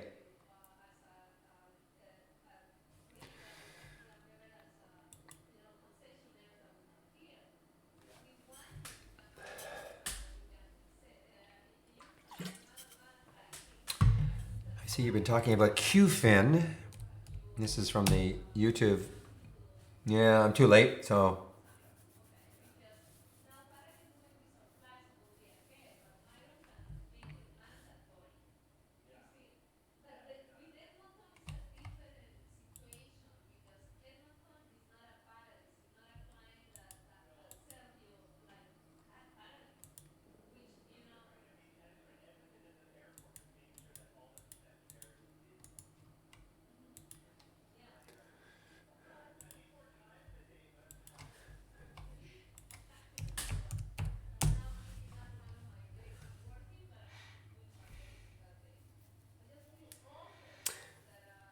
Yeah, so this court now, you see how at one point this had a relative volume of 2. That's the reason I saw it. But I mean, you can just see the volume. So what has to happen for me on the court, CORT, there has to be a big volume burst. I mean, it may not happen.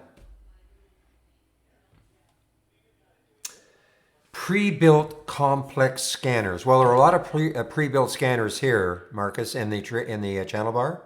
I don't know complex, but I mean, there are a lot of in the channel bar. They're all themed. So if you go to the toolbar, click on new and then channel bar, and then in here there are all sorts of different themed channels.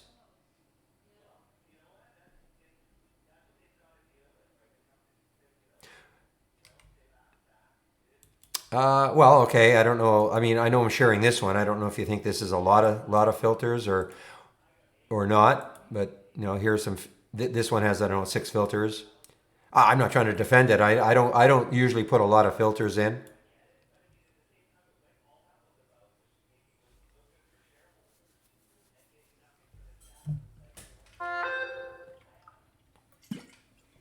Having a ton of filters does not necessarily mean it's going to be super complex. Well, it could be complex, but doesn't mean it's going to be great.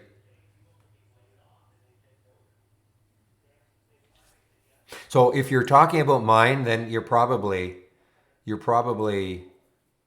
okay. Yeah, I don't think we're great at pattern recognition. You can try. I mean, if you right click on an alert window, configure, and go to search. Now you see the categories. So here we have you can click on categories and geometric patterns. Bottoming, triangle bottom, etc. I've never used them. Never used them.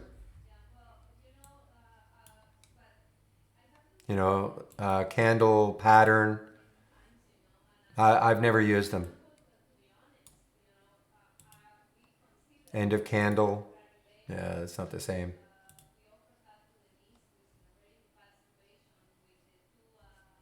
But you can try them. I mean, if you can put together something.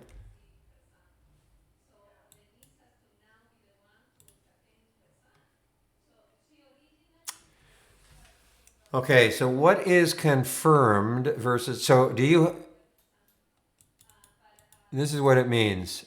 And I haven't used these. We need more filters in here for me to really use them. But anyway, so this is what it means. So let me load an RBI 5. Let's see if we get any. What's the market doing? Red bar ignored. Okay, so let's see. What that means is, do you know what they are? You know what an RBI and a GBI are? Red bar ignored and green bar ignored. Do you understand the concept? Okay. Well, okay, then I can explain it very easily. So let's just pretend we've got an RBI. So that means we'd have a green candle, and then a red candle, and then another green candle, right? So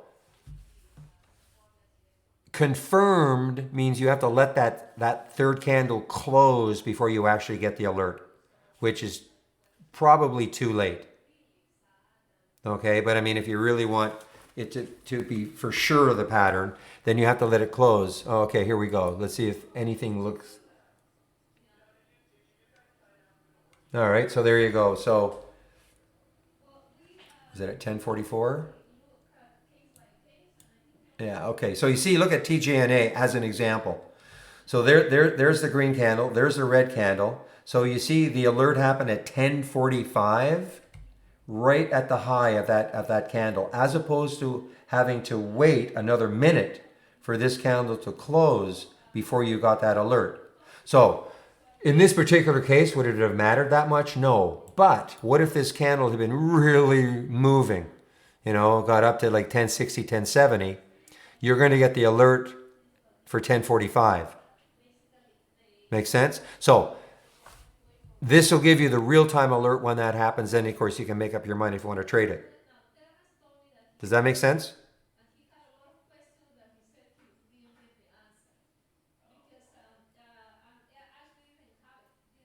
Is exactly. It waits for the candle to be done, which in some cases it won't matter that much. But if the candle really is a really wide, like a long, long candle, it may be way too far from the entry.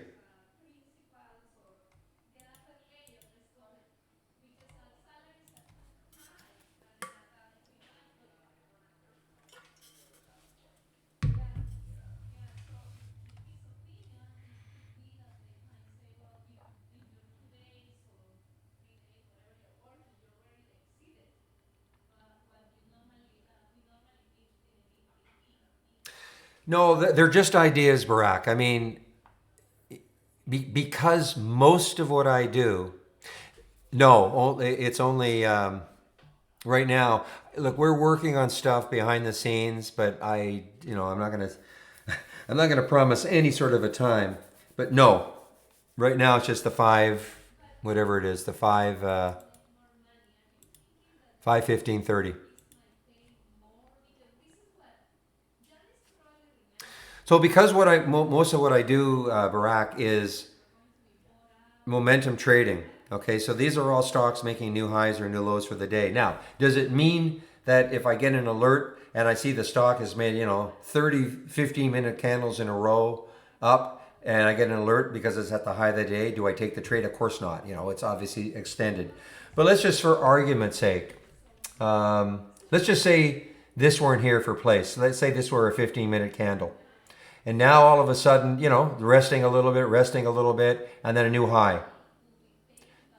So it's coming out of, a bit of consolidation, a kind of a pattern. So that is what I'm looking for a lot of times, a little bit of consolidation and on that new high. But then more importantly, I'm looking left, on that daily, weekly, monthly chart to see, okay, great, it's made a new high for the day. What sort of room does it have if I take a look at it on these higher time frames? So if I see it's got like the Amarin, I mean, what? Now the Amarin's a little bit different, but obviously, look at all the room this has got. On the weekly chart. I'm not saying it's going to get all the way up here, but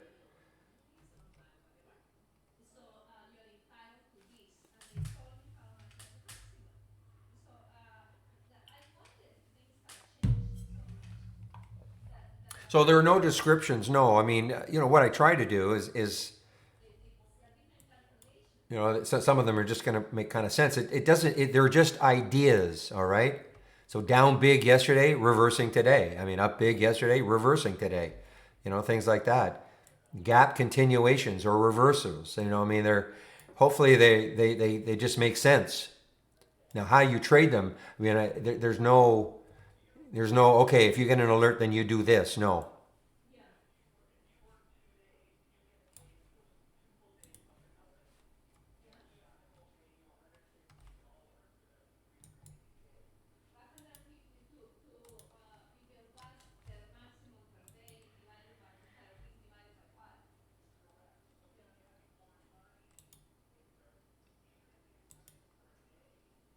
This one, for instance, the CEQP. Okay, so this was an alert at 967 early, and this was in the simulator.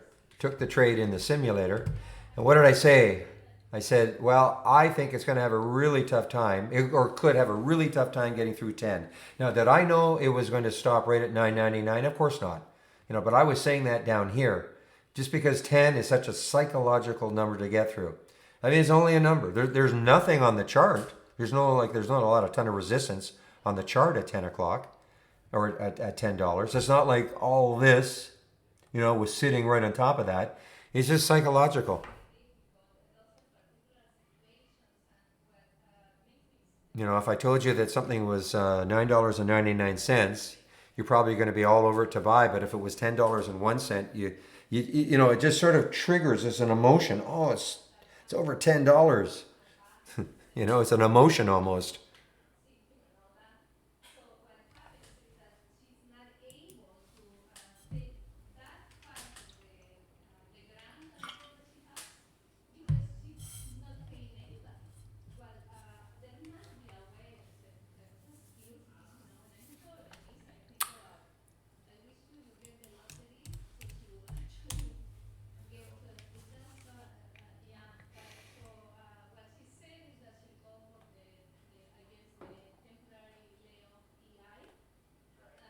It's like I know right now.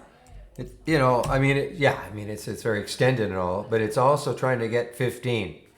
15 is could be tough to get through. Now this one may not. I mean, it may not care because it's lots and lots of people are following it.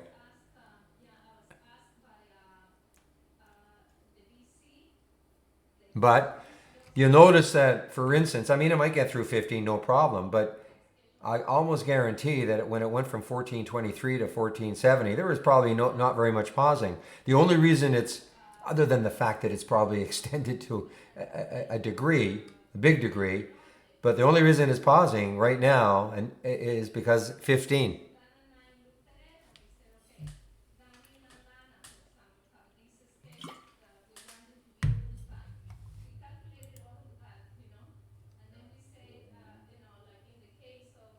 No, the AI trades its own strategies, student. Or sorry, Marcus. Hopefully, there's a description. Okay, I don't really even look at what what they're trying to do anymore. But there's a description right there. If you click on links and Holly's strategy trades description, I think Tailwind is one that we've had forever. So the description should be there. It'll go to a PDF document, so you can just take a look at it what it means. Okay.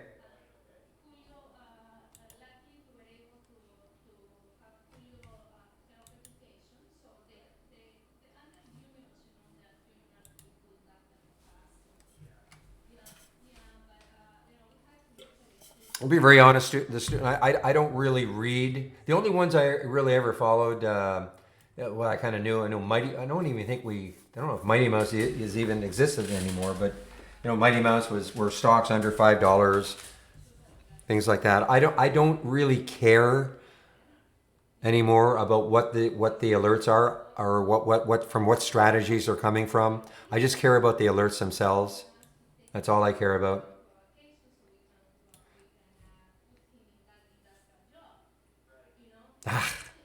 Amarin is going to kill me. I know it's going to kill me. But I just refuse to take it right now.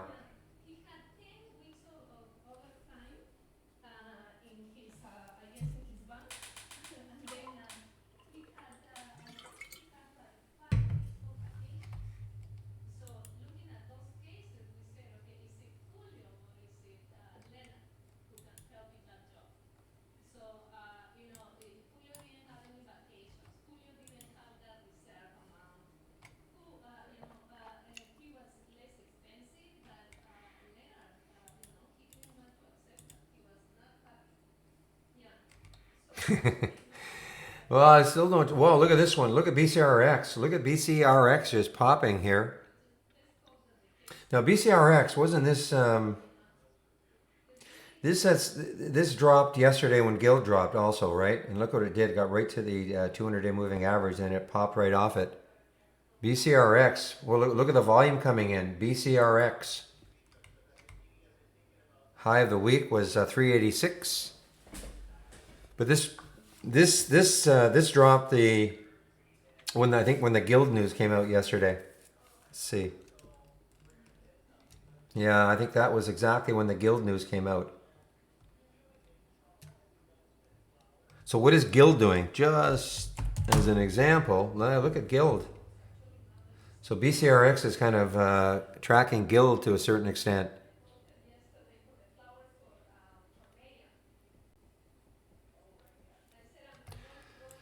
Well, obviously, I'm a terrible momentum trader. Look at Amarin go. I'm a terrible momentum trader.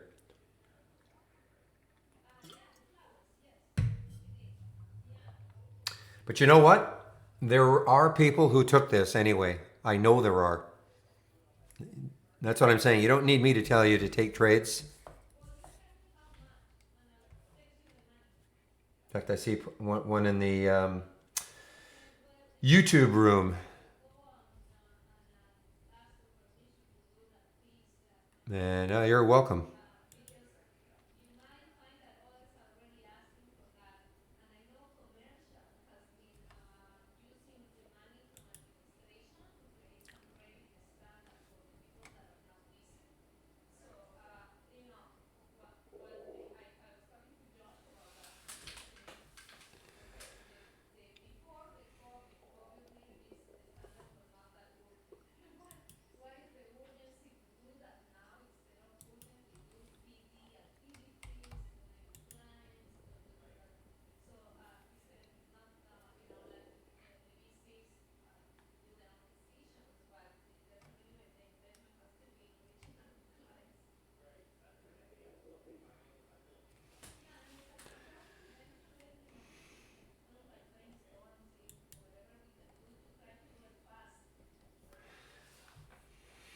Oh, look at this T-buy also same. I don't know what, I know it's a virus play, but at least it should be a virus play, I'm sure.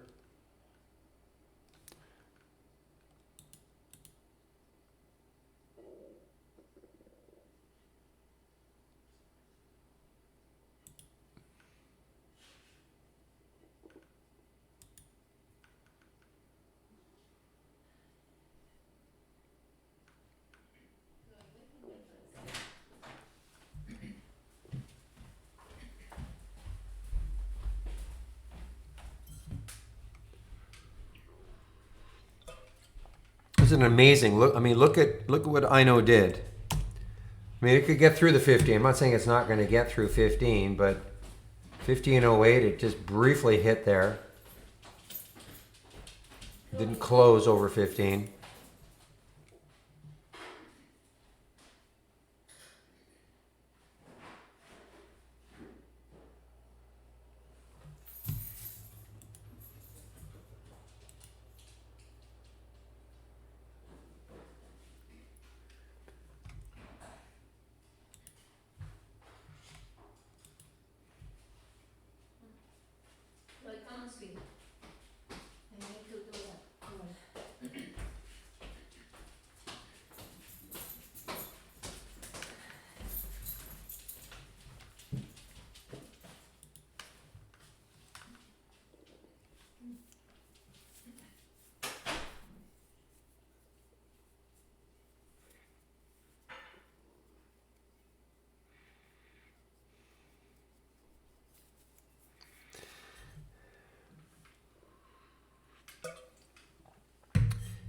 You know, I don't even know, Shane. That's probably terrible in terms. All I can say is this: is that when I get into a trade, most of the trades I take, I have a very specific amount that I'm willing to lose, and I vary it hardly at all. So you know, I always use the simulator as an example. So every trade I'm taking in the simulator, I'm risking $100, and of course that $100, I'm just using it. I use 100 in the simulator because it's a nice round number. Okay, it makes it probably a little easier to demonstrate stuff. So based on my account size, of course, I'll have a number that I'm comfortable with risking each trade. Be that 100, be that 200, be it 500, be it 50. Okay, depending, and all of course it depends on my account size. Once I determine how much I'm willing to risk on a trade, then that is going to position size me, because I'll have a stop. Always have a stop. So again, I use the example of if I got into a trade at 10 and the stop was at 990 because it made sense on the chart, lots of support at 990, and I'm willing to risk $100 on the trade, then I could take 1,000 shares. Obviously, 1,000 shares times 10 cents if I lose on the trade is $100. So that's kind of that's what it that for me that's what it's all about. And I rarely am I going to vary how much I'm risking per trade by very much. Now there may be the odd time, but it's not going to be like a big multiple. So just like playing cards, if you think the cards are a little bit more in your favor, some setups for me are going to look better than others. So maybe on those setups that I think, wow, this is a great looking setup. This is my best setup I can ever possibly imagine. So maybe instead, if I'm going to use the 100, maybe I'll risk 120, okay, on that trade. So but it's not okay. I'm going to risk 200 or 300. It's not like a huge multiple. Yeah, there are all sorts of books out there that talk about how much on your total account per trade. Look at MISO, by the way, guys. While I was babbling on, look at MESO. This could have that. At least I had that late day run.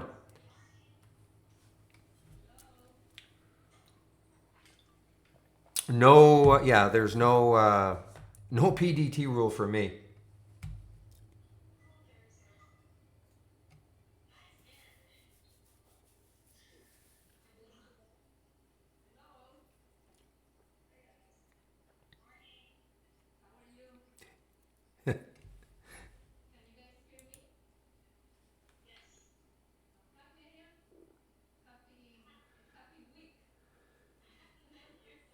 And there's real talking about, yeah, and the stops aren't arbitrary. I mean, a lot of people say, well, I'm going to risk 10 cents a trade. That's it.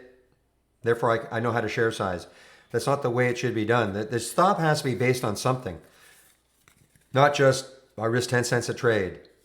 I risk 20 cents a trade. It should be based on what the chart is telling you. Now I'm basing mine on this VWAP stop that is now finally available to everybody. It's generated by our system. Don't ask what it like for the formula or anything like that. I guess I'm going to call it proprietary. So, for instance, so that I can really demonstrate this, let's just clear the account.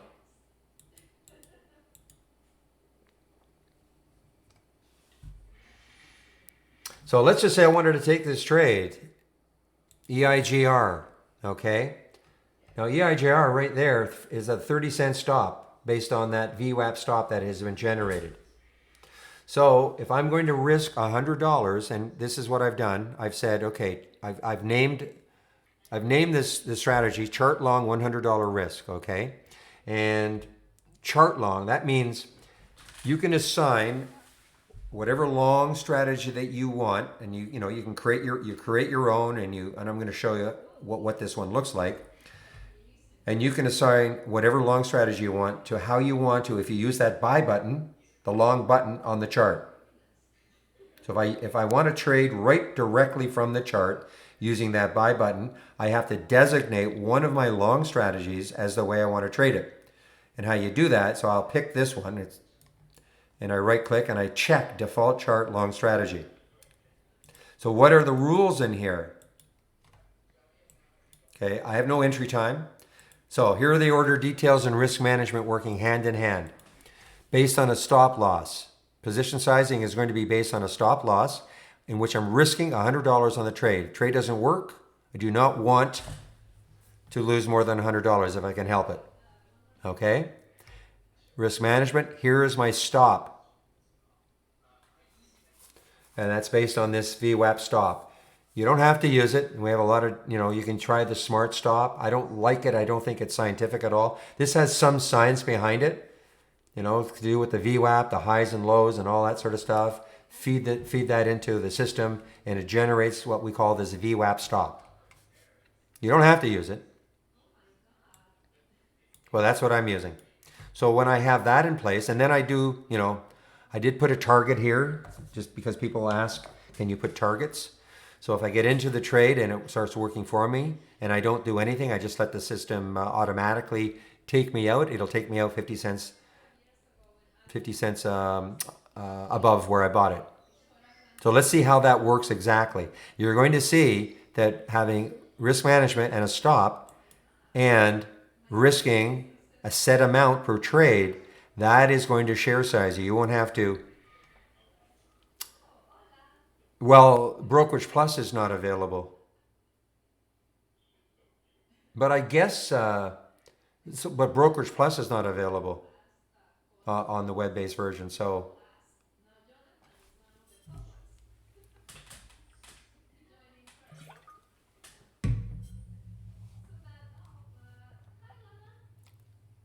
all right, so let me do one. Let's take a trade.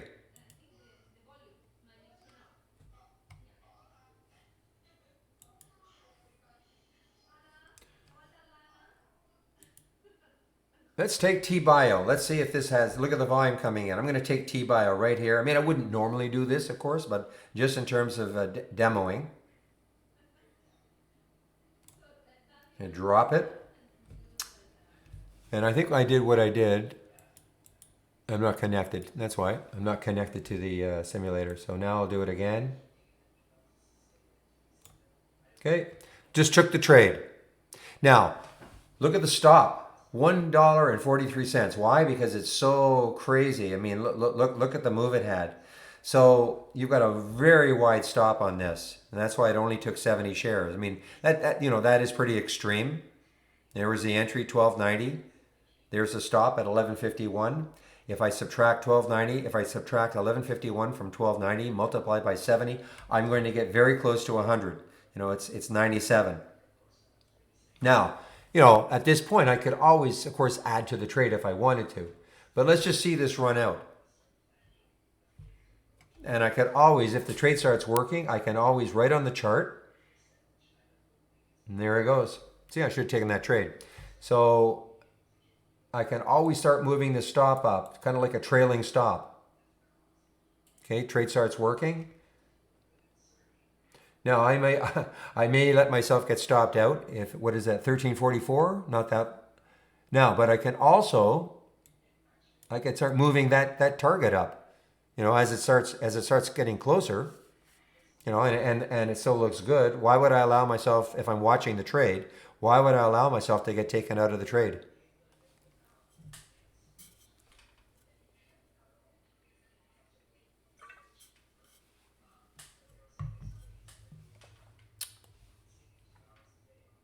Everybody clear on that? Now, you can also trade very manually. But if you're going to trade manually, saying, oh, well, I want to take 300 shares or something like that, well, you, again, get into you'll have to do some mental arithmetic ahead of time. Because if you're going to buy something, you have to know where your stop is going to be. And then, do some math. So you'll know how far away your stop is. So if it's 20 cents away or 25 cents away, and you're wanting to risk $100 on the trade, and the stop is 25 cents away based on the chart, then you can take 400 shares. 400 times 25 cents equals 100, right?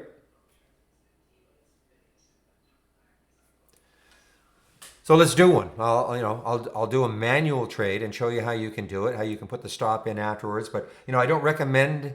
I mean, if you go into a trade not knowing where your stop is, please stop trading.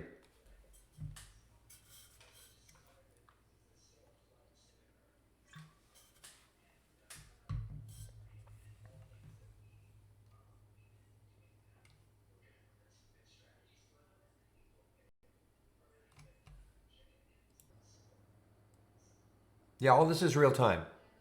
When I click on the alert, this is real time. You'll see the VWAP stop will adjust. It won't. It is it's a moving target.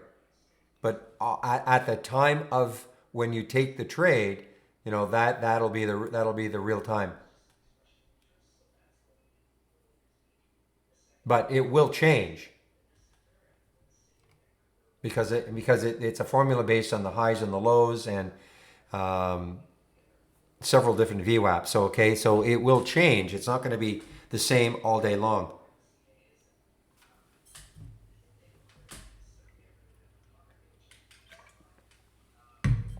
But let me take a trade. Let me just see something that might be a little bit fun to take. Now here's another thing you can do. So you take a look at CALX, all right? Which was I see it's an AI trade, not too bad. But let's just say you wanted to take this trade if it got up here, 987, and there was my stop. So see, now I'm having to do a little bit of math in my head. 987, 990, 940 the stop. That's about 50 cents. So if I'm willing to risk $100 or $200, you're having to go through a little bit of math now. I mean, it's not difficult, but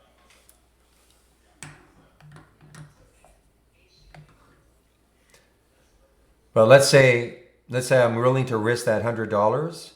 Now it's starting to drop a little bit, but let me just put it up here. So I could take 200 shares because it's going to be about a 50-cent stop if I'm willing to risk $100.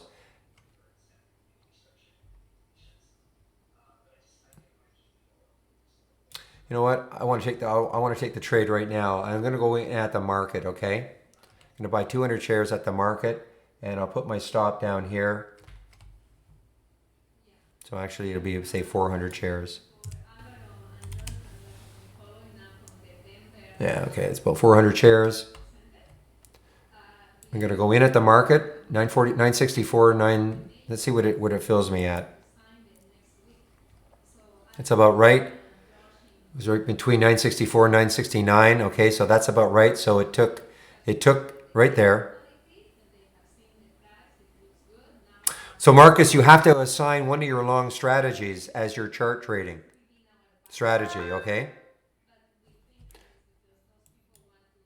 Remember, here you have to have your strategies here, and then you have to take one of your long strategies, right click on it. See how I've done this? Right click, and you have to check default chart long strategy. You could have a lot of long strategies. You have to designate one of them as the way in which you want to trade using the buy button. Okay?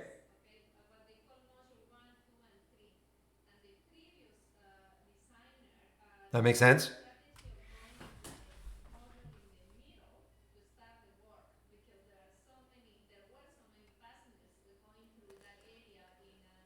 Yes, no.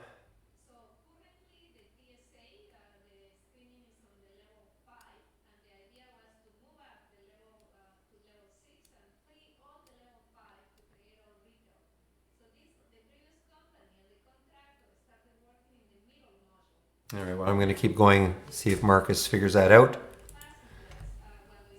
So now, so we've got this trade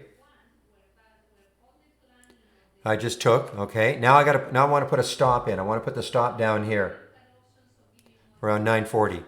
So there's my stop price. I put 940 and I sell. So now that shows up right on the chart. And it was I did the quick math. It's about $100, right?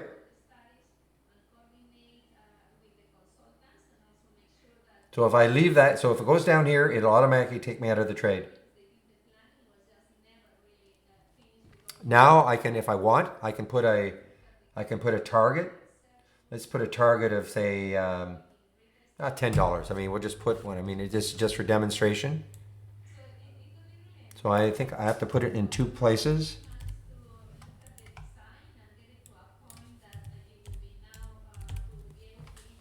Okay, and I sell.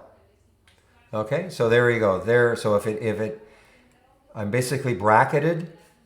If it hits 10 and I don't do anything, it'll automatically take me out at 10 for $130. If I don't do anything, and I'll let it take me out down at 940, I'll lose 110. And of course, as always, you can always move these up and down. Like so, again, trade starts working well. Use this as a trailing stop. Just keep moving it up and up and up.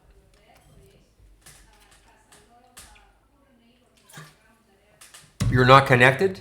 Okay, so you have to connect. Check Trade Ideas Simulated Trading. Well, there's a huge difference. The smart stop, the VWAP is based on a lot of, it's just different math, okay, one Stevie. I think we're going to phase out the smart stop, to be honest. Too many of them are just 25 cents, okay? I mean, this one wasn't, but I think we're going to phase out the smart stop completely. Try to get a better stop. I think the VWAP is probably an interesting.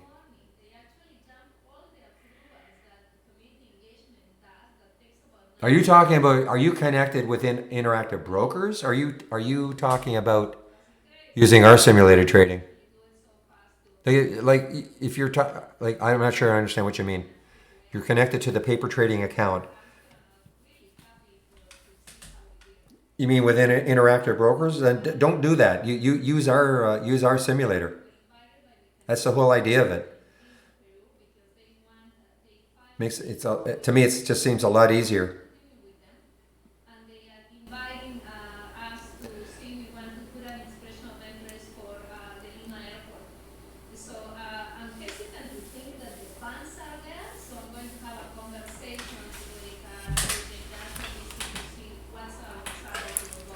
Marcus, can you hear me?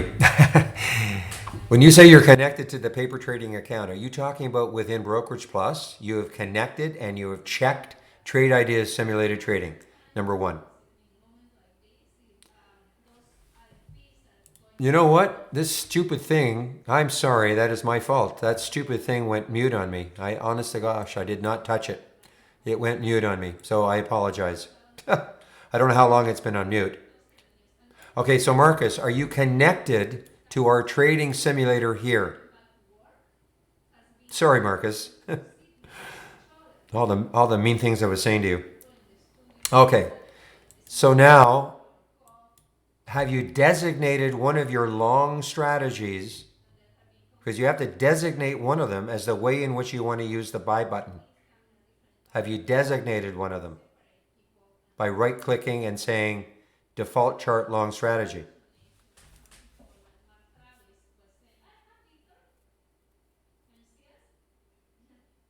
Ah, well, that's what you have to do. That's why it wasn't working. So you have to pick one of your long strategy. I'm assuming you have. If you don't have any, then you have to create one. You have to put one in here. But you have to designate one of your long strategies as the way in which you want to trade, the buy button on the chart. Okay? So do you have any long strategies when you click on the strategies tab? Or do we have to start from scratch?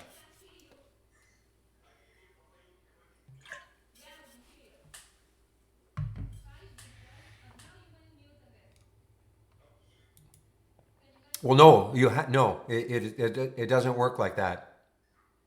You have to designate one of your long strategies as the way in which you want to trade it. Otherwise, otherwise, you may as well just do this. You may as well just do this. I mean, just do it right here. If you just want to do something manually, you can just this is the most manual way of doing it.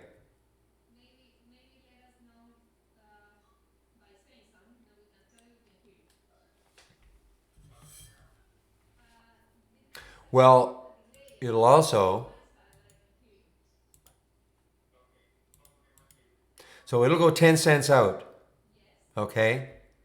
So it'll take if I'm trying to take the trade at 967, I may not be able to get it at 967. Maybe the bid ask is 966, 970, 3 cents out.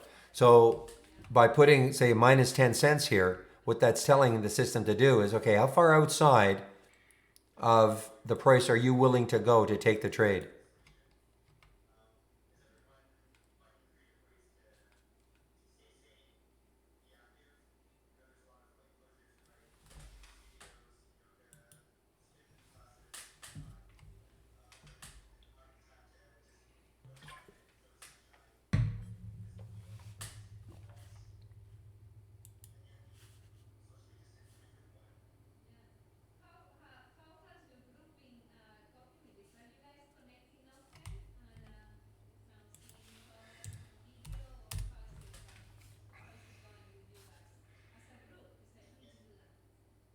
Interesting. That's a very interesting 15-minute candle on Zoom. What the heck just happened to Zoom?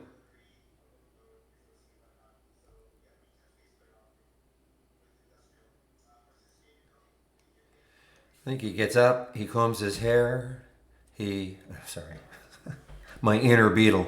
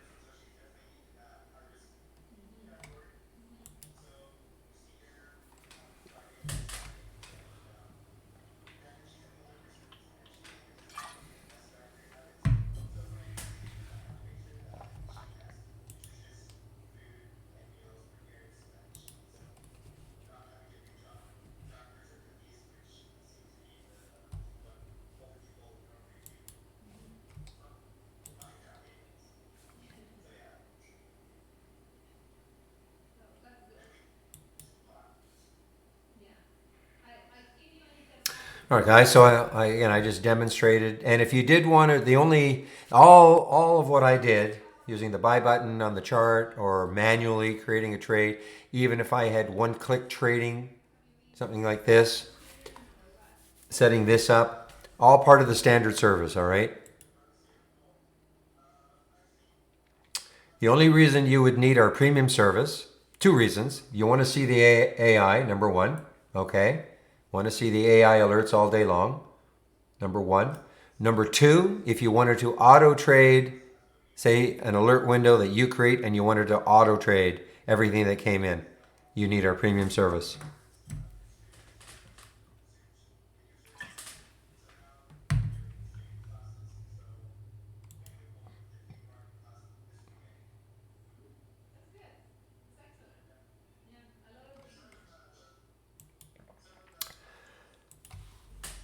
Why don't I add CALX? Let's see.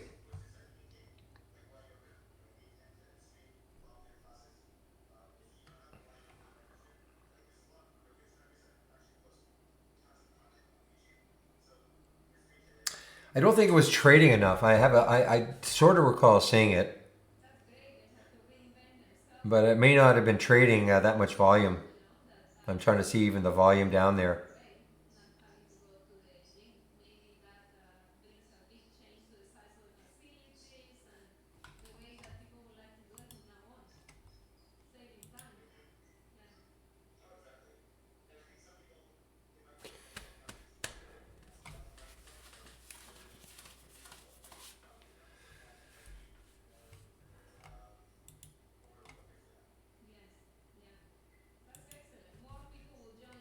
I've actually not adding as many in from the pre-market as I used to.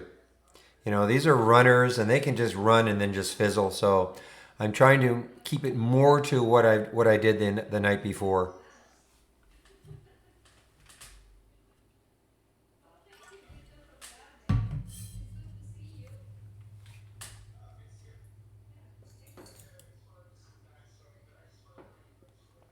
Guys, see SYBX. This is one I've been kind of looking at as maybe a late day runner.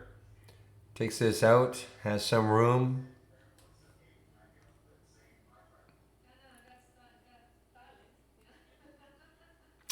All right, give me.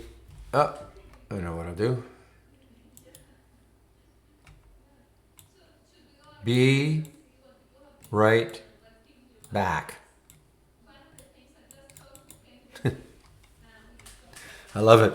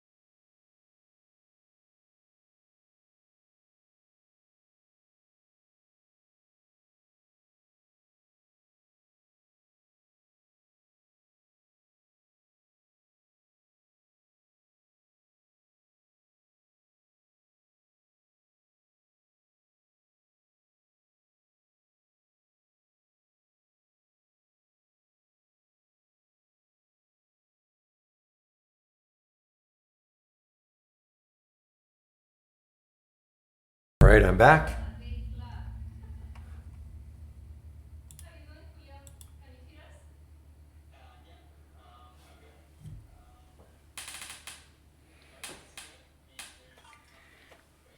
Oh, I appreciate that, Asif.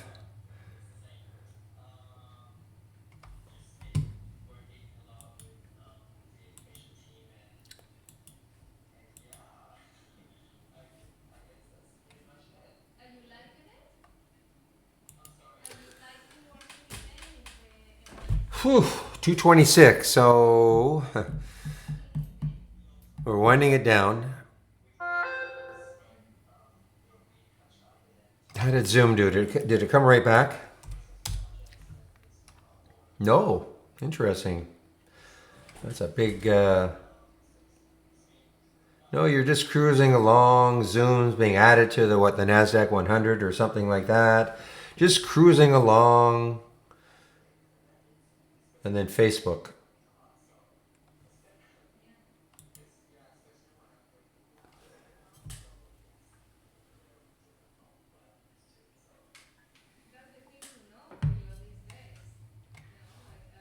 I'm going to revise these on the weekend. I'm not liking these anymore. Exactly.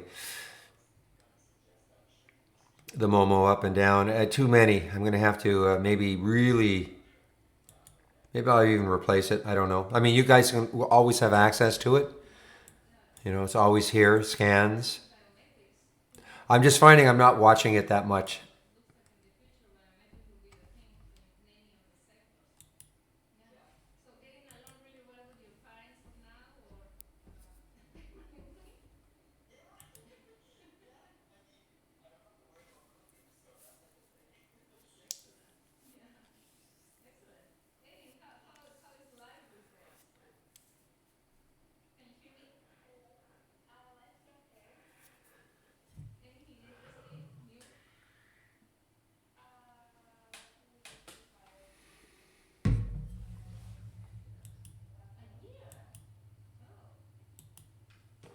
I got all excited today about maybe, just maybe, these small little oil plays. I'm trying to pick one that was going to have a little run, kind of like the OAS, and they all completely and utterly fizzled, including OAS. I thought maybe we get one more day, but nope.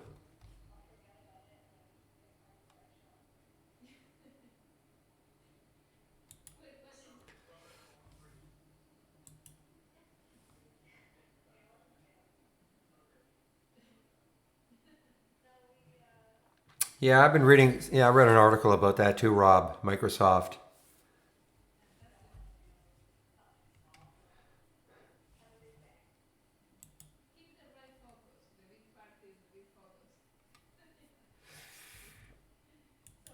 I have to admit, I have not used any of those services, those type of services.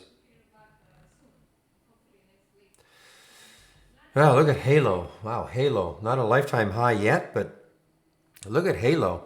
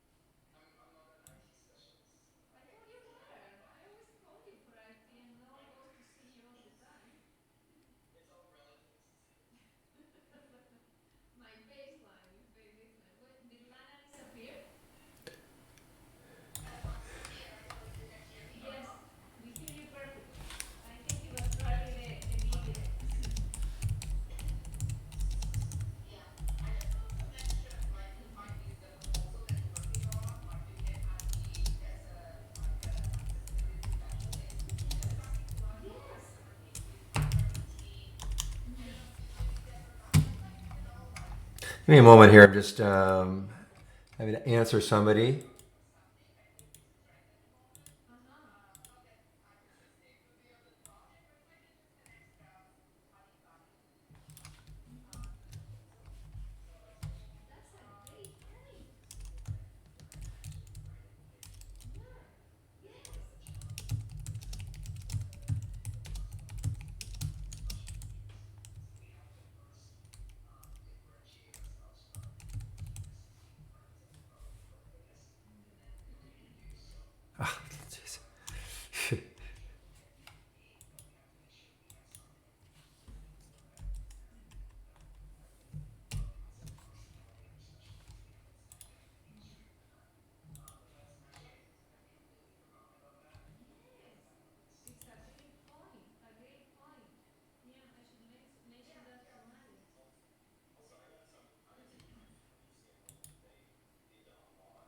All right, guys. Oh, what do we got here now? So there's the T bio. So again, this is just to demonstrate. So if I were in this trade, really, I mean, I'd be out of it now. I mean, that is like a top, might even be a short if a guy could short it for T bio.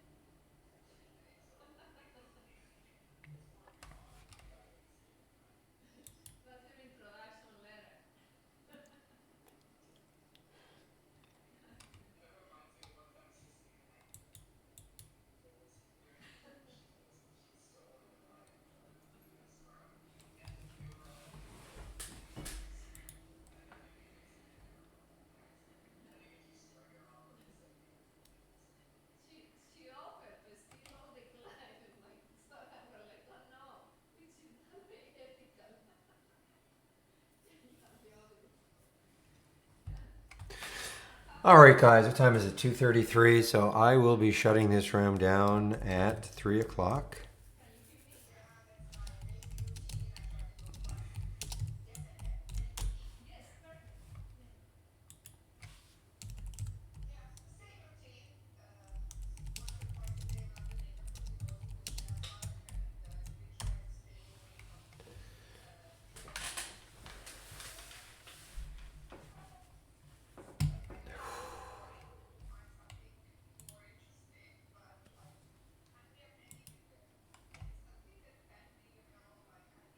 Yeah, it's a nice little pattern that it's breaking out on the BCRX, but yesterday's high was 366.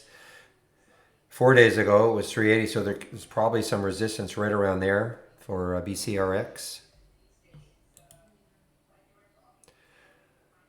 I will not know until the end of the day.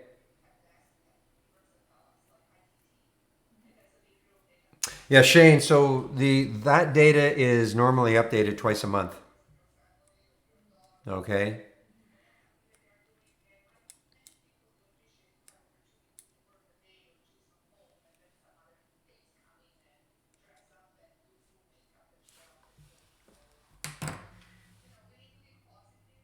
I'm not in A. You know, I'm not in AMRN. AMRN. I'm not in it yet. I'm liking this a little bit better. Especially if it just kind of, even if it got back up there and just sat there. I mean, I'm not wild about the fact it did this. I mean, if you guys took this trade right there, I mean, I know you guys are happy. I get it, but I was hoping it would be a little more orderly, a little more settled. Because now, if I have to take it way up there, and still have to put my stop underneath 6, so now my stop is just widening.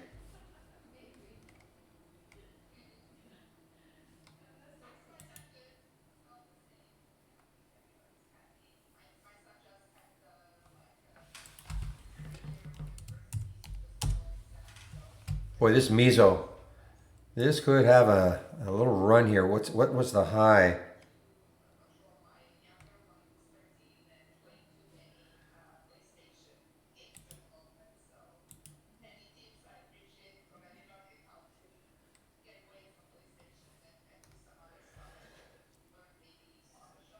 $15.48.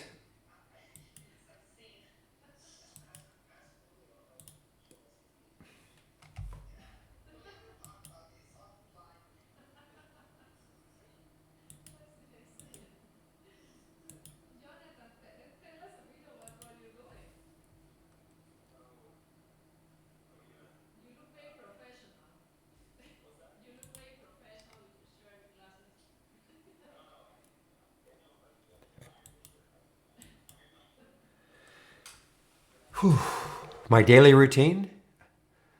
You talk.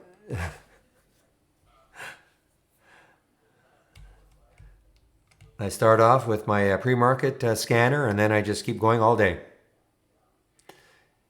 looking at charts all day long and checking my alerts to see if they're coming from a good, see if the daily, weekly, monthly chart, if there's a lot of room. But my routine is definitely with my pre-market windows. Been doing the same routine for years with this window. We start getting our data at 7 in the morning, so that's when I start looking at all this data, trying to figure out which stocks, which ones, once the market opens, which ones could maybe give us a good trending trade during the day. An inexact science, to be sure.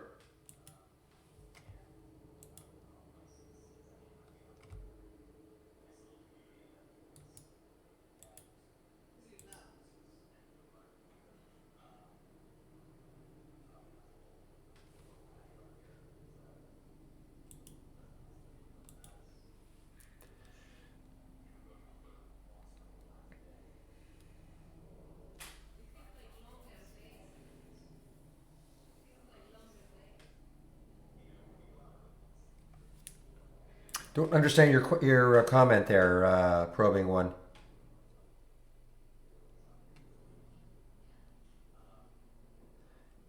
The new single stock window news alert from new update today. Oh, I see your. Okay. Oh, there it is. Face drop. Face drop. Face drop. Drop. I was trying to do a spoonerism. Facebook drops bomb. My guess is there not one other trading room today that used the term spoonerism. And if you don't know what it is, look it up.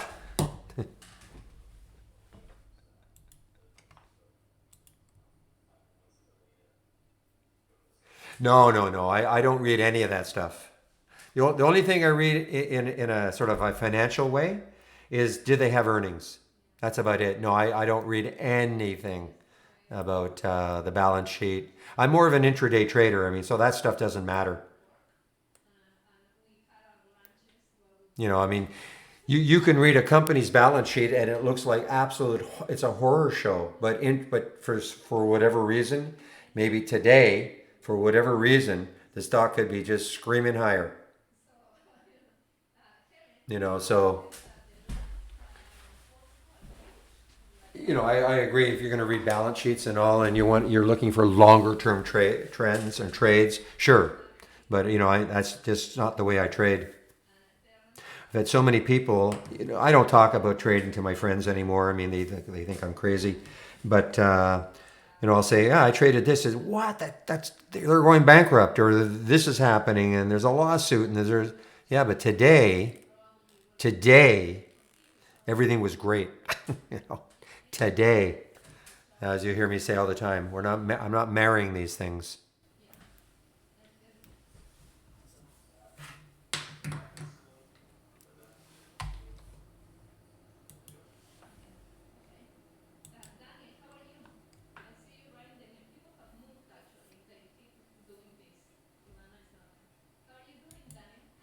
Keep an eye on Mizo, guys. If it takes out 16 again, I mean, this could be one of those that runs at the end of the day. I'm not saying it's going to, but here's get that high right there. But there's the high. It got up to 20, almost $20, $21. So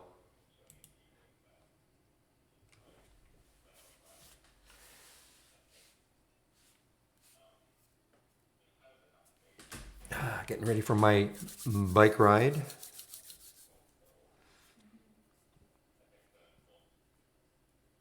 No. I'm more like 99.9% intraday and 0.1% swing. So that answer your question?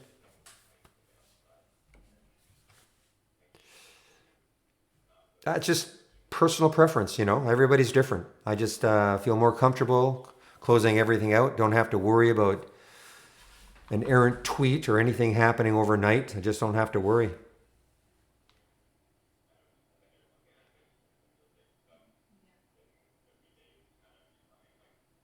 I'm not, and that's not a recommendation.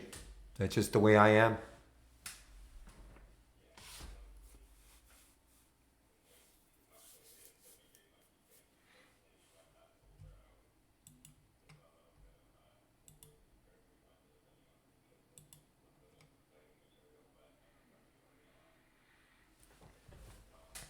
Okay, so Marcus, if you find the link right there, the links right there, okay, and Holly strategy descriptions. That's a PDF, and it gives you a little outline about what every strategy is looking for. Okay.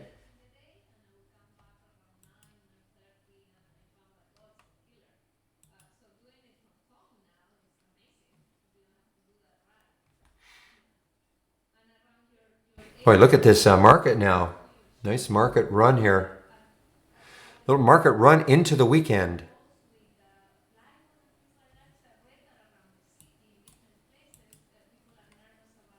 Okay, Marcus, did you get that?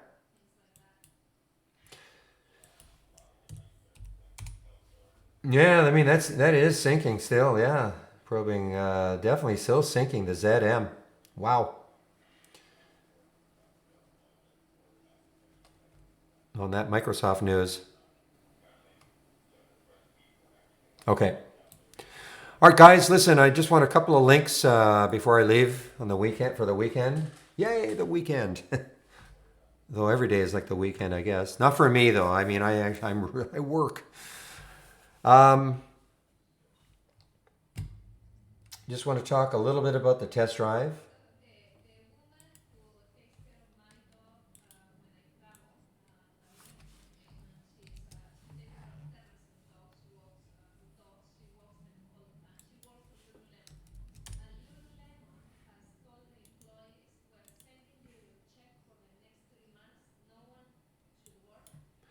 Watch out for this meso.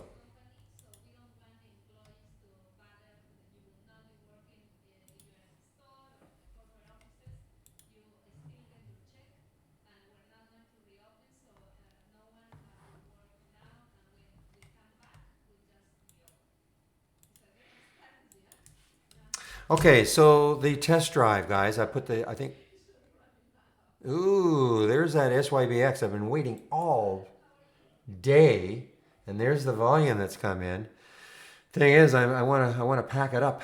Ah, shoot, been waiting all day for this little move. Look at the volume that came into Miso, 1.5 million.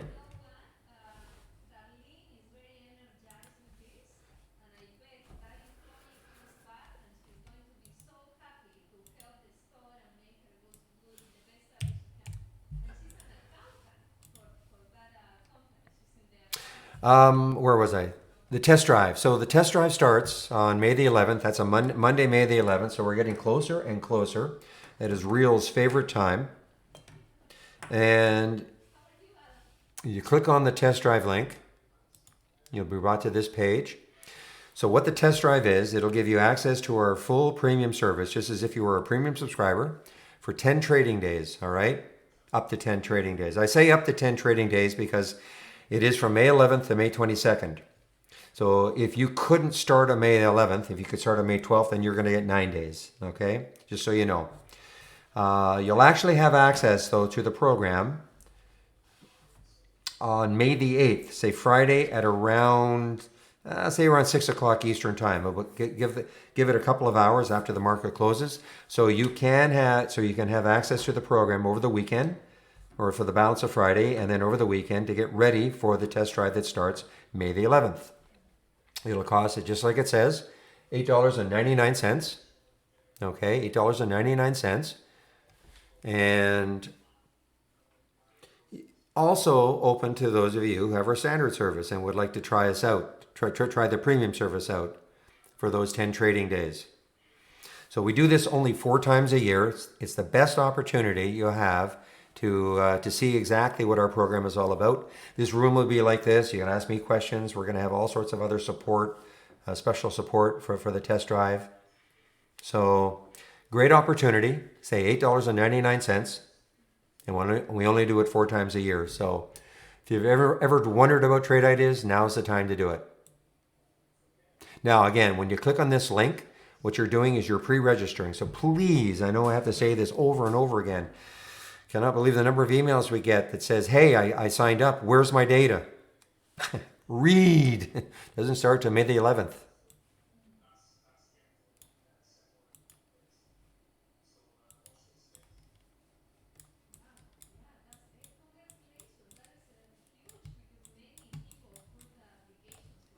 Read. uh, it's obviously Friday.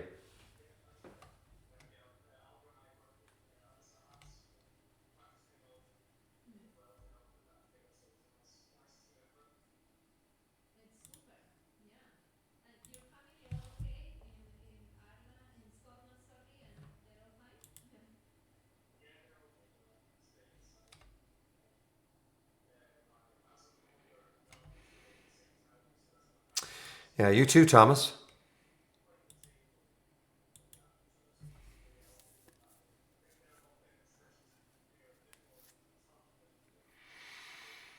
Time is it? 2:48.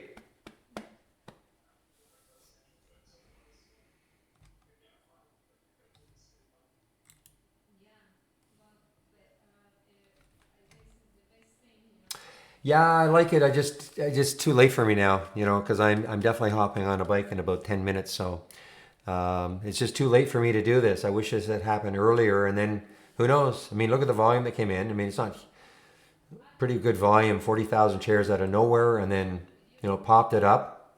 The spread, yeah, 232, 234. You look left.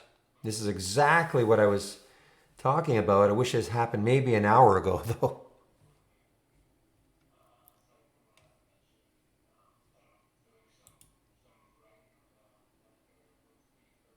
Oh, position and range. You notice, I don't care so much. I mean, I have the column, but no, because me, because I want to see stocks near the high of the day.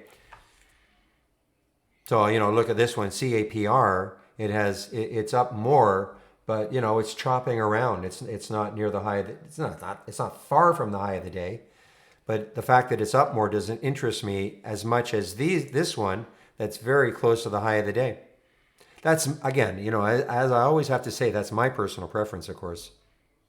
That's probably my favorite filter, the position in days range, just because I'm a momentum trader.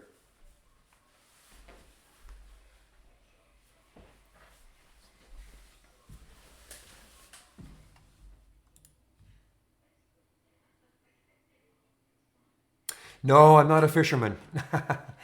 I'm definitely not a fisherman.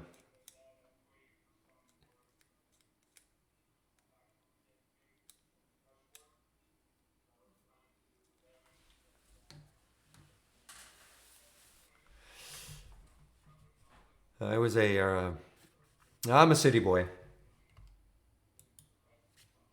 Not that you can't be a fisherman and live in the city. Or I understand. You can take trips. I get it. But no, I've never got involved in fishing.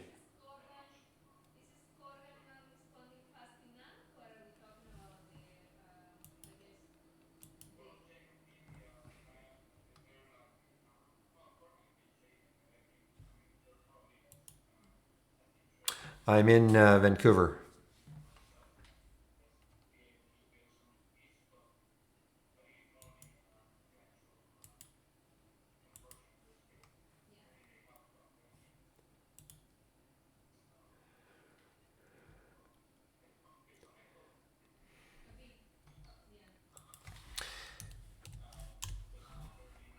It'll be interesting to see what happens with this one next week. I mean, this is, yeah, I have to admit, absolutely incredible.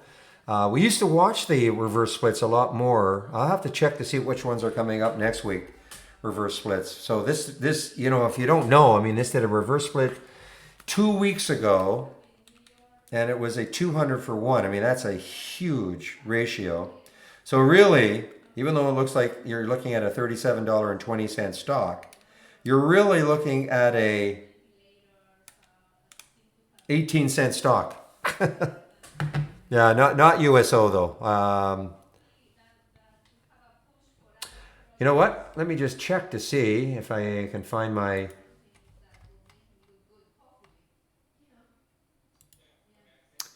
See, let's see. Where are you?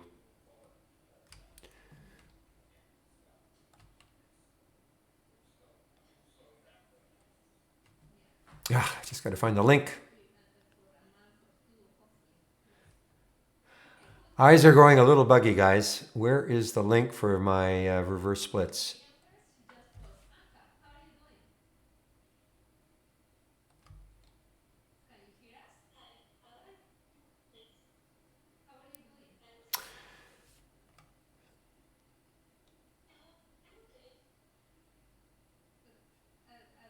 It's terrible. I can't find it.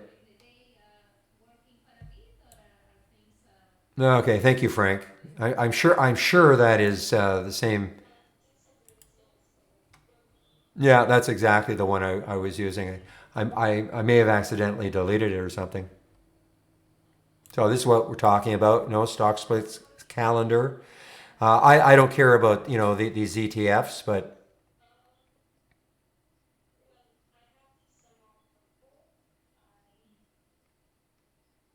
so look at all these ETFs.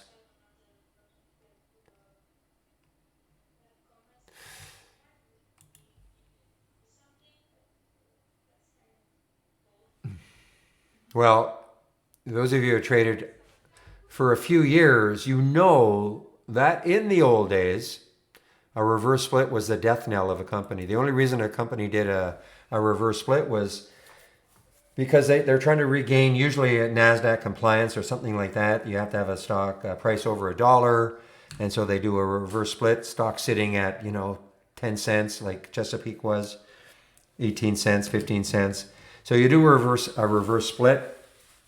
So your stock price, basically your market cap remains the same.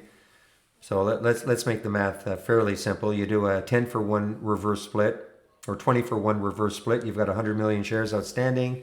20 for 1 reverse split, you're at 10 cents. So now you're a $2 stock with 5 million shares outstanding, okay? Multiply the price by the shares, you get the same market cap.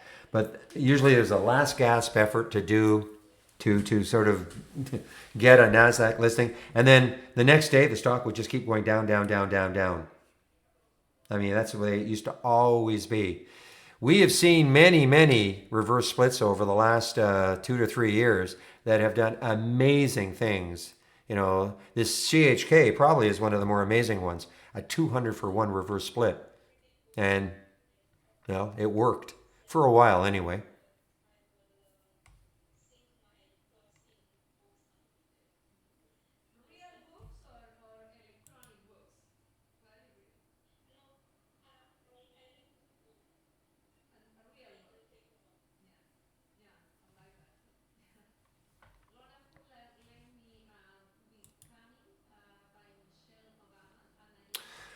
All right, guys. Are there any other questions? I might just take off right now if there are no more questions. Listen, I'll stick around if there are questions, but otherwise, I think I'll just take off.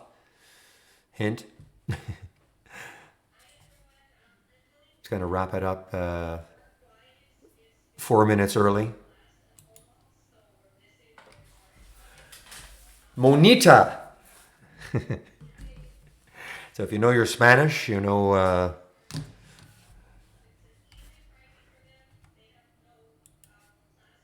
one quickie. Okay, go ahead, Eric.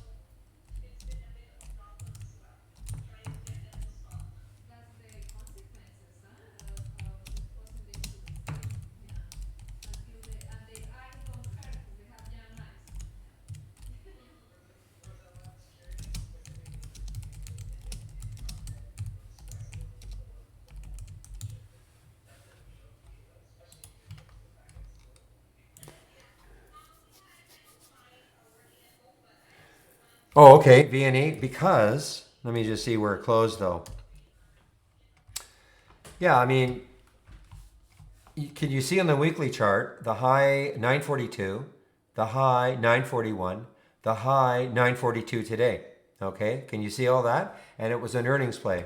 So why I said that, I said if it can take this out, I mean, it's up 11%. It's pulled back a little bit, but if it takes this out, I'm not saying it's swing now, but if it took, I mean, it's amazing how this works. I mean, on that weekly chart, almost to the penny, three highs almost to the same, right at the penny. In fact, what did I just say? 942, 941, 942. So two right at 942 and the other one at 941. Can you not see that if it can take that out with any conviction, then when you look left, it's got all this room. I'm not saying VNE is a good swing now. I'm saying if it took that out, and it almost, it tried earlier. I mean, it got up there, but then it pulled back. Okay, make sense?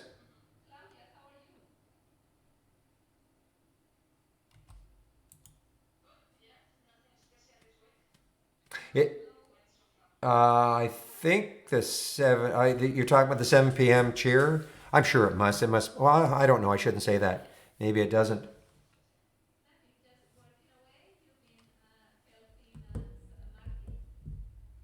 All right, guys. I think that's it. So have a great weekend, everybody, as best we can, and we'll do all this again starting Monday morning at 9 o'clock. So take care.